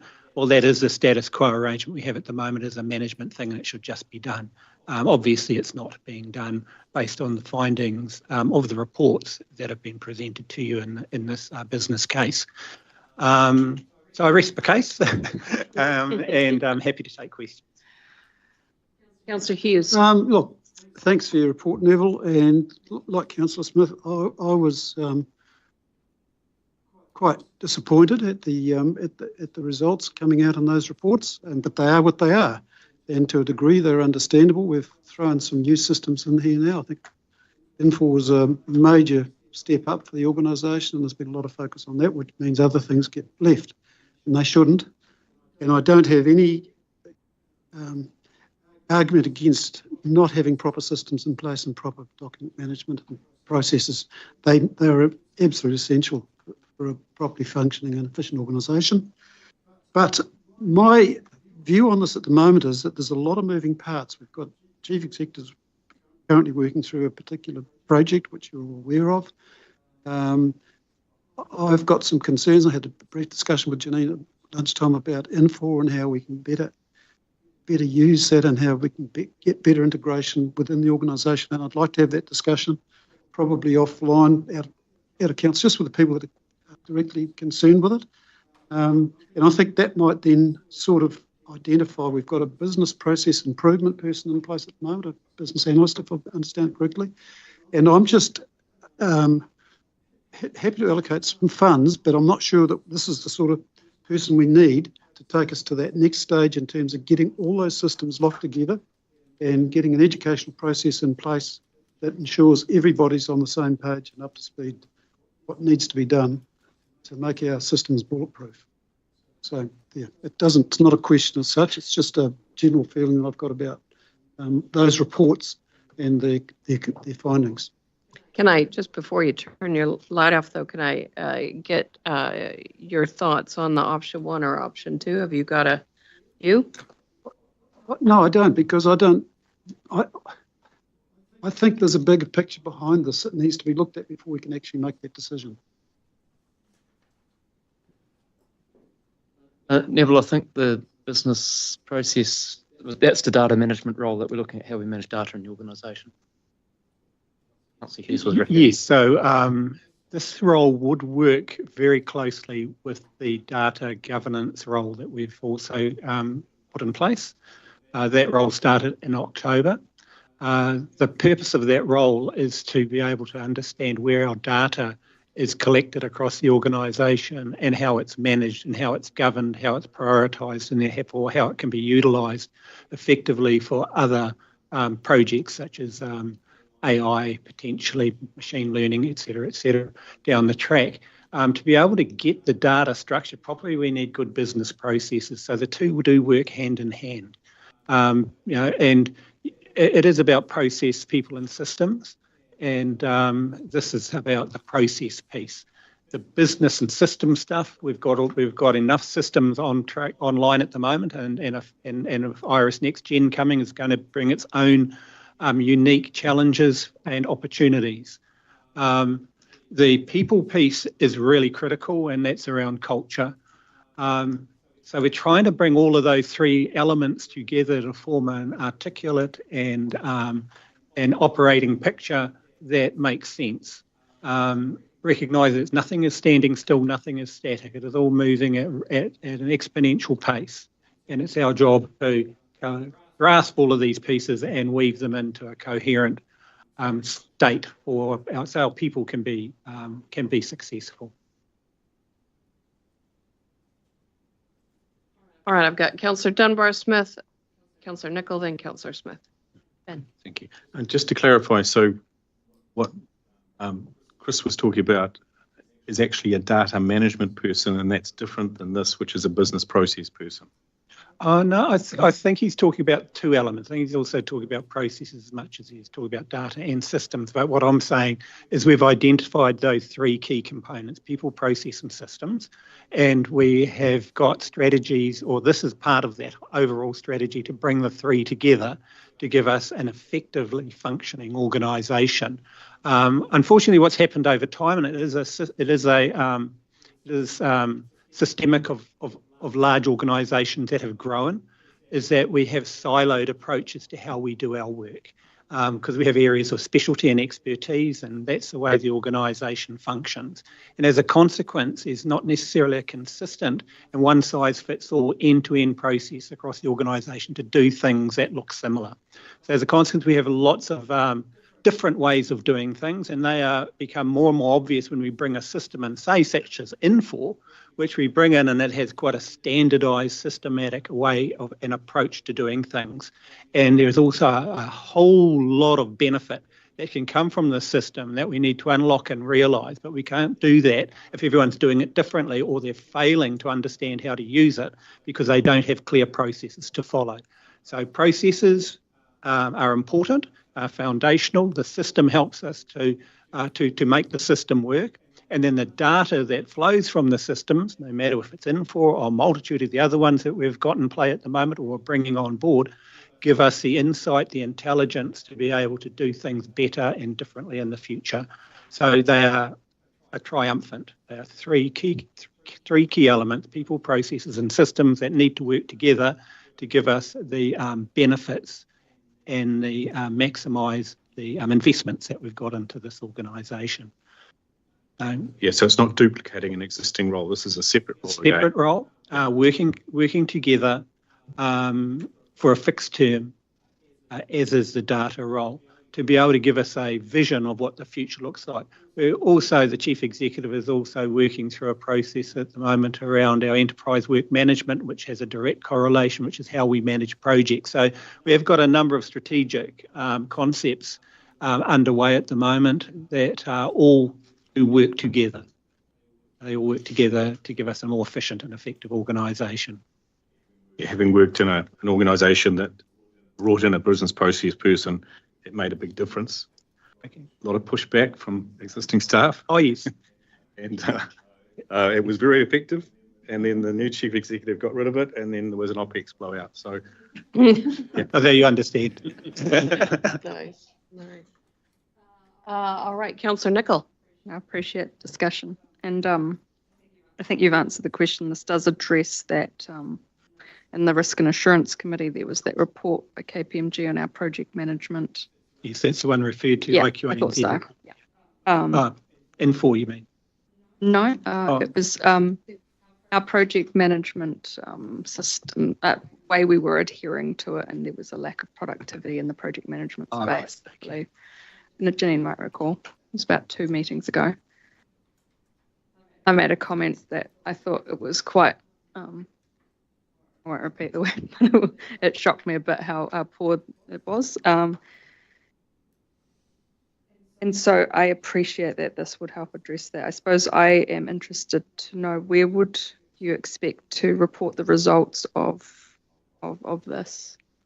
Of these benefits? Where can we look for them should this be approved? Back through either finance and services or risk and assurance. I'm not sure which. No, I mean, I can understand as well from what some of the others have said. Like, I think we have undershot in the change management at times. And so I suppose this is part of the fixing that. And anything that gets rid of silos, I also hugely appreciate. And my last point is I have learned over the years how many hoops you have to jump through to get to this point of you sitting here to ask for this kind of amount. So it's a bit of faith there as well that, as you're saying, it fits with a wider piece, and it's not on its own. I'm keen to hear a few others. But yeah, I'm leaning towards that this organisation would benefit in productivity from this, based on those things we've seen before. Thanks. Councillor Smith. Thank you. I preface this by saying I don't intend to offend anybody, so hopefully thick skin. To my way of thinking, this is a band-aid. Neville has talked about the culture and how things have happened. This sort of thing happens in all organisations. Therefore, it was predictable. And therefore, I'm laying it squarely on management, senior management here, as to why we've got into this situation. So I am not supportive, in principle, of just throwing money into another position.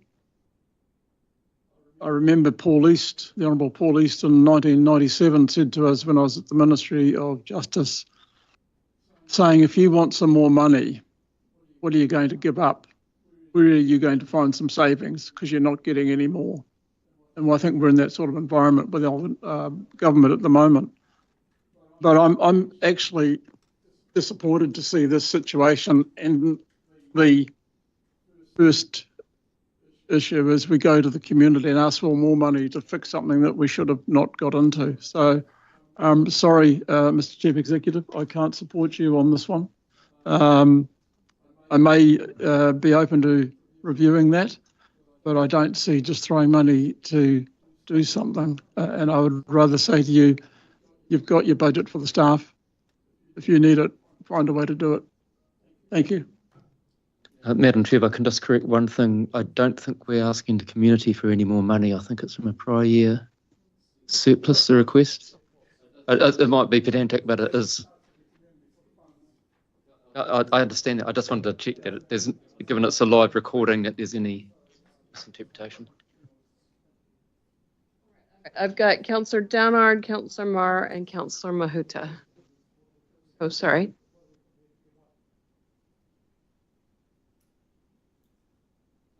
If I could just reply to that, Madam Chair, in the sense that the full package is in front of councillors and that we've the answers there.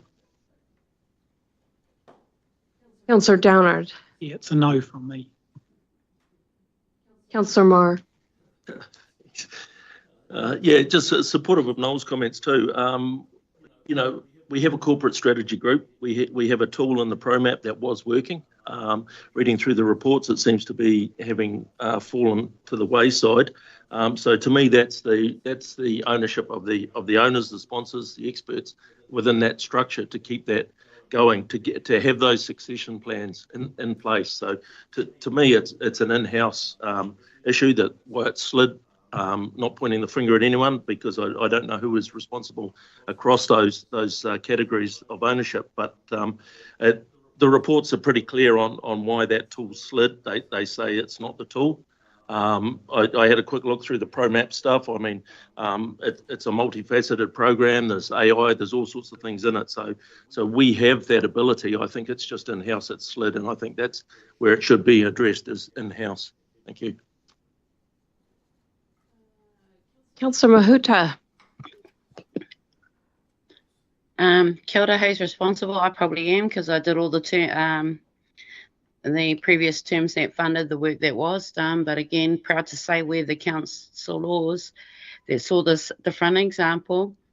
Council from barely having Microsoft DOS as a unified system to what we have now. So knowing that we've done all the technical upgrades to our systems, we've finally cited on one side, it only makes sense to me that we'd smooth out our business processes once we come together. My only question to Neville is, change agents aren't designed to hang around, so why is this not a contract? Why is it a whole role? You know, why isn't it a short-term contract to deliver and exit? Why do we need this ongoing person? Is probably because you'd want to know we've got this capability after this warehousing and bringing together of the newly aligned business process, one site, one system, one workplace ethic. I get that, but then that person shouldn't have to hang around. Kia ora. Kia ora, councillor. Though the role is fixed term for 12 months. That is the vision, is that they come in, do the mahi and get the job done. Awesome, thank you. That's how I read it, but people are counting it as an extra role for ongoing, I think. So thank you for that. Thanks for clarifying that, Tippa. Anything else on this? Any other questions? I'm keen to get a straw poll on this. Those who support this 12 months, not 1 month, or 12-month fixed term contract to bet in these systems, can I get a hands up?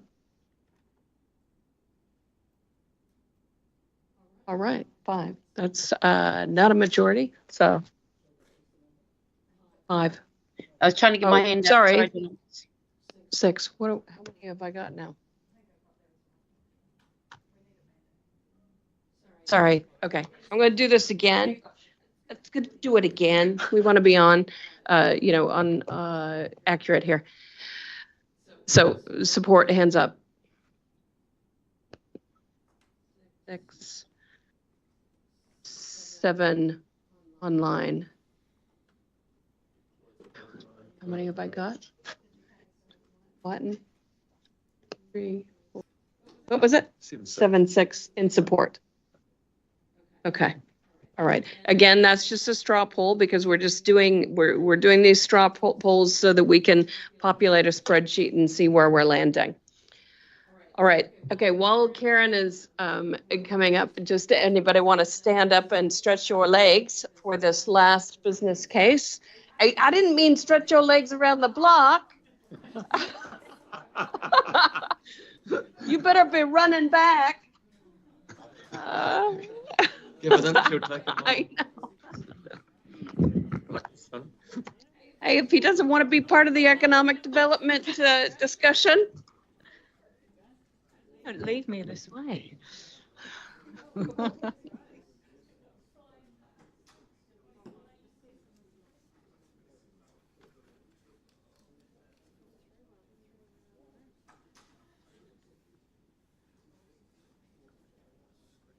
But who all have I lost? Robbie? Where's Warren? Oh, for goodness sake. You know. No, we're gonna continue on. I did not adjourn the meeting, so we're gonna continue on. Okay. All right.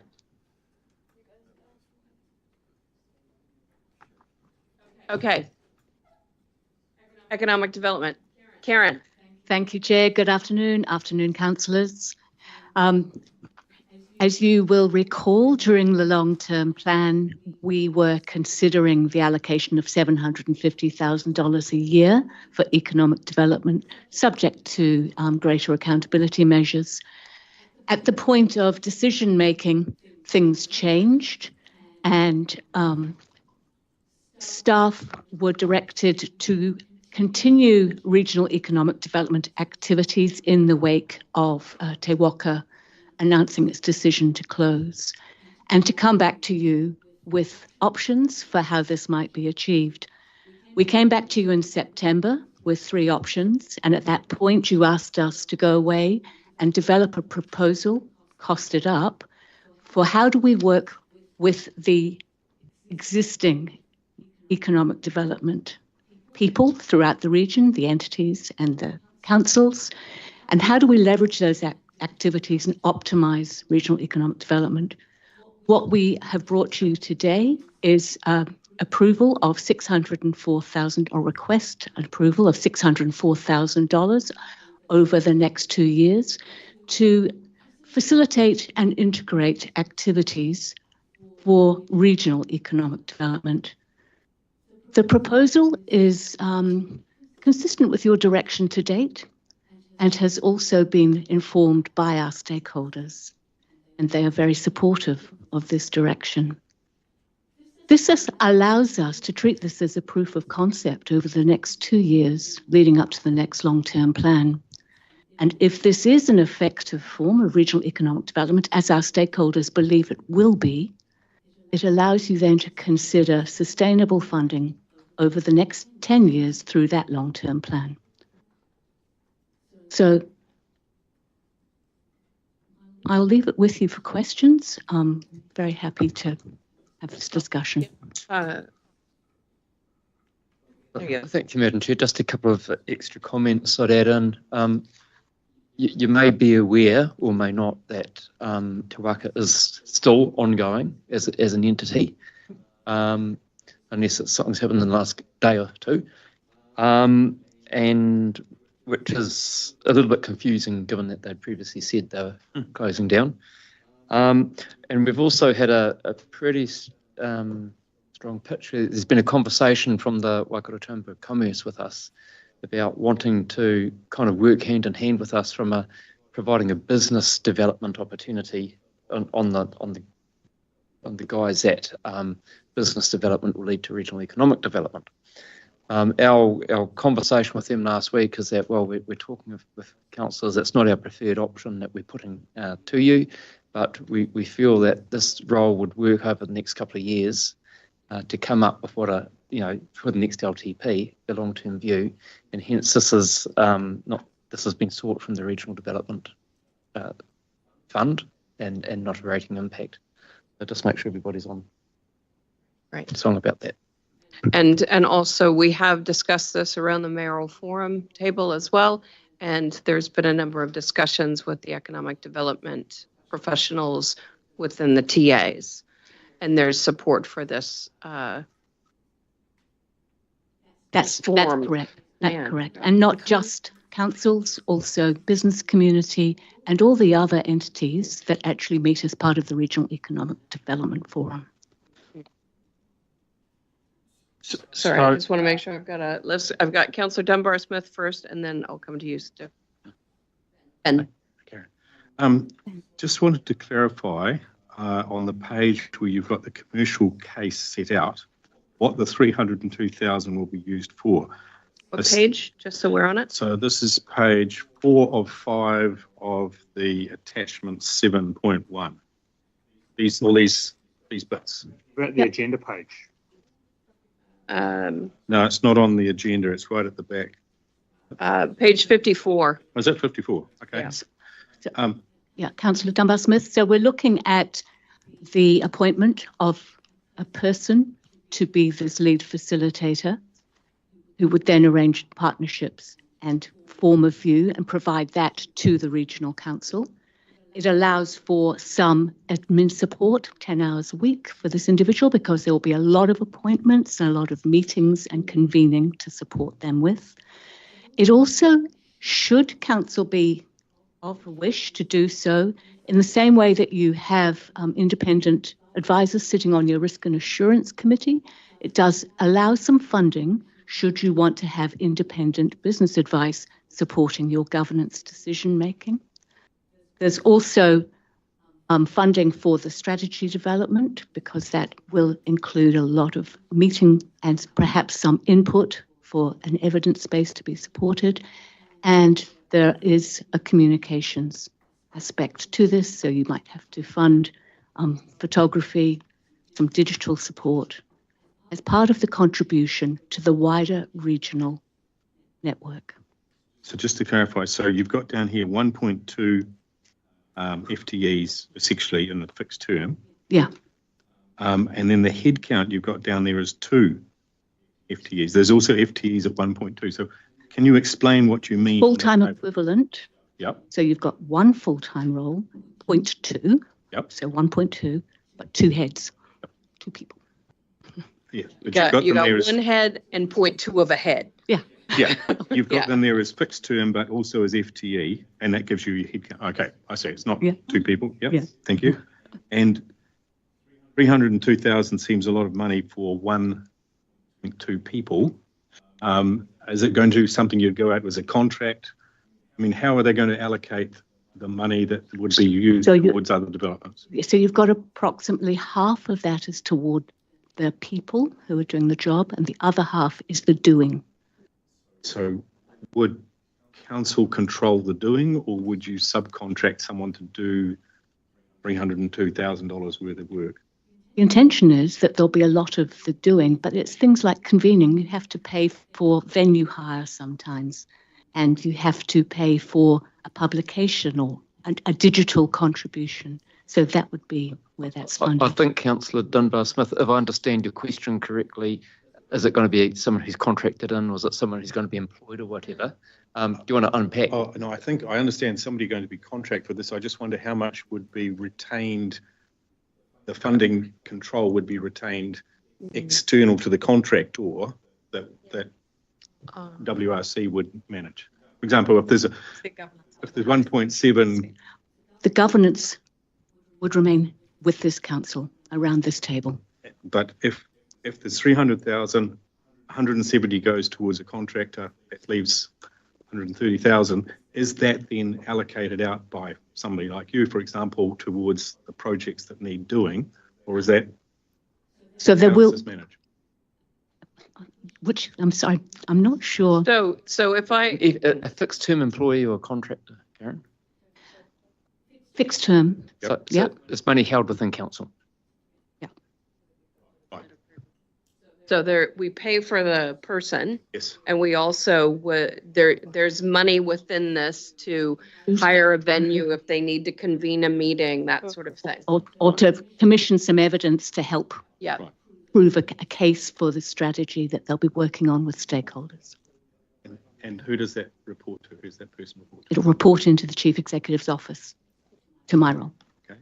And the other question is, on the page 3 of this, page 53, of the 100,000 we allocated in June, 50,000 has been spent on the economic areas locally led. Yeah.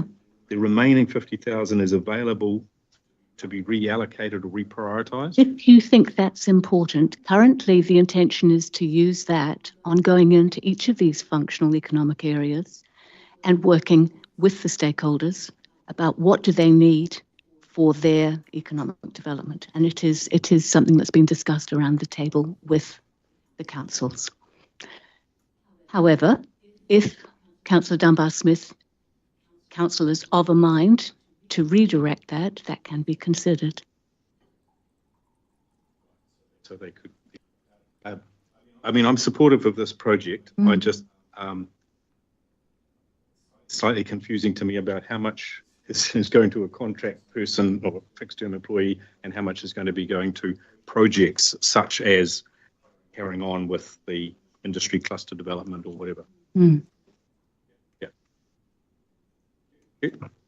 So just to clarify, Karen, salary labour versus direct cost. That's what I think the question is. Yeah. Half, about half. Councillor Newburn. So I'm generally supportive. I only sort of became vaguely aware of what our old colleagues were supposedly still doing the other day. And I'm just curious, I feel like we need to know what their plans are so we don't compete or clash, if that makes sense, because I'm also not sure how they view us in light of how things sort of ended last time, and I don't want to weaken us, if that makes sense. We've had a number of ongoing conversations, and we are awaiting anxiously the outcome of some of their decisions. And yeah, I mean, and it's asking an those, independent organization, and yeah, and look, in asking those questions, I'm kind of foreseeing that we'll consult on. Would we consult on this? We wouldn't, because I guess we need some formal feedback from the key parties before we jump into it. I kind of feel like we should, but don't get me wrong, I'm supportive of it, but just we need to know what the playing field is. Yeah. Yeah, I understand the point you're raising, Stu. I suppose that I am comfortable with the level of feedback we have gotten from all of our TA partners and from the business and stakeholder community that we have engaged with to get us to this point. It would be good if there was some clarity from Tawaka. Can't force that hand. May I just offer you some confidence, Councillor Kneebone, that we have actually shaped this in a way that means that we won't be tripping over anyone, and that's the intention. Whether it be our council colleagues or the business community. Councillor Smith. Yeah, just dancing around the issue of not getting into operational matters. I would have no confidence if anyone who was associated with Te Waka was to be employed in this position.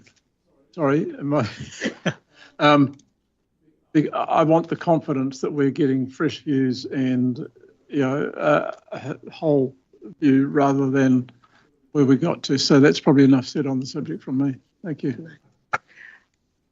Councillor Marr. Thank you, Madam Chair. Just going back to your comments of your confidence with the stakeholder feedback, what do you see as their goal? That's the bit I'm actually struggling with. Is we're going to spend this money over 2 years, and what are we going to get to? Are we just going to hear a lot of feedback on what a future economic development agency might look like? I'm just struggling. This role is going to deliver you regional economic development. It's doing things as we work through to actually confirm proof of concept. So all the stakeholder discussions have said there are a whole lot of entities throughout Waikato already doing economic development, but they're doing it at different scales.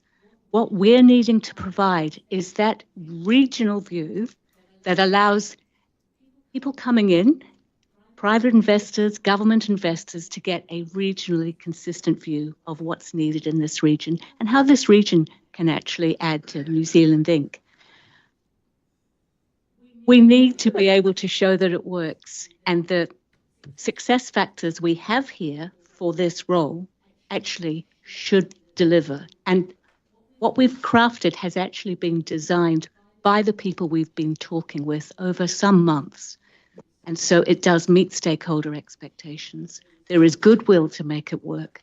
And I think this is our opportunity to play a really useful part in an agile and pragmatic way for our region. And pretty low cost, really, in comparison to some of the other options. If I'm understanding it right then, so we're going to end up with a framework at the end of it. And so my question will be then, where's regional councils' role going forward in that piece? Is this something that we're going to be looking to continually fund in some sort of way? I mean, it sounds like you've already got a bit of an idea around an overall structure. It sounds like regional council is heavily involved, and that's part of my concern, is I'm not overly sure how much of our gig it is. I would say we are an active participant, but certainly not a leader, because what we would be, as with all of our activities, sometimes we lead, sometimes we support, sometimes we convene. You know, we have different roles depending on what's required. So where we might lead is actually facilitating the regional economic development strategy, which needs to be refreshed so that we can allocate responsibilities, the implementation plan, and how that might be funded. We wouldn't be funding all of these activities, but we certainly need to know who's doing what, when, and how, and then monitor and report on that implementation to others. We might also have an active role, and this is one thing that people think is really important for this council, and that's with respect to providing information and insights.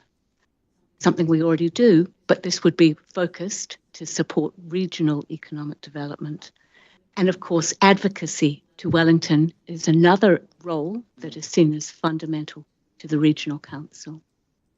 So I guess my last piece of the puzzle is also funding, and where that goes from here. Sounds like we're not going out to consultation, and I think that part of the puzzle is actually quite critical.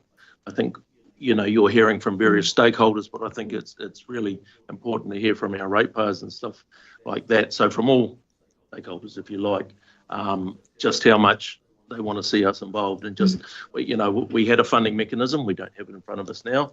What that might look like in the future, who knows? So it's looking at that piece of the puzzle as well. And that was the intention of bringing that back for the next long-term plan. LTP, yeah.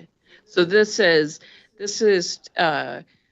almost a bit of a, I don't want to say placeholder, because I think that's not the accurate term, but this is what keeps us involved in this so that we can continue to have a place around that table, be a part of that regional conversation, and gear up to when being in the right place and having the right information for the next LTP. And that's where the ongoing decision around funding, if it's required, is to happen. Yeah. So this is your transition plan. You were considering something for your long-term plan. It hit a road bump, and this is the transition to get you through to the next long-term plan. I think it's a really good question that Councillor Ma's asked. You know, is kind of what the success look like in funding this for this period of time. I think what we observe is there's a lot of players who think they are important in the region for economic development. It's trying to work out how do you bring them all together to actually create it. And certainly, you know, we've got a regional spatial plan getting developed, which needs to be underpinned with a strong economic strategy. But we're seeing the government also starting to look regionally to do things like the regional deals and so on. I mean, if this was really well sorted, we'd probably say here it'd be easy. So I think it is that opportunity to try and knit the things in the region together from an economic development space and work out what is the umbrella that's needed. Is it something that this council needs to provide going forward in the future, or is it something separate to that? I suppose in terms of the region's place in this conversation, I reflect on, Mayor Petley talking about when Kinleith closure was announced. He made the comment that 40% of the workforce came from outside of his district. And I think that really speaks to why economic development is a regional issue, because it rarely contains itself to the confines of one particular district or city council. Councillor Hughes, Nicol, Downard, and Kneebone. Thanks, Madam Chair. Look, most of the points I had been raised by Warren, and Chris has covered in some of the other aspects. I just want to make sure at the end of the day that we've got a very clear objective of what we're trying to achieve. And I think the key for me is we've got, as Chris has alluded to, we've got a number of these economic agencies around. There's a lot of money being invested in this sector at the moment. There is no coordination. And that's what I see our role as, but I don't see our role as being the primary funder, and encourage you, Karen, if we're going down this path, that you come up with a model, a funding model, which involves the whole of the business community, because they're the ones that benefit from this. We don't. To a very limited degree, we only benefit out. So I want to make sure that there is a robust and sustainable business model based on community contributions.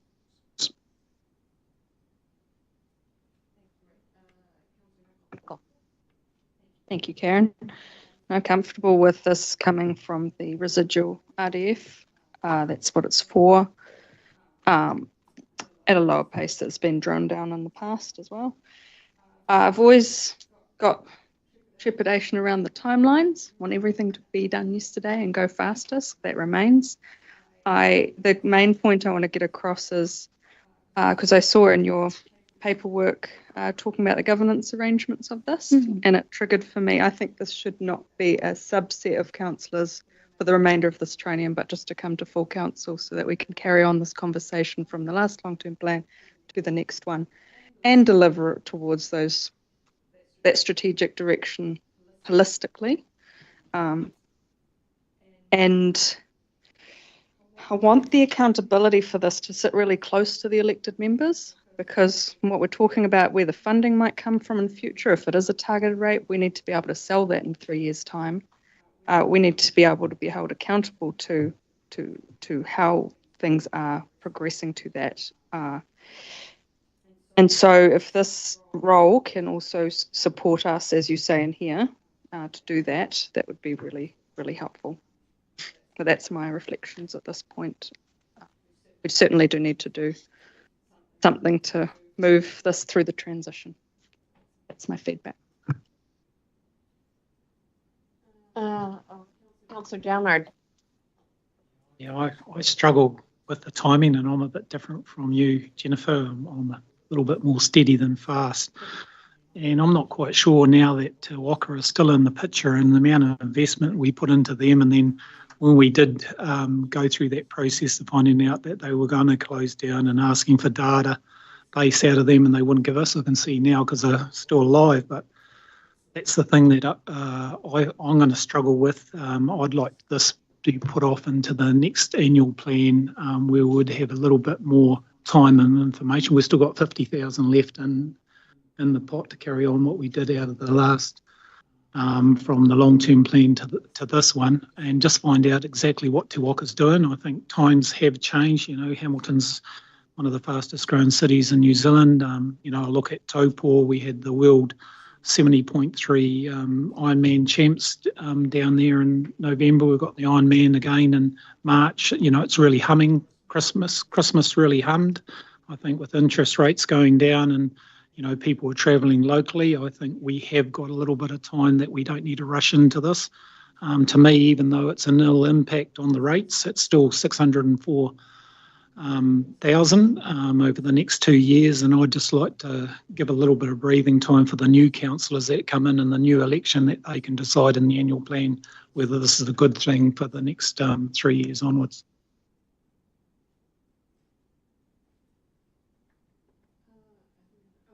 Councillor Niban. Yeah, look, after all the conversations today, I'm quite comfortable. I don't think we should leave it another year, Kale, and that's simply because it's a really long time. We consulted on the purpose for collecting this money when we originally collected it, and so to leave it sitting in the pot for another 12 months, I'm not convinced is a very responsible thing to do. We'd have to do some sort of consultation if we were to use it for something else, I think, wouldn't we? So because we've told the community that's what we're going to use it for. You know, I just think leaving it for 12 months it's just another whole year with no regional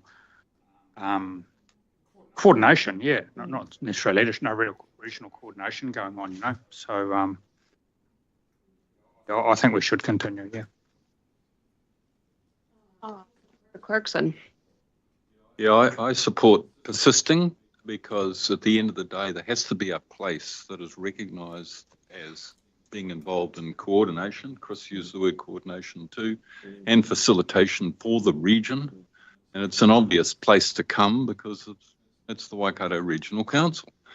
And then on top of that, there is the reputational risk of us sitting here on our hands for a whole year waiting for the next annual plan. Or that is not a good signal for regional economic development. Thank you. I just following on from that, I suppose it keeps us around the table because we all know that we have been challenged as an entire region to speak collectively. And part of us participating in that collective voice is us actually being at the table to do that. So can I get, oh, sorry, Councillor Marr. Yeah, just something's popped up, that's all.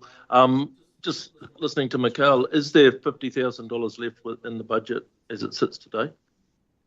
That $50,000 was part of the program to understand functional economic geographies, and then following on from that, we were going to work with the sectors in each of those areas. So it is actually earmarked for a particular purpose. Okay, so it is part of possibly what's going forward. So what I would possibly like to support or articulate to council is what about or how's a level of comfort around 150,000 for 12 months? And then is there the ability, Janine, to readdress that after 12 months through any mechanisms? Understanding that there is that fund there. So through the chair, that would then be, you'd only be able to get resource in for the 12-month period that you've got funding for, which may impact who you can find to do that. And then it would be having a subsequent conversation in the next annual plan. I just me personally would probably feel more comfortable in committing to a shorter period and then looking at the outcomes that have come out of that period than approving all this lot for 2 years. Great, thanks for that. We have talked about this a fair bit, so I am keen to get a straw poll unless there is something you desperately want to add. I can tell you do. Go. Very brief. This is residual funding that we had already given away. We'd already allocated it to someone. Yeah, we planned to in our LTP. Then going through another process of consideration in 1 year's time. Come on, let's just get in there. Straw poll, those in favor of, I'm not going to use that word. Those who are in agreement with this type of direction, because it is a straw poll. 2, 3, 4, 5, 6.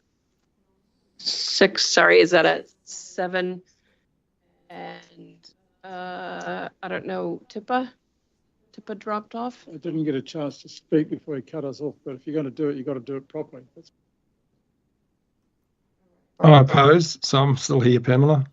Okay, great. Just wanted to check. So it was opposed here, right? 4 plus 5.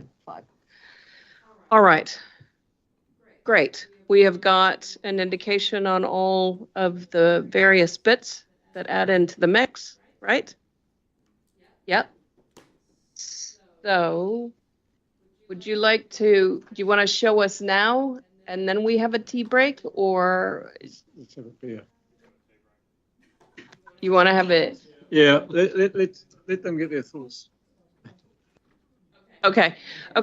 We're gonna adjourn. So it is not adjourn. Is that right? Oh, that is adjourn. Yes.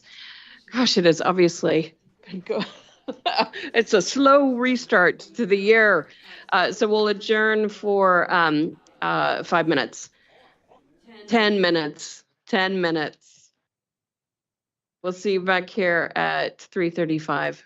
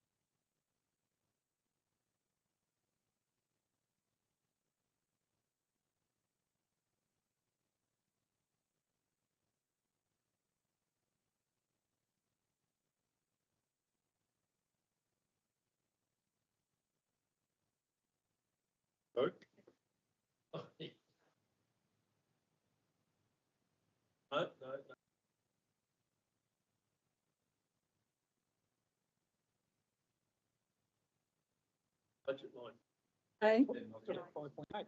5.9. Because you put more into the community transport funds that tipped it over. Since Robbie's gone. Probably.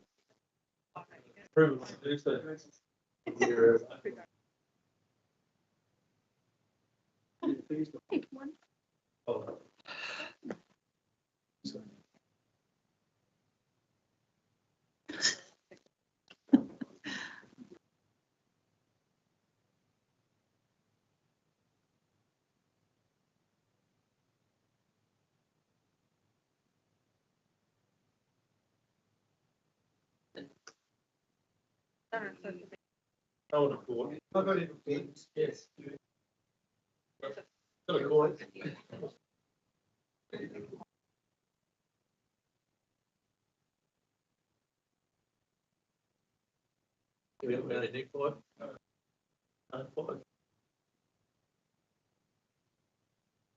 Did I? Was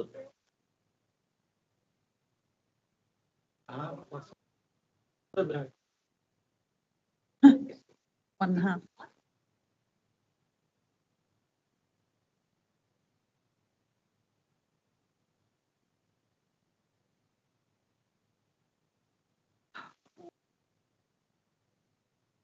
What's that one?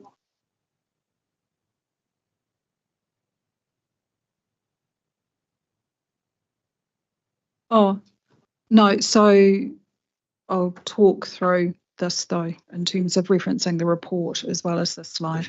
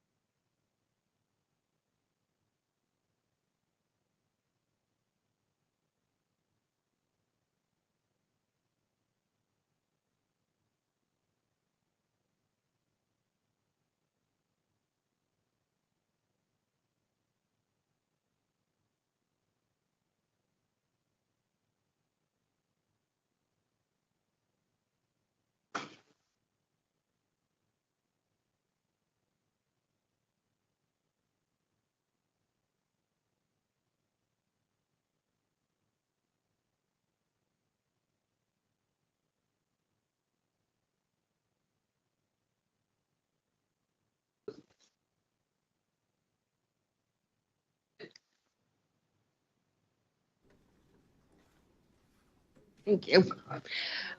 We will reconvene the meeting. It's 3:38.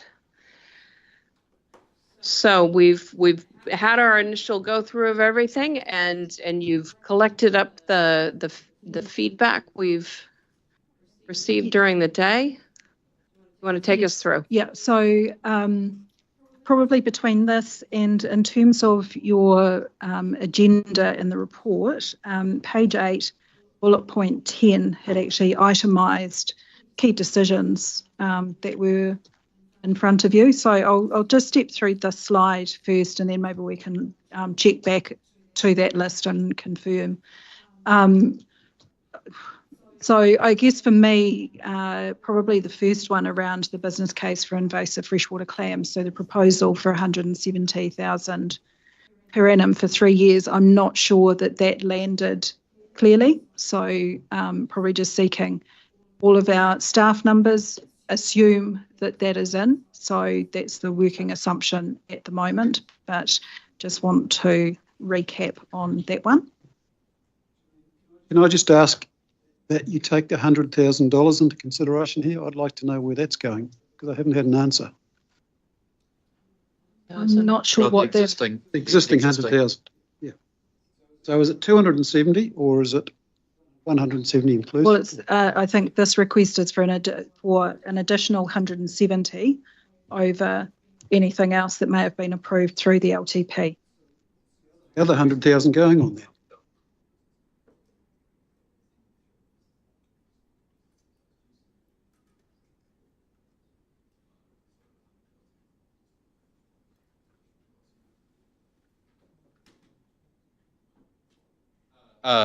Through you, Madam Chair. So the 100,000 is operational budget that was provided for the overall freshwater biosecurity program as part of the long-term plan.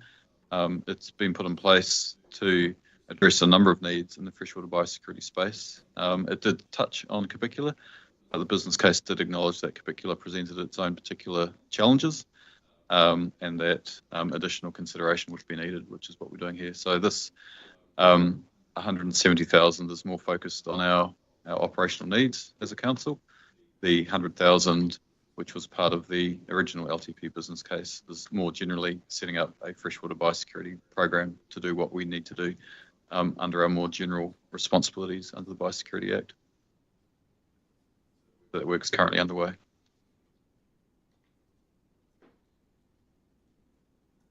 All right. So, N, yes?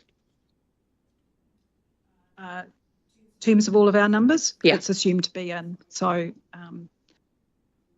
proceed on that basis. Are we deciding on how we're funding that? Because as I see it, that's a finite period of 3 years. And that's where I see, instead of increasing the rates, we actually use the prior year's funds to pay for that. It's benefiting the region, and therefore, if we use that, we don't actually increase the overall impact, and we therefore have an impact on out years of reducing that increase.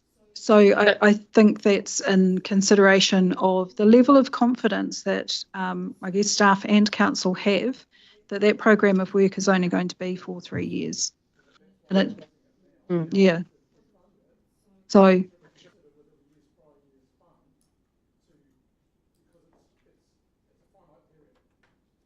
thank you. That's the recommendation, as I understand it. no, so so it's taken into our budget at the moment, funded through the biosecurity rate because it's biosecurity activity.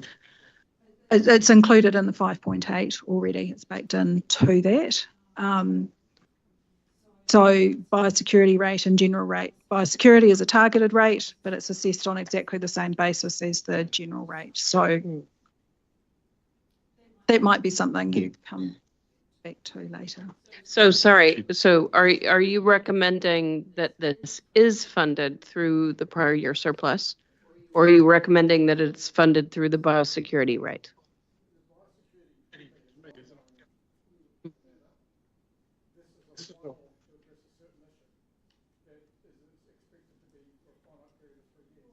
No. Well, but that's probably my check of, are we confident? I know the business case is for 3 years in terms of this cost increase. At least you can see a cure for cancer. No, I'm serious. You don't know this is going to last just for 3 years.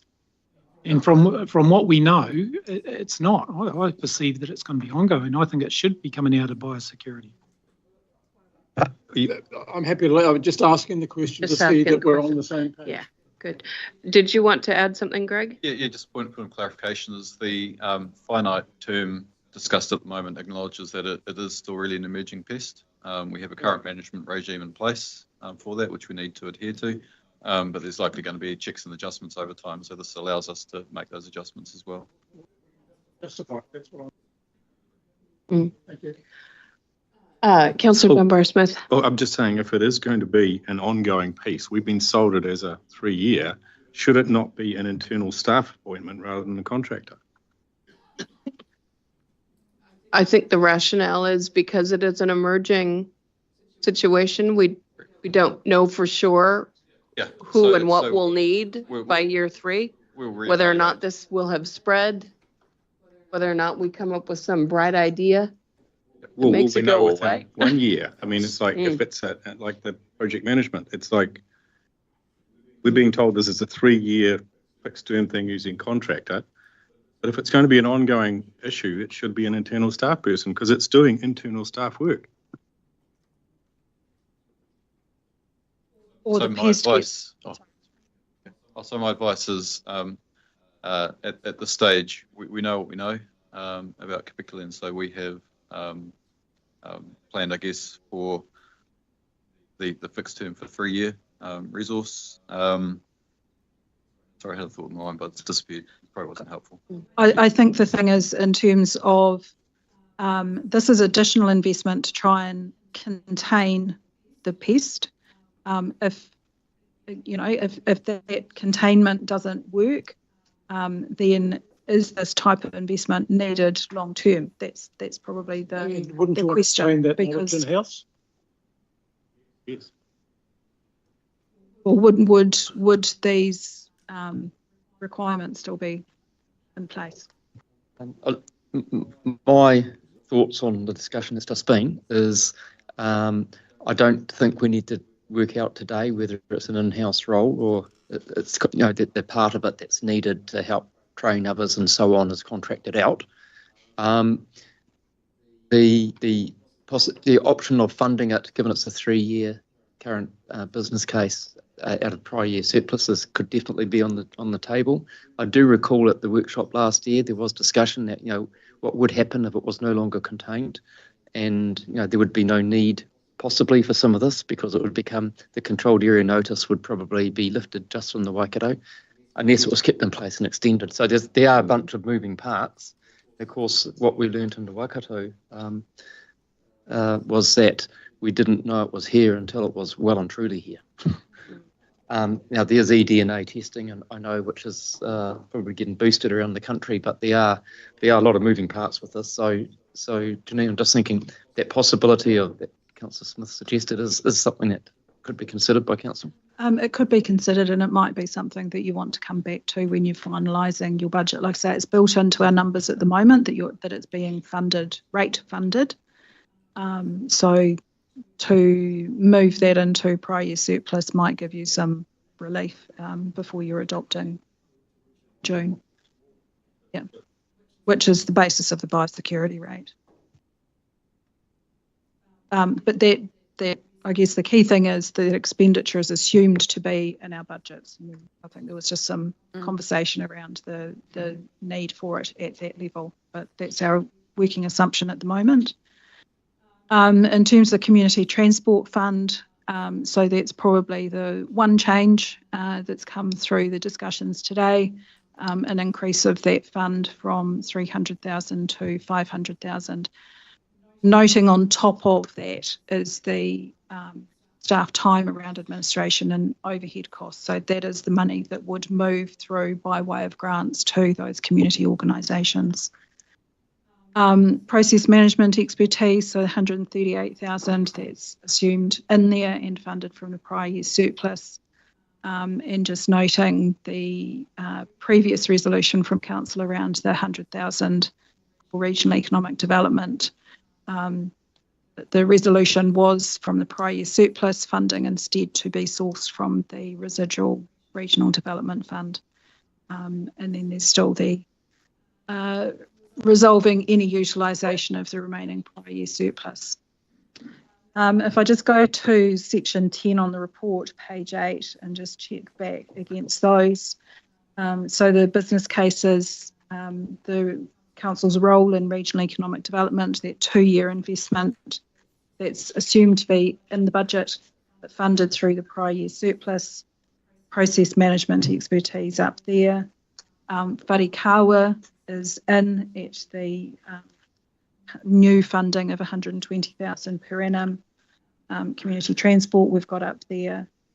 Increasing private share, so that's the fare revenue conversation. That's been assumed to be in the budget in the 5.8% at the 11.4% increase in fares, and the upgrades for the real-time information displays is in the budget as well. So from the 5.8% that staff had presented in the report. Given the only change to that is around the Community Transport Fund, the budget as it's currently sitting is an increase in revenue from current ratepayers of 5.9%. So pretty much status quo. Just a question. Did you say Wharekara 120,000? New funding, yes. It's 150, is it not? Some of that is reallocation of staff time. Oh, okay. Yeah. All right. So with that summary. Yep. Sorry. Oh. Madam Chair. Sorry, yes. Oh,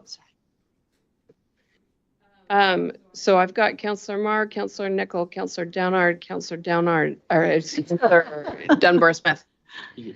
Councillor Marr. Yeah, just an outline of how we're going to progress. It's just so I know, yeah, how we're going to progress. So what's been outlined here is the flavor that's been expressed during the day and what that flavor results in terms of the rate increase, which instead of 5.8 is 5.9, mainly driven by the increase in Community Transport Fund. And so... Step 2. So discussion.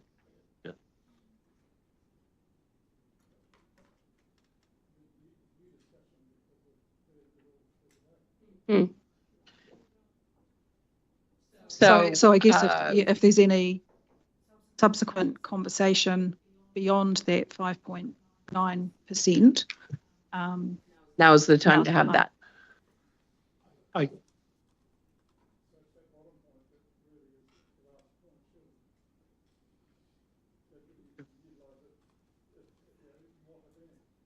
We've agreed to park that. Well, I thought we agreed to park that until June. Yeah, that was my recollection as well. So you just leave it to carry over until the June decision.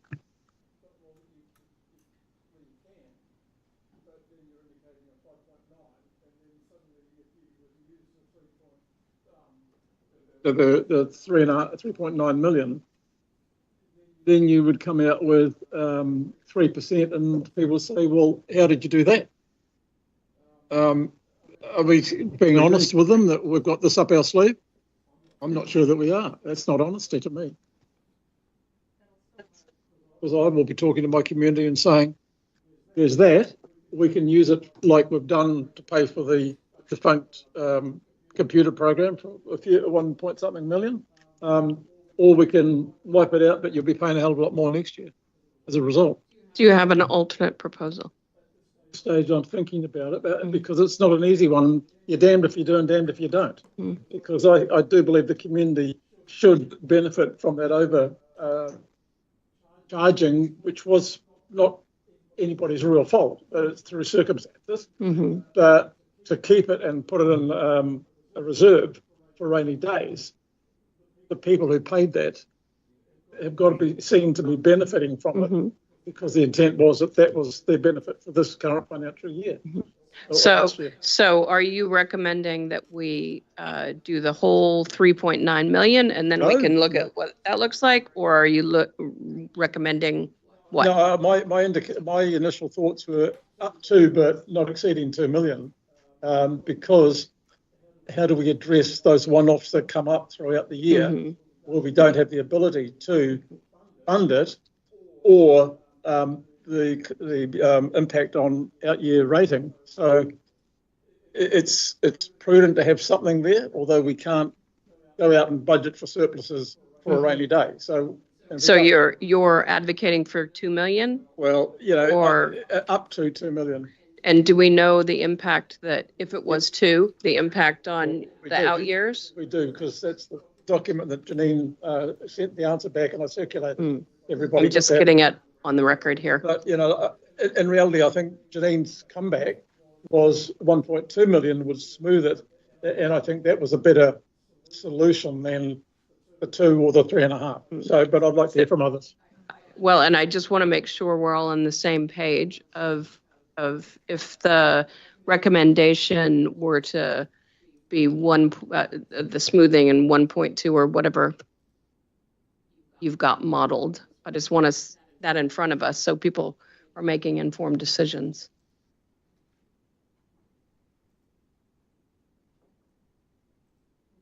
can I get, just so I've got Councillor Nicol, Downard, Dunbar, Smith, Hughes, and Strange. I just want to get a mic for, there we go. Thank you, Madam Chair. So hopefully, sorry, I might just try and make that a little bit bigger. So this is the little model to work out what the application of any prior year surplus would mean on the current year, and then what the subsequent impact of that would be potentially in 26-27. Now, I talked to you this morning about two different impacts. One of those was based on total revenue that was included in the LTP for 26-27. Landing in this place, which recognises the increase in revenue compared to a 25-26 baseline. So for 26-27, the LTP required an increase in revenue from current ratepayers of 4.2%, so 5.7% total increase in revenue. So I have simply taken whatever our rates revenue requirement is there and added 5.7% to that. And then you can see the application of the prior year surplus will reduce this year's requirement, but it will add into 26-27 to give you what effectively we were saying is 4.2, what that number would now be. So for 25-26, under the scenario of 2 million applied, would get you to a 4.5% increase from current ratepayers, but that would leave you with the notionally 5.5% in 26-27, all other things being equal. So the LTP said 4.2. 4.2. In 26-27. Yep. Should we go down this route then? Yeah, so you can sort of see you're getting higher than that. A 1.3, 1.4% reduction in year in 25-26, and it just kicks out to the following year, and you see that coming back as an increase there when you repay that deficit that you're operating. You're damned if you do and damned if you don't. You came back with a smoothing of 1.2%. Can we just see that as the effect of that? So that gives you 5 million across both years. And that's assuming that, you know, when council considers a 26-27 annual plan, that all other things in the LTP remain equal. Yeah, so the new council has got the ability to change it. Well, council can do what it likes, yeah. So again, we're looking in a crystal ball to a certain extent to that 5%. I know the base rate is. Yeah, council can, but what you're committing them to is a $1.2 million funding gap because of the application of prior year surplus in this year. Yes, and Janine, there's a consequent impact on the next year, which would be an LTP year, which would currently be quite a low rate increase year as signalled through our current LTP. Have I got that correct? Yes, although we never get to that lower point in terms of when we're going to do our LTP. All right. So there's a proposal here. Yeah. The bottom line, thoughts? You're neither here nor there. I don't mind either way. The issue is putting it in or not because using the it. more you go one way, more it impacts the next year. So we've got to be careful, because if you go too far, it's too big a kick. Yeah, so my view is that I think it complicates things at the present moment. It's the kind of decision that you'd want explained in a memo coming to you, which we'd have the opportunity to if it comes to us before the final budget.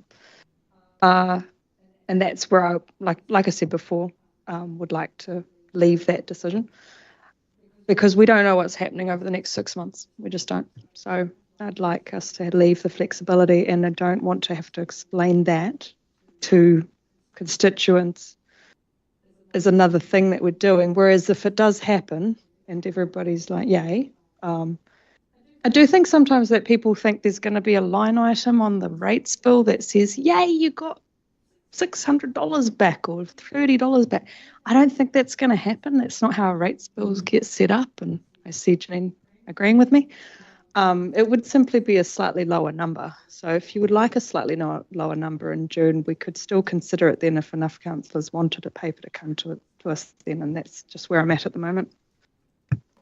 Councillor Downard. So just to get back before we jump down to that surplus right at the end, going back to the 5.9, when do we get to make a decision on that? Is it in June after it goes out to? No, that's today. Today? So, yeah, post consultation, yeah.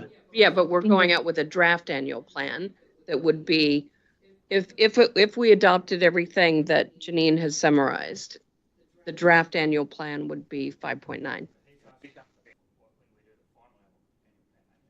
Yeah. Yeah, that what options do we once have we then? get all of the through hearings and deliberations. and then there'll be deliberations at the end of So it. then we have a chance then to vote on whether we go through all those. Yeah, that's what I'm asking, just in the perspective on that. 24th of June. Yeah.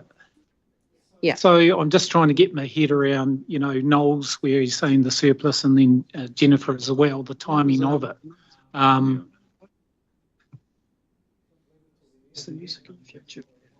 Yeah, I'm still not, I mean, I do want to use some of it, but I mean, I'm not happy with the 5.9. I've said that through just this today. So I'll be interested to see what consultation the hearings come back to make a final decision. But yeah, the surplus is a hard one. I do believe that we owe it to the ratepayers because we've used 2.1 of that already, of the surplus in different projects and stuff. So yeah, the 3.9 is going to be a big question for me on how much we use that going forward. Thank you.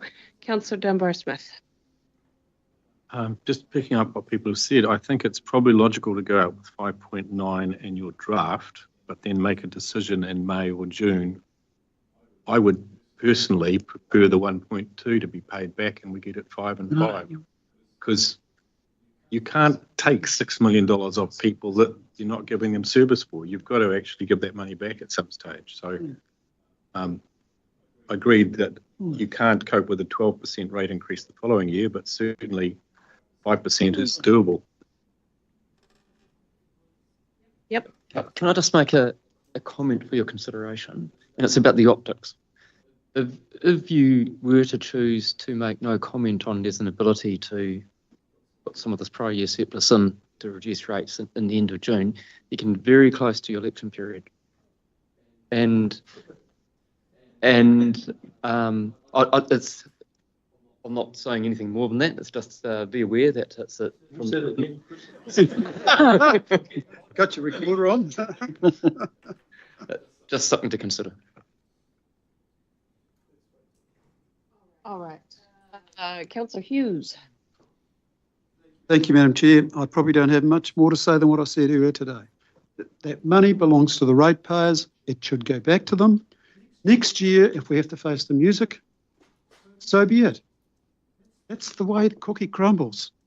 And I've got confidence that we won't have to face the music like that next year, because I know the management team will be doing their best to ensure that the spending this year is also well under control, and that maybe not the same sort of surplus, but there will be another surplus. Like, I just guess I'm pretty simple. If we've taken too much money off the people, you give it back to them. End of story. So are you wanting to make that decision on what you would give back today, or are you comfortable with the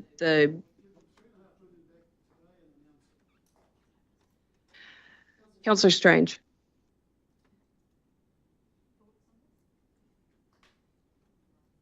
I can come back.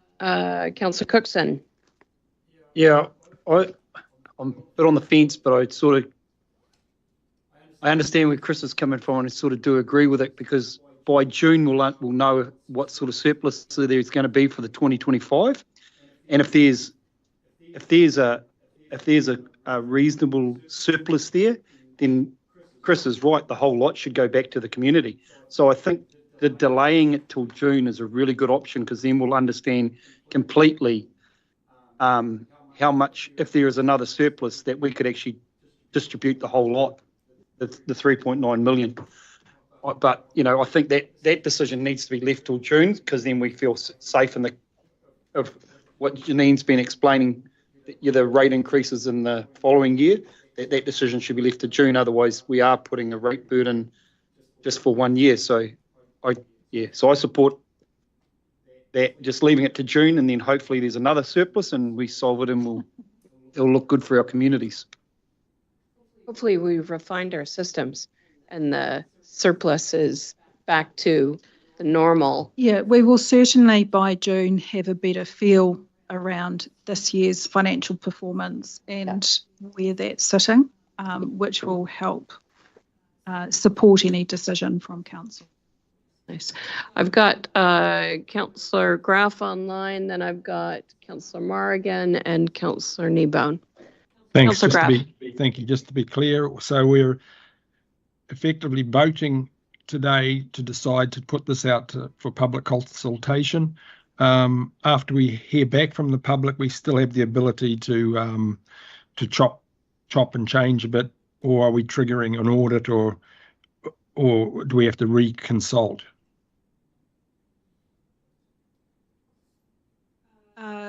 So, sorry, Councillor Graf, are you talking particularly around this prior year surplus issue? Or No, sorry, I'm talking about this draft annual plan. Yep. Right now. Yep. We're going to vote. We're voting, for example, we're voting to really decide whether to put it out as it is for public consultation, correct? So we still have the ability to tweak things come June. Well, the whatever based on feedback.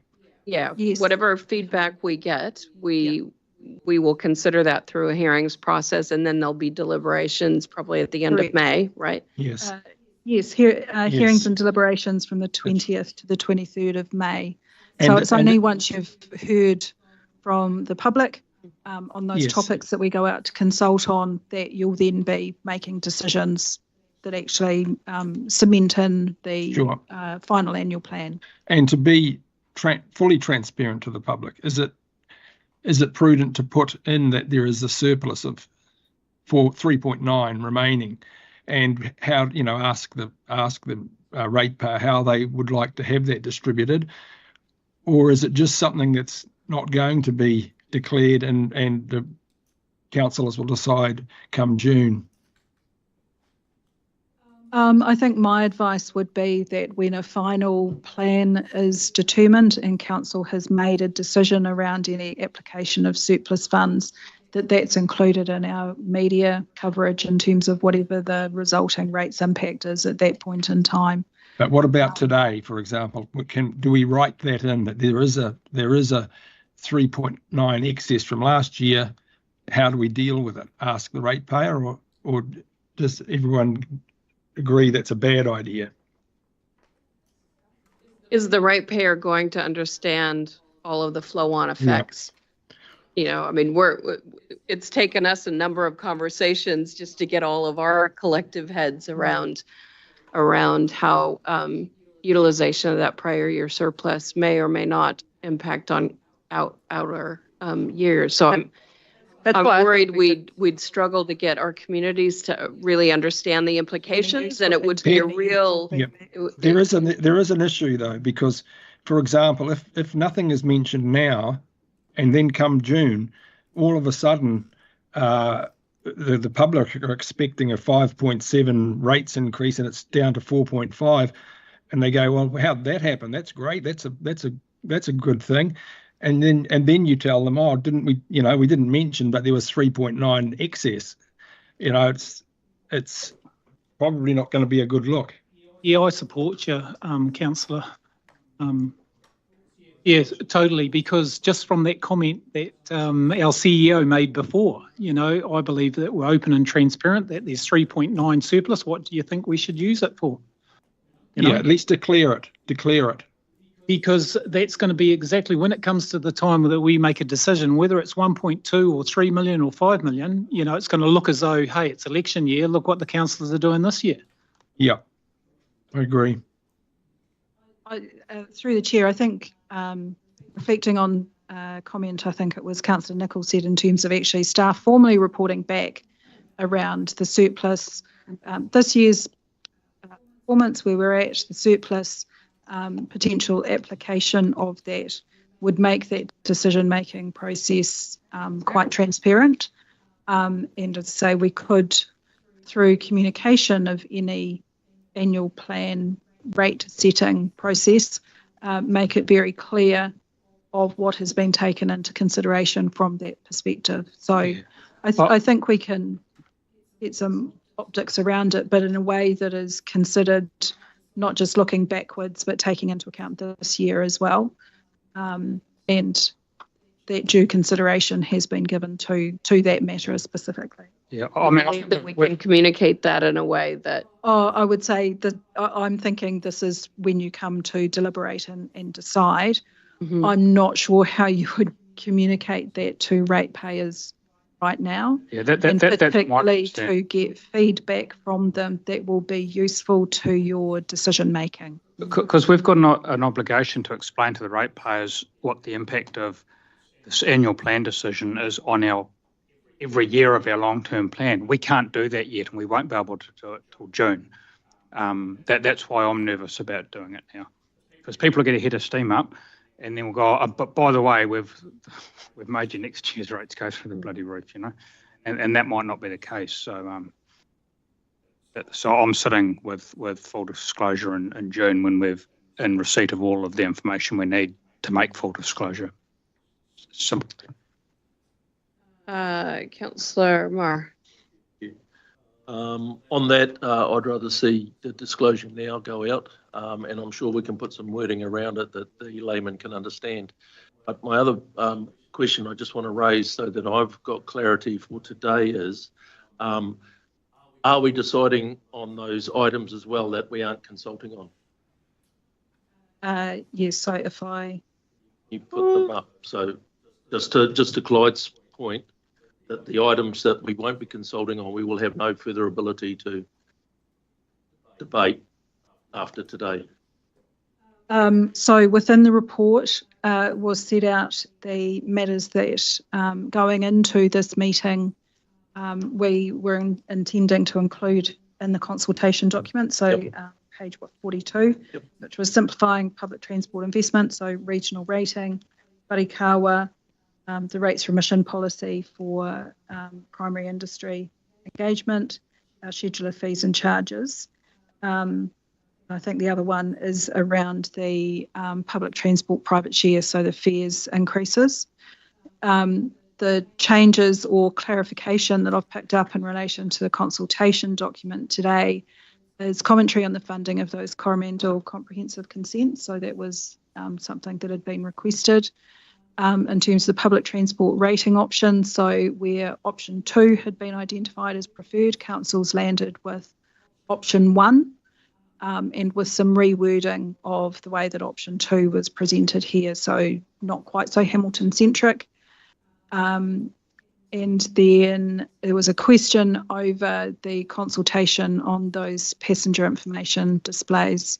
There was majority support from councillors for the program as proposed, so I'm not sure whether that's still on the list of call-outs within a consultation document. I must have missed something. I didn't realise option 1 was identified as the preferred council's option. Took a vote on it. But that doesn't have any consultation on it.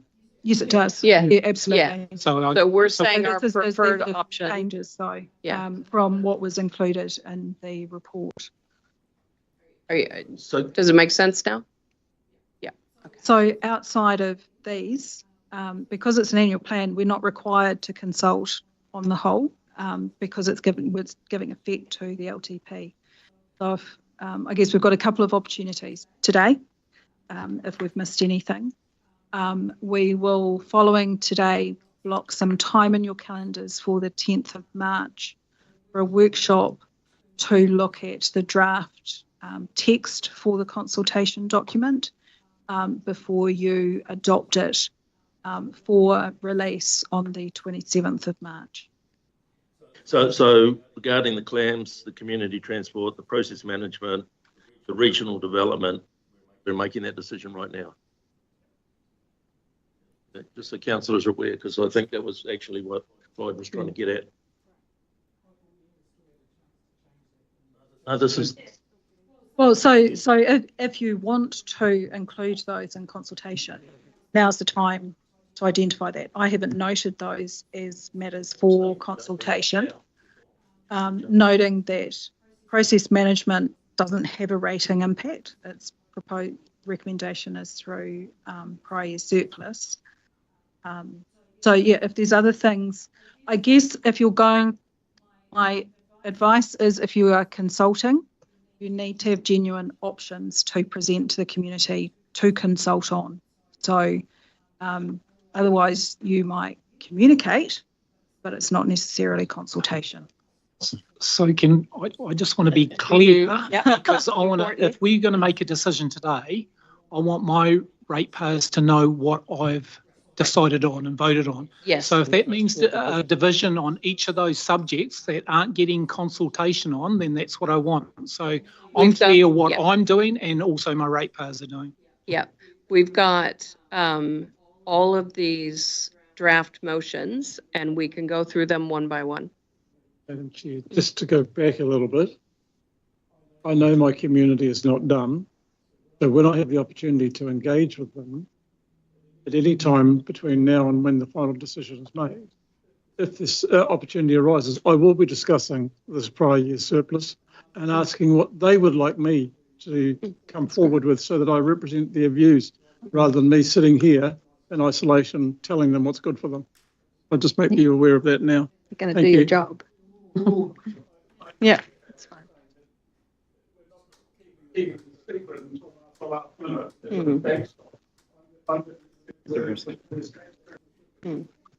Janine, just to keep it moving, I think since the majority of councillors supported it, we probably don't need to consult and create extra work through that last point. Yeah. All right. So like I say, we've got draft motions for each of these items. If there is something that you want to consult the community on that we haven't already identified as something we intend to do, we can raise that. But as was noted, you have to give the community options. So for instance, the real-time signs, it would be do it or don't do it.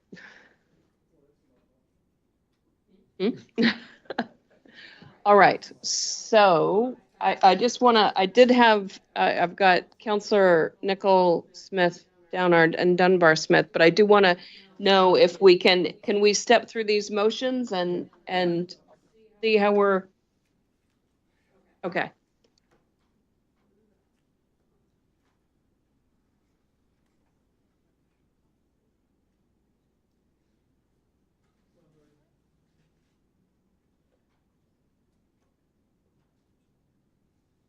So we're not doing one big motion and taking it in parts. No, what I've got here is I've got motions that were set out in the reports of the agenda from 7.2 to 7.6. Okay. Once you've gone through those motions, we could identify if anything has been missed. And following that, we could circle back to 7.1, which will highlight the percentage and the rates. Yeah. I thought we'd have to do it that way around because then you have something to put in that motion. All right, do I have a seconder? Yeah. No, Dave's got the option one as council's preferred option. Yeah, these.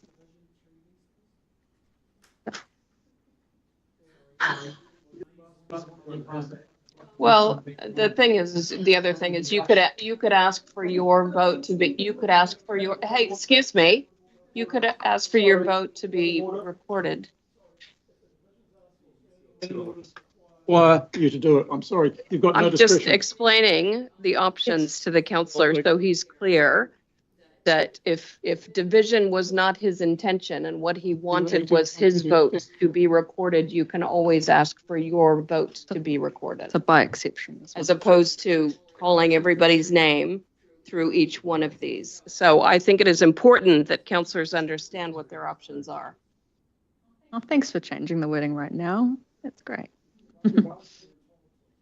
Yeah, I know, Noel, but all we're trying to do is make it quicker, but beat people's. No, he's not. I wasn't shutting him down, Councillor Smith. Just giving both options. Just that I'm just feel like I'm a bit rushed. I honestly do. You know, I know you're trying to cram it for all the councillors' governance and staff's sake of cram it into one day. I've allocated 2 days, and I hate being rushed. I really am. I like thinking myself through, and as Clyde said, I'm not quite sure of the process of this, and I want to make sure, because we've had the discussions where we say we're victims of our own, you know, and I don't want to be a victim of my own. I want to make sure that I'm doing everything properly. Fair enough. If you want division, let's do division. Great. In your discussions earlier, there was a change to option 2 of this resolution. Yeah. Phil's just sending us some updated wording for that now. So can I just clarify, do we need it for the resolution, or do we need really. it for the consultation document and how we're presenting that? I think the intent is in the resolution. Yeah, I mean, as long as the resolution, and we know that there's a correct, rewording of it for the consultation document. Yeah. If it had already been done, I would have taken it, but it's to keep it.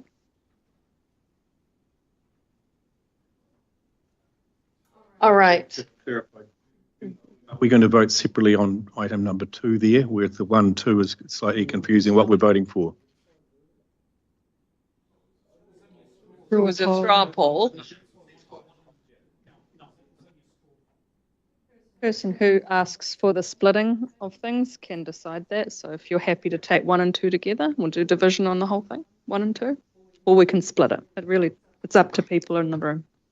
So what the resolution says at the moment is that you're approving 2 options to be included in the annual plan, which is option 1 and 2, which is 1A and 1B. And part 2 of this resolution sets out that option 1 is council's preferred option. Consultation. Of course we can. Isn't what you're, well, 1 and 2 are the 2 options available.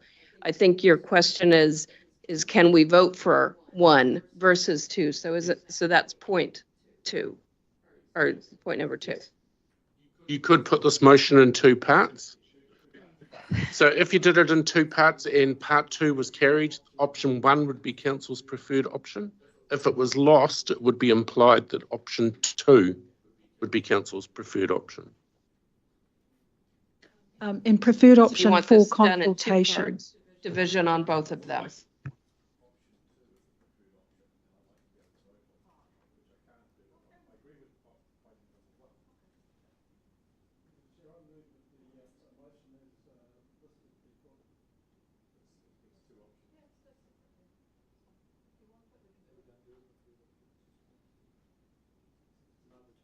Go ahead. Let's do the division on the first one. Okay, so currently we're voting on item 7.2, part 1. This is council approving 2 options for the basis of public consultation, being option A and B, as appears on screen. I will call your names. Can you please indicate whether you support, oppose, or abstain from this first part of the resolution? Councillor Clarkson. Support. Councillor Cookson. Support. Councillor Downard. Support. Councillor Dunbar-Smith. Support. Councillor Graff. Support. Councillor Hughes. Support. Councillor Kneebone. Yes, support. Councillor Marr. Support. Councillor Mahuta. Support. Councillor Nicol. Support. Councillor Smith. Councillor Story. Support. Councillor Strange. Support. The motion is carried unanimously.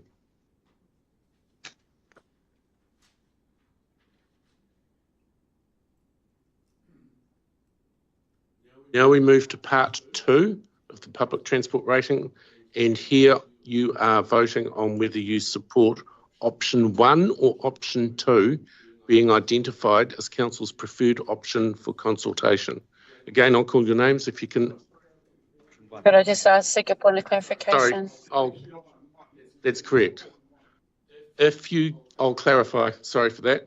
You are voting on that option 1 be identified as Council's preferred option for consultation. If you vote in support, you are supporting option 1. By implication, if you oppose, you are supporting option 2. Councillor Graff. Sorry, Support. just before you start, apologies. That's right. Dave, Support. Sorry. Go ahead, Stu. Tipper. No, my question was, and if we don't indicate a clear preference, will resolution 1 still stand? We'll just consult on both without indicating a preference.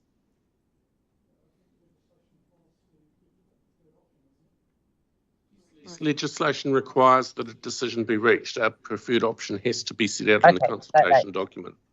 Thank you, Dave. No, just clearing. No worries. Thank you. Right. Councillor Graff, was that support? Support. Councillor Hughes?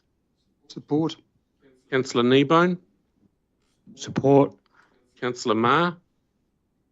Support. Councillor Mahuta? Support. Councillor Nicol? Yeah, support for now. Councillor Smith? Councillor Story? Support. Councillor Strange?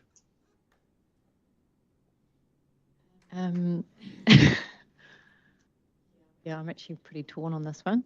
From a regional point of view, number 1 makes sense. From a local constituent, number 2 makes sense. It's not the final vote. I know. I am really keen to hear what the community wants. In some ways it doesn't matter, but things as we've got a division, 50-50.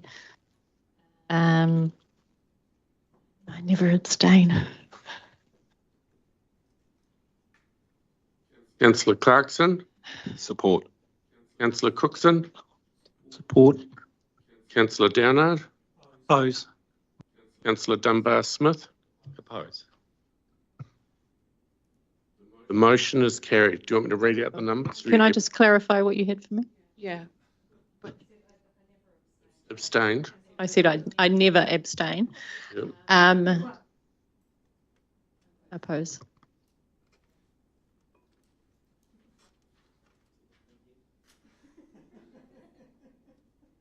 So in the case of item 7.2, both parts have been carried.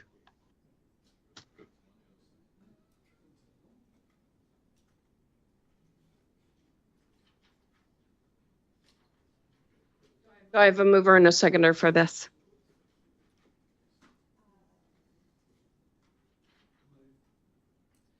Moving Councillor Downard. I'll second. Seconding Councillor Nicol. We're doing it in one part. Okay, so we're now voting on item 7.3, the Public Transport Annual Fares Review. As it appears on screen, I'll call your names. Please indicate if you support, oppose or abstain. Councillor Hughes. What? Councillor Kneebone. Support. Councillor Ma. Support. Councillor Mahuta. Abstain. Councillor Nicol. Support. Councillor Smith. Councillor Story. Support. Councillor Strange. Support. Councillor Clarkson. Support. Councillor Cookson. Support. Councillor Downard. Support. Councillor Dunbar-Smith. Support. Councillor Graff. Support. The motion is carried.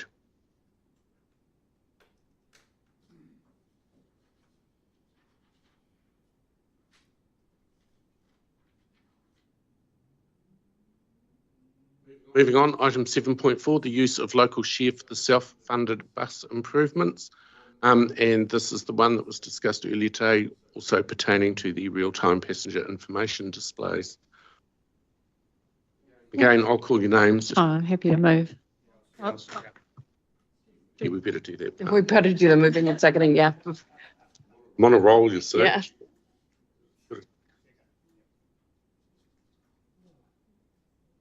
Righty ho. Councillor Strange. Support. Councillor Story. Support. Councillor Smith.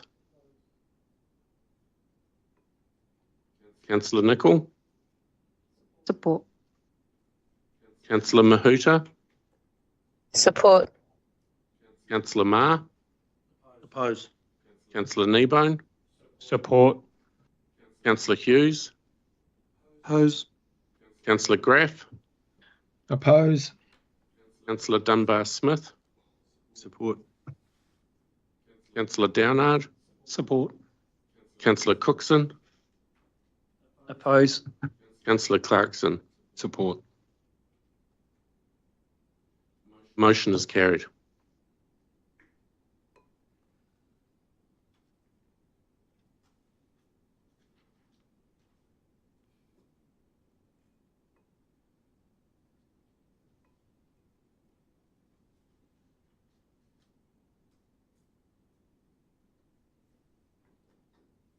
Happy to move the Wharakawa Coast one.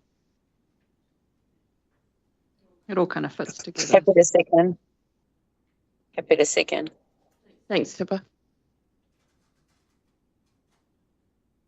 Happy to take this all in one?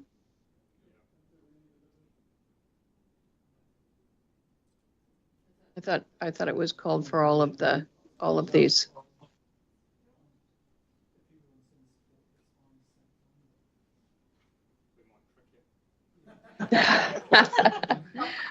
All right, in that case, all those in favor? Opposed? Aye. Agreed.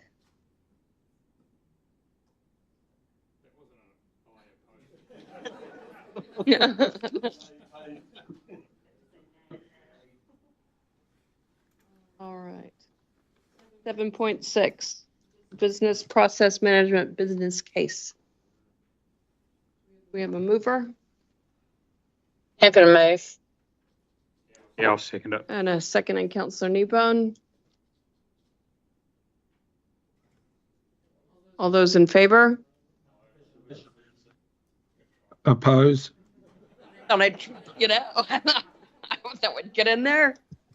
Can we get a new roll? I don't know. Okie dokie. Once again, I'll call your names. Please indicate if you support, oppose, or abstain. Councillor Graff. Oppose. Councillor Nicol. Support. Councillor Downard. Oppose. Councillor Smith. Councillor Cookson. Oppose. Councillor Kneebone. Support. Councillor Mahuta. Support. Councillor Ma. Oppose. Councillor Clarkson. Support. Councillor Story. Support. Councillor Strange. Support. Councillor Dunbar Smith. Oppose. Councillor Hughes. Oppose.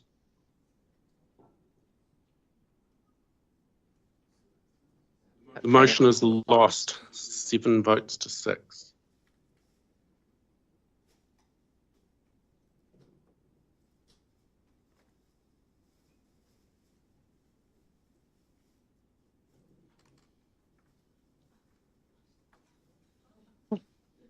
Oh, back to you.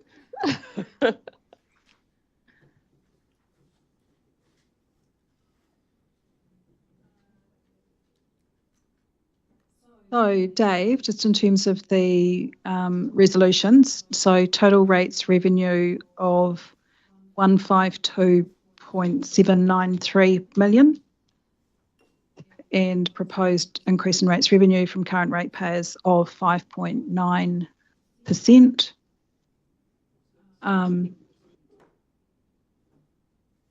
152,793. Yep.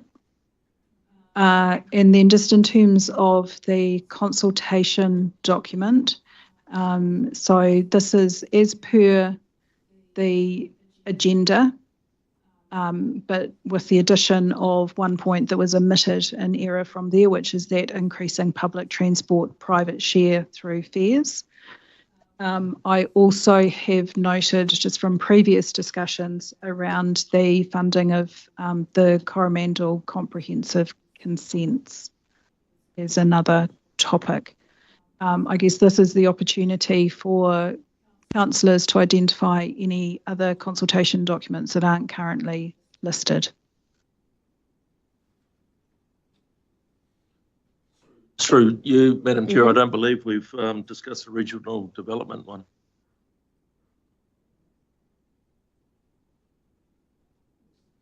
In terms of a resolution. The economic development.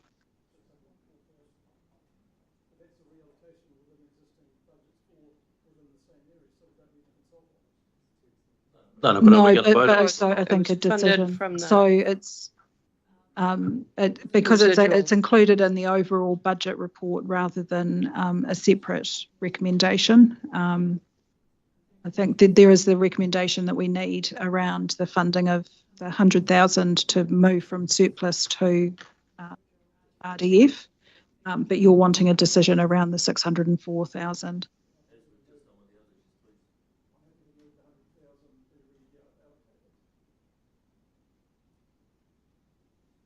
And I just wonder if the decision on the economic development should come before full council later in the month. Doesn't have to be decided today, does it? You have a report on it, something ready for. So through the chair, it needs to be decided, I guess, today for inclusion in the annual plan, even though it doesn't have any rating impact. But staff have work to do based off decisions today to get to a consultation document and supporting documents by the end of March. Sorry. This is the 100,000 shifted. Yeah. That has to be included, but the decision on the 604,000 doesn't have to be made till we could make that in our full council on the end of this month. Because there's no impact on the annual plan. But it is to be included in the annual plan. So provision of it will be in the budget, even though it's funded from reserves. That would be the normal practice if that's an activity that you're planning to undertake as part of the annual plan. It would be very unusual for us to be making a decision on something to go in the annual plan for a process separate to this, even though it doesn't have a rating impact. And we had a memo on it today and we've discussed it today. Why not vote on it today? I'm just keen on the so we could have an additional recommendation in terms of that council approves. Are you talking about within this one or separate? To separate out within here. I'm happy to move the 100,000 be reallocated to the fund as opposed to what it currently is. Yep, that needs doing. That's correct.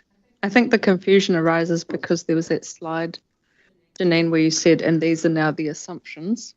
And I think people thought that they'd still vote on it and get a division on it, but it's actually in this resolution, isn't it? Because it's assumed. So if you go back to the slide on what was assumed, then we could still. Are you surplus, Dave? Look, Madam Chair, can we also decide or have a decision on whether to include the 3.9 million excess in the discussion document, please? Done that. Have we done that? We've done that. So there's that one, Dave, and then there's. Sorry, Clive, just trying to close out this regional economic development. And then if we can just note that the funding of 604,000 over 2025, 26 and 2026, 27 to progress regional economic development in line with the business case is approved, noting funding from the residual RDF. We can tidy that up, but just so that council do actually have a recommendation on that matter. To vote on, something to vote on. I've moved the first All right. Chair. You're going to move the first one? Yes. Do I have a second? All those in favor? Yep. Aye. Opposed? Opposed. Carried. All right. Can we have a division on this The one, second please? The second one. I'm happy to second. I'm going to move her and a second. Oh, sorry, was division called? Division. Yes.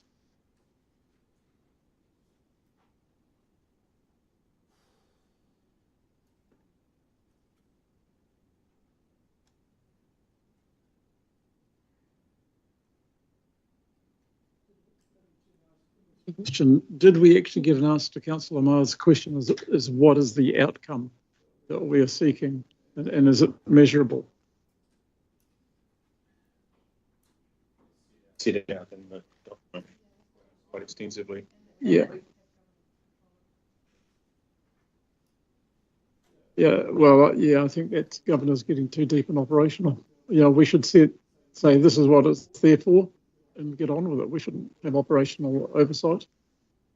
I think that the governance component was around ensuring we've got the right people looking at the different proposals, should there be a proposal that comes to us for engagement. Am I phrasing that?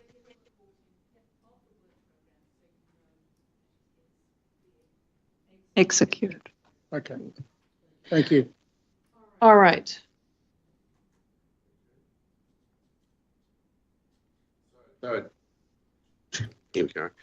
So we're now voting on the funding of 604,000 over the 2025-26 and 2026-27 period to progress regional economic development as approved, noting that the funding will come from the residual regional development fund.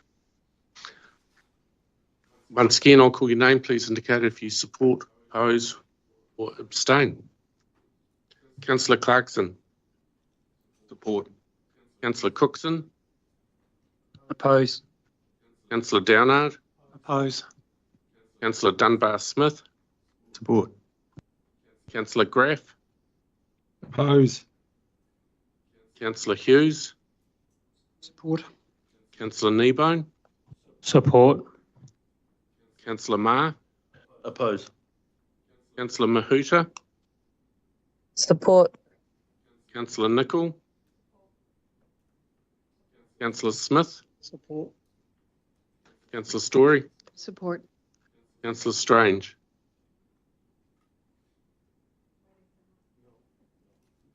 Oh, sorry. Support. The motion is carried.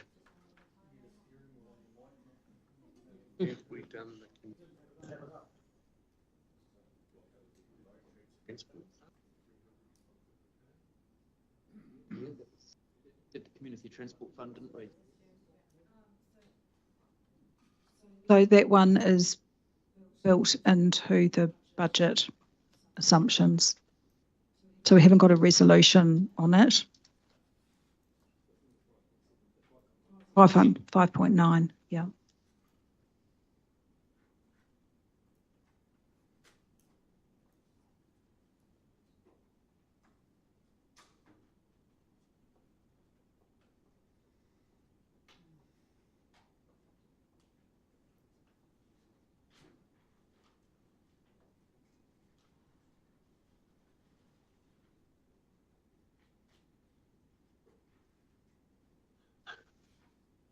Who's waiting for who?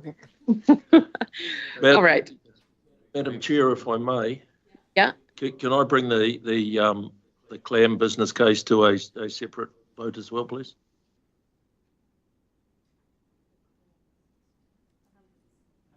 So that would just need back up here before we get to the total budget.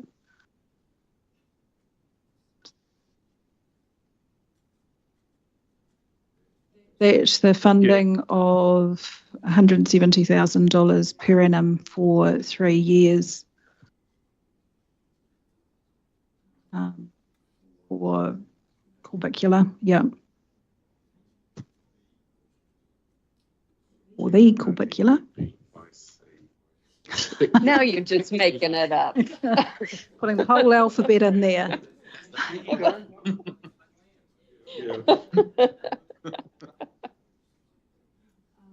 be approved for inclusion in the 25-26 annual plan.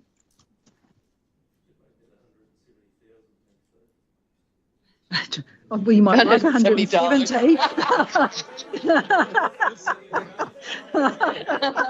Too slow. Dang. Could have had us on a technicality.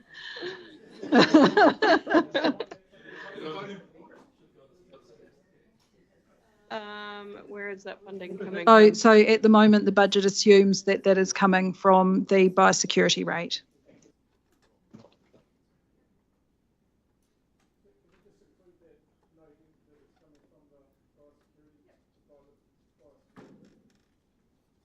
I'm happy to move this one.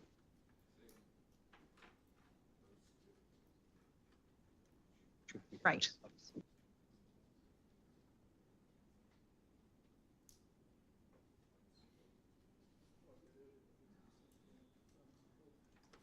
Would we have a sub amendment to that rather than the funding from biosecurity, it comes from the prior year surplus?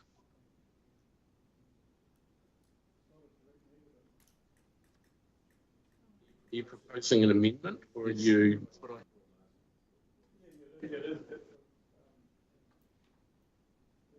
Well, I'm going to look at the mover and seconder of this and say, were you wedded either way? Were you like, it must come from the biosecurity fund, or are you happy for it to come from the prior year surplus? It should come from the biosecurity fund. People need to know what biosecurity costs, you know. Yeah, I support that. Do you want to? Do you want an amendment? No. Okay. Otherwise, we won't keep the blooming fund at the right level to deal with what we've got to deal with. Okay. All right. Are we wanting a division on this? Please.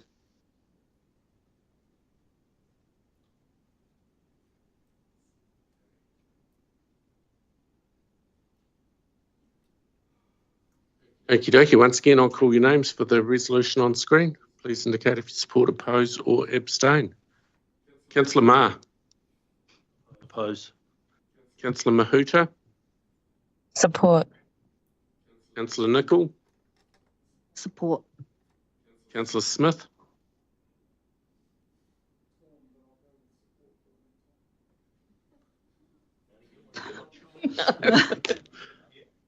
Councillor Story. Support. Councillor Strange.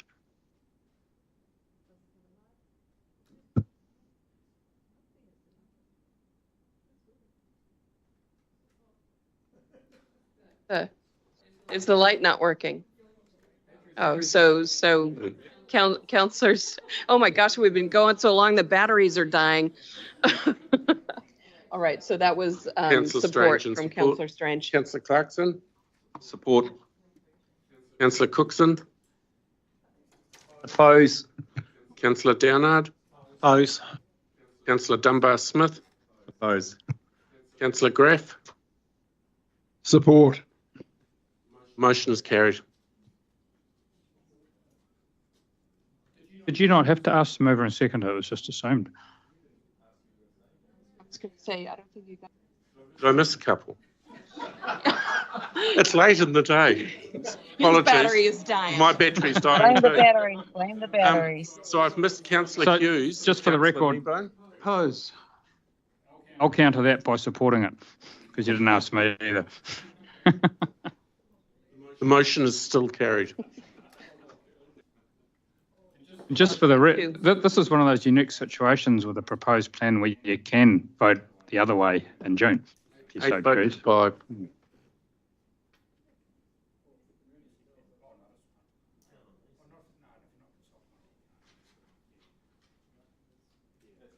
All right.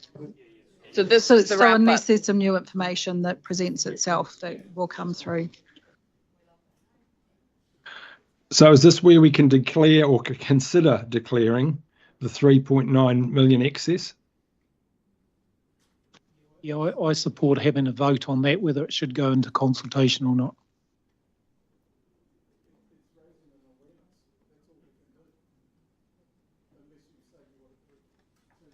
some particular fund or expense. I'm happy having, I mean, it was a substantial part of our discussion today. So Wendy's over there writing about So I'll second that. Don't If mind that's that. if Mike moved it. To a media release. I don't mind a line in the consultation document, but I wouldn't support a full-on question on it without knowing what it's even going to be. Yeah, so you need to be really careful how you write this, I think. Can I just check what has been asked? Is that that council will be considering an application of this later on? Because if you ask for feedback on it, they're going to have to understand all the implications of everything.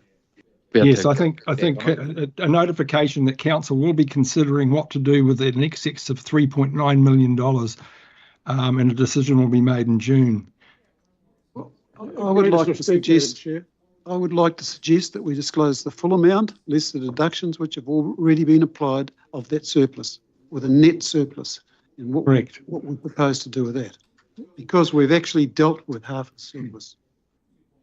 Greatest respect to my colleagues, Madam Chair, insofar as without telling the other side of the story, and I drew a graph before and I showed it to Janine, it illustrates quite clearly that by using the top part of this year, I've thatched it or whatever, and then you put next year's required funding, it shows the huge gap between what the same level as this year, and then, so unless the flip side of that, and then you go into the discussion of, well, if you want to use some of it, how you smooth it, and then it starts to get quite out of control, and the amount of paper that you're going to have to use. I'm for disclosure, but the problem with disclosure in a consultation document is that how much detail can you go into and what sort of feedback, unless you tie the feedback down to options of how you spend that money and the consequences of doing that, then you open yourself up for a huge can of worms. And as I repeat, I will be talking about it with the community, but I can control that discussion when I talk with them, but not so easily with a written with document. A document. Yeah.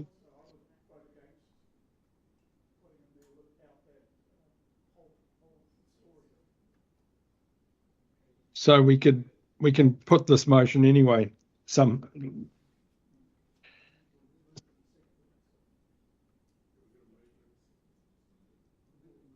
Yeah. Can it be a notification with it? Can it be for your information statement without having to have an option? That, if I may ask, Madam Chair, Clyde, not having a go at you, but just what is the point of doing that? What's the outcome you're looking for? I mean, it's taken as read that council always has to decide what to do with its prior year surpluses. That's just a given, whether you say it or not. The issue is, my point is, as I've already made my point, is come June and councillors then decide what we're going to do with this hidden bit of treasure. It's not hidden. It's just so we're clear. It's not. It looks like it wasn't declared. That's all I'm saying. Other than it has been through our Finance and Services Committee. It has been addressed in those papers. It's been there's been motions at Finance and Services to recognize this surplus and how it has been, how it has happened, and what we've learned from it. We've got it declared in this public agenda. So there's an opening statement, isn't there, with this public consultation document.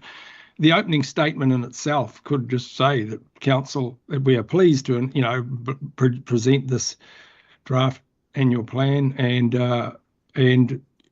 council is pleased that is sitting on a whatever it is, million surplus, and blah blah blah, and then get into the other detail. Well, I won't support that because I'm not that pleased about it. It's causing us all sorts of grief. Yes, well, that's okay. So, no issue in mentioning it. Like if the chair and CE want to say it in their opening thing or something, but it's not the top of our piece of work. I don't mind it being mentioned that we have a surplus and we'll decide what to do with it. Somewhere in the document. We've collected rates. We've collected rates for a purpose, and they haven't been used. Yes, but you're referring to it as the number one issue. It's not. Yeah, in support of Councillor Graff, therefore, it would follow, Clyde, that what we've collected the rates, we can't undo that, but what the public purpose for which we're going to spend it on, we have to notify as well at that point. So you okay with, as long as that process is all open and transparent at the point that we determine what we're going to do or come up with options? Because at the moment we're kind of promising them a conversation we don't even know we're going to how it's going to pan out. That's all. I know it's awkward, yeah. It's awkward, but I just feel like it's going to be a bit of a surprise, that's all. Anyway, I think just see how you go with it anyway. I think, I'll just endorse what Clyde's saying, is that we need to be open and transparent, especially in an election year. And we've got 6.04 surplus. We've used 2.1 of that. Show that in the annual plan. And there's 3.9 left. It's just been open and transparent, as simple as that. And then, it comes up to the decision in June that the council will decide whether they'll use that as a rates rebate or not. We've got to be open, especially in an election year. I mean, this could be quite contentious if we don't, even though it's been in committees and stuff like that, we need to be open and transparent to the annual plan, to the ratepayers. We owe it to them. I just one thing there. I thought I seconded this motion, and I thought Mike had moved it. I said I'd second it when we just brought it up originally. Thanks. So does this mean we just mention it in the consultation document? Yes, that would be fine to some degree. So that's the intention here? All right, we have a mover and a seconder. All those in favour? Not consulting on it. Alrighty, the motion is highlighted on the screen, and what we're doing is wording notwithstanding that we will include in the annual plan advice about the previous year's surplus, informing the readers that the council may consider utilising the surplus to offset rates increases in years 2025-26 and or 2026-27. I'll call your names and I'll start at the top and work my way down to avoid any confusion this time. Councillor Clarkson. Are you sure it's for a 2-year period? Won't it just be for 1 year? There were options previously for 1 and 2 years table. Okay. Councillor Clarkson. Councillor Cookson. Agree. Councillor Downard. Support. Councillor Dunbar-Smith. Support. Councillor Graff. Support. Councillor Hughes. Support. Councillor Kneebone. Against.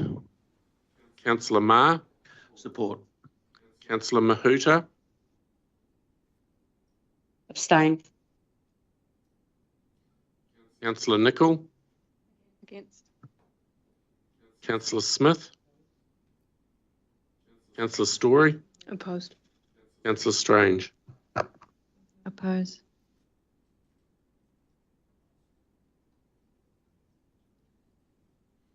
Motion is tied 6 votes to 6 with 1 abstention.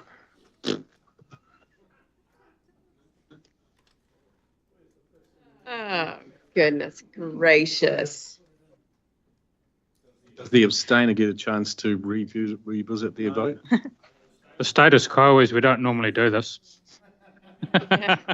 And it's all, we don't normally do this, and when we have and when we have used the surplus in the past, we haven't necessarily communicated that specifically. So I believe we have been transparent. However, I'm gonna yes. Yes.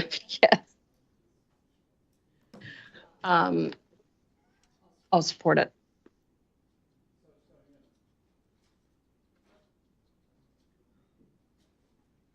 Okay, the motion is carried on the chair's casting vote.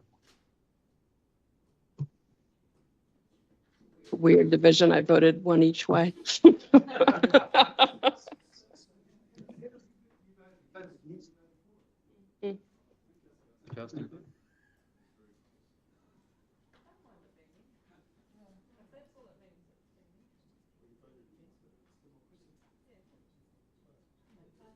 All right. No? Oh, God, there's one more to go. Look at me. I already closed up my book. Mm-hmm.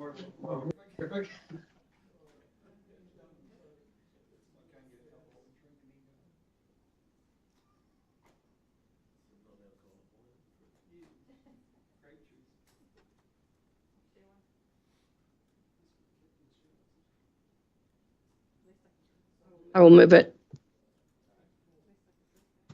Do we have a seconder?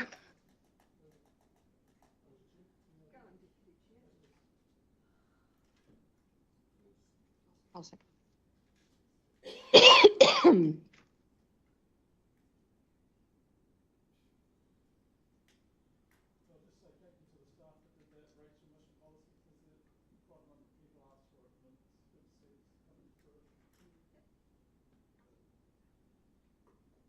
All right, are we wanting division on this?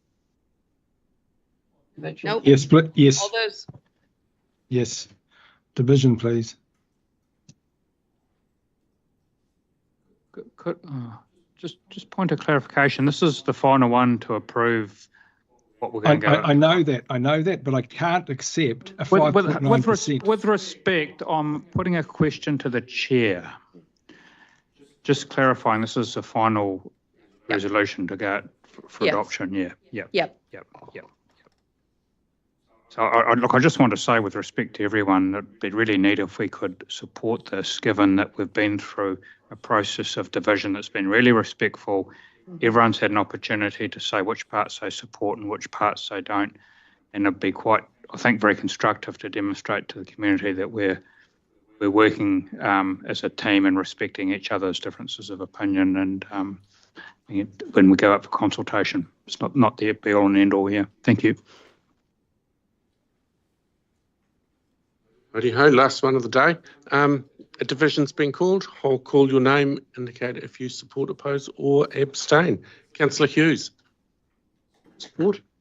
Councillor Kneebone. Support. Councillor Ma. Support. Councillor Mahuta. Support. Councillor Nicol. Support. Councillor Smith. Councillor Story. Support. Councillor Strange. Support. Councillor Clarkson. Support. Councillor Cookson. Support. Councillor Downard. Support. Councillor Dunbar Smith. Support. Councillor Graff. Oppose. Motion is carried. All right. Nothing else to cover then? Nothing else we need to get through? Nope. All right. Hey, well done. Well done to the staff for pulling all of that together. I know it meant a lot of work over the time when some of us were having breaks, so I appreciate your diligence. Thank you to councillors who saw this through today. I appreciate that. I know some councillors had commitments tomorrow, so I'm glad we were able to knock it out. So with that, we'll close with a karakia. Thank you, councillors, for today. Unahia mai te uru tapanui, kia wātia, kia mama, te nākau, te tinana, te hinenaro. I te aru takatu, koe rā e rongo, e whakaria aki ke runga, kia tina, homiai, huiai, tai kie. Meeting adjourned at 5:04 p.m. And thanks to staff. Sorry, meeting closed. Well chaired, Pamela. At 5:04. I was a bit worried, Chair, that you're going to bring us back tomorrow. No, good meeting.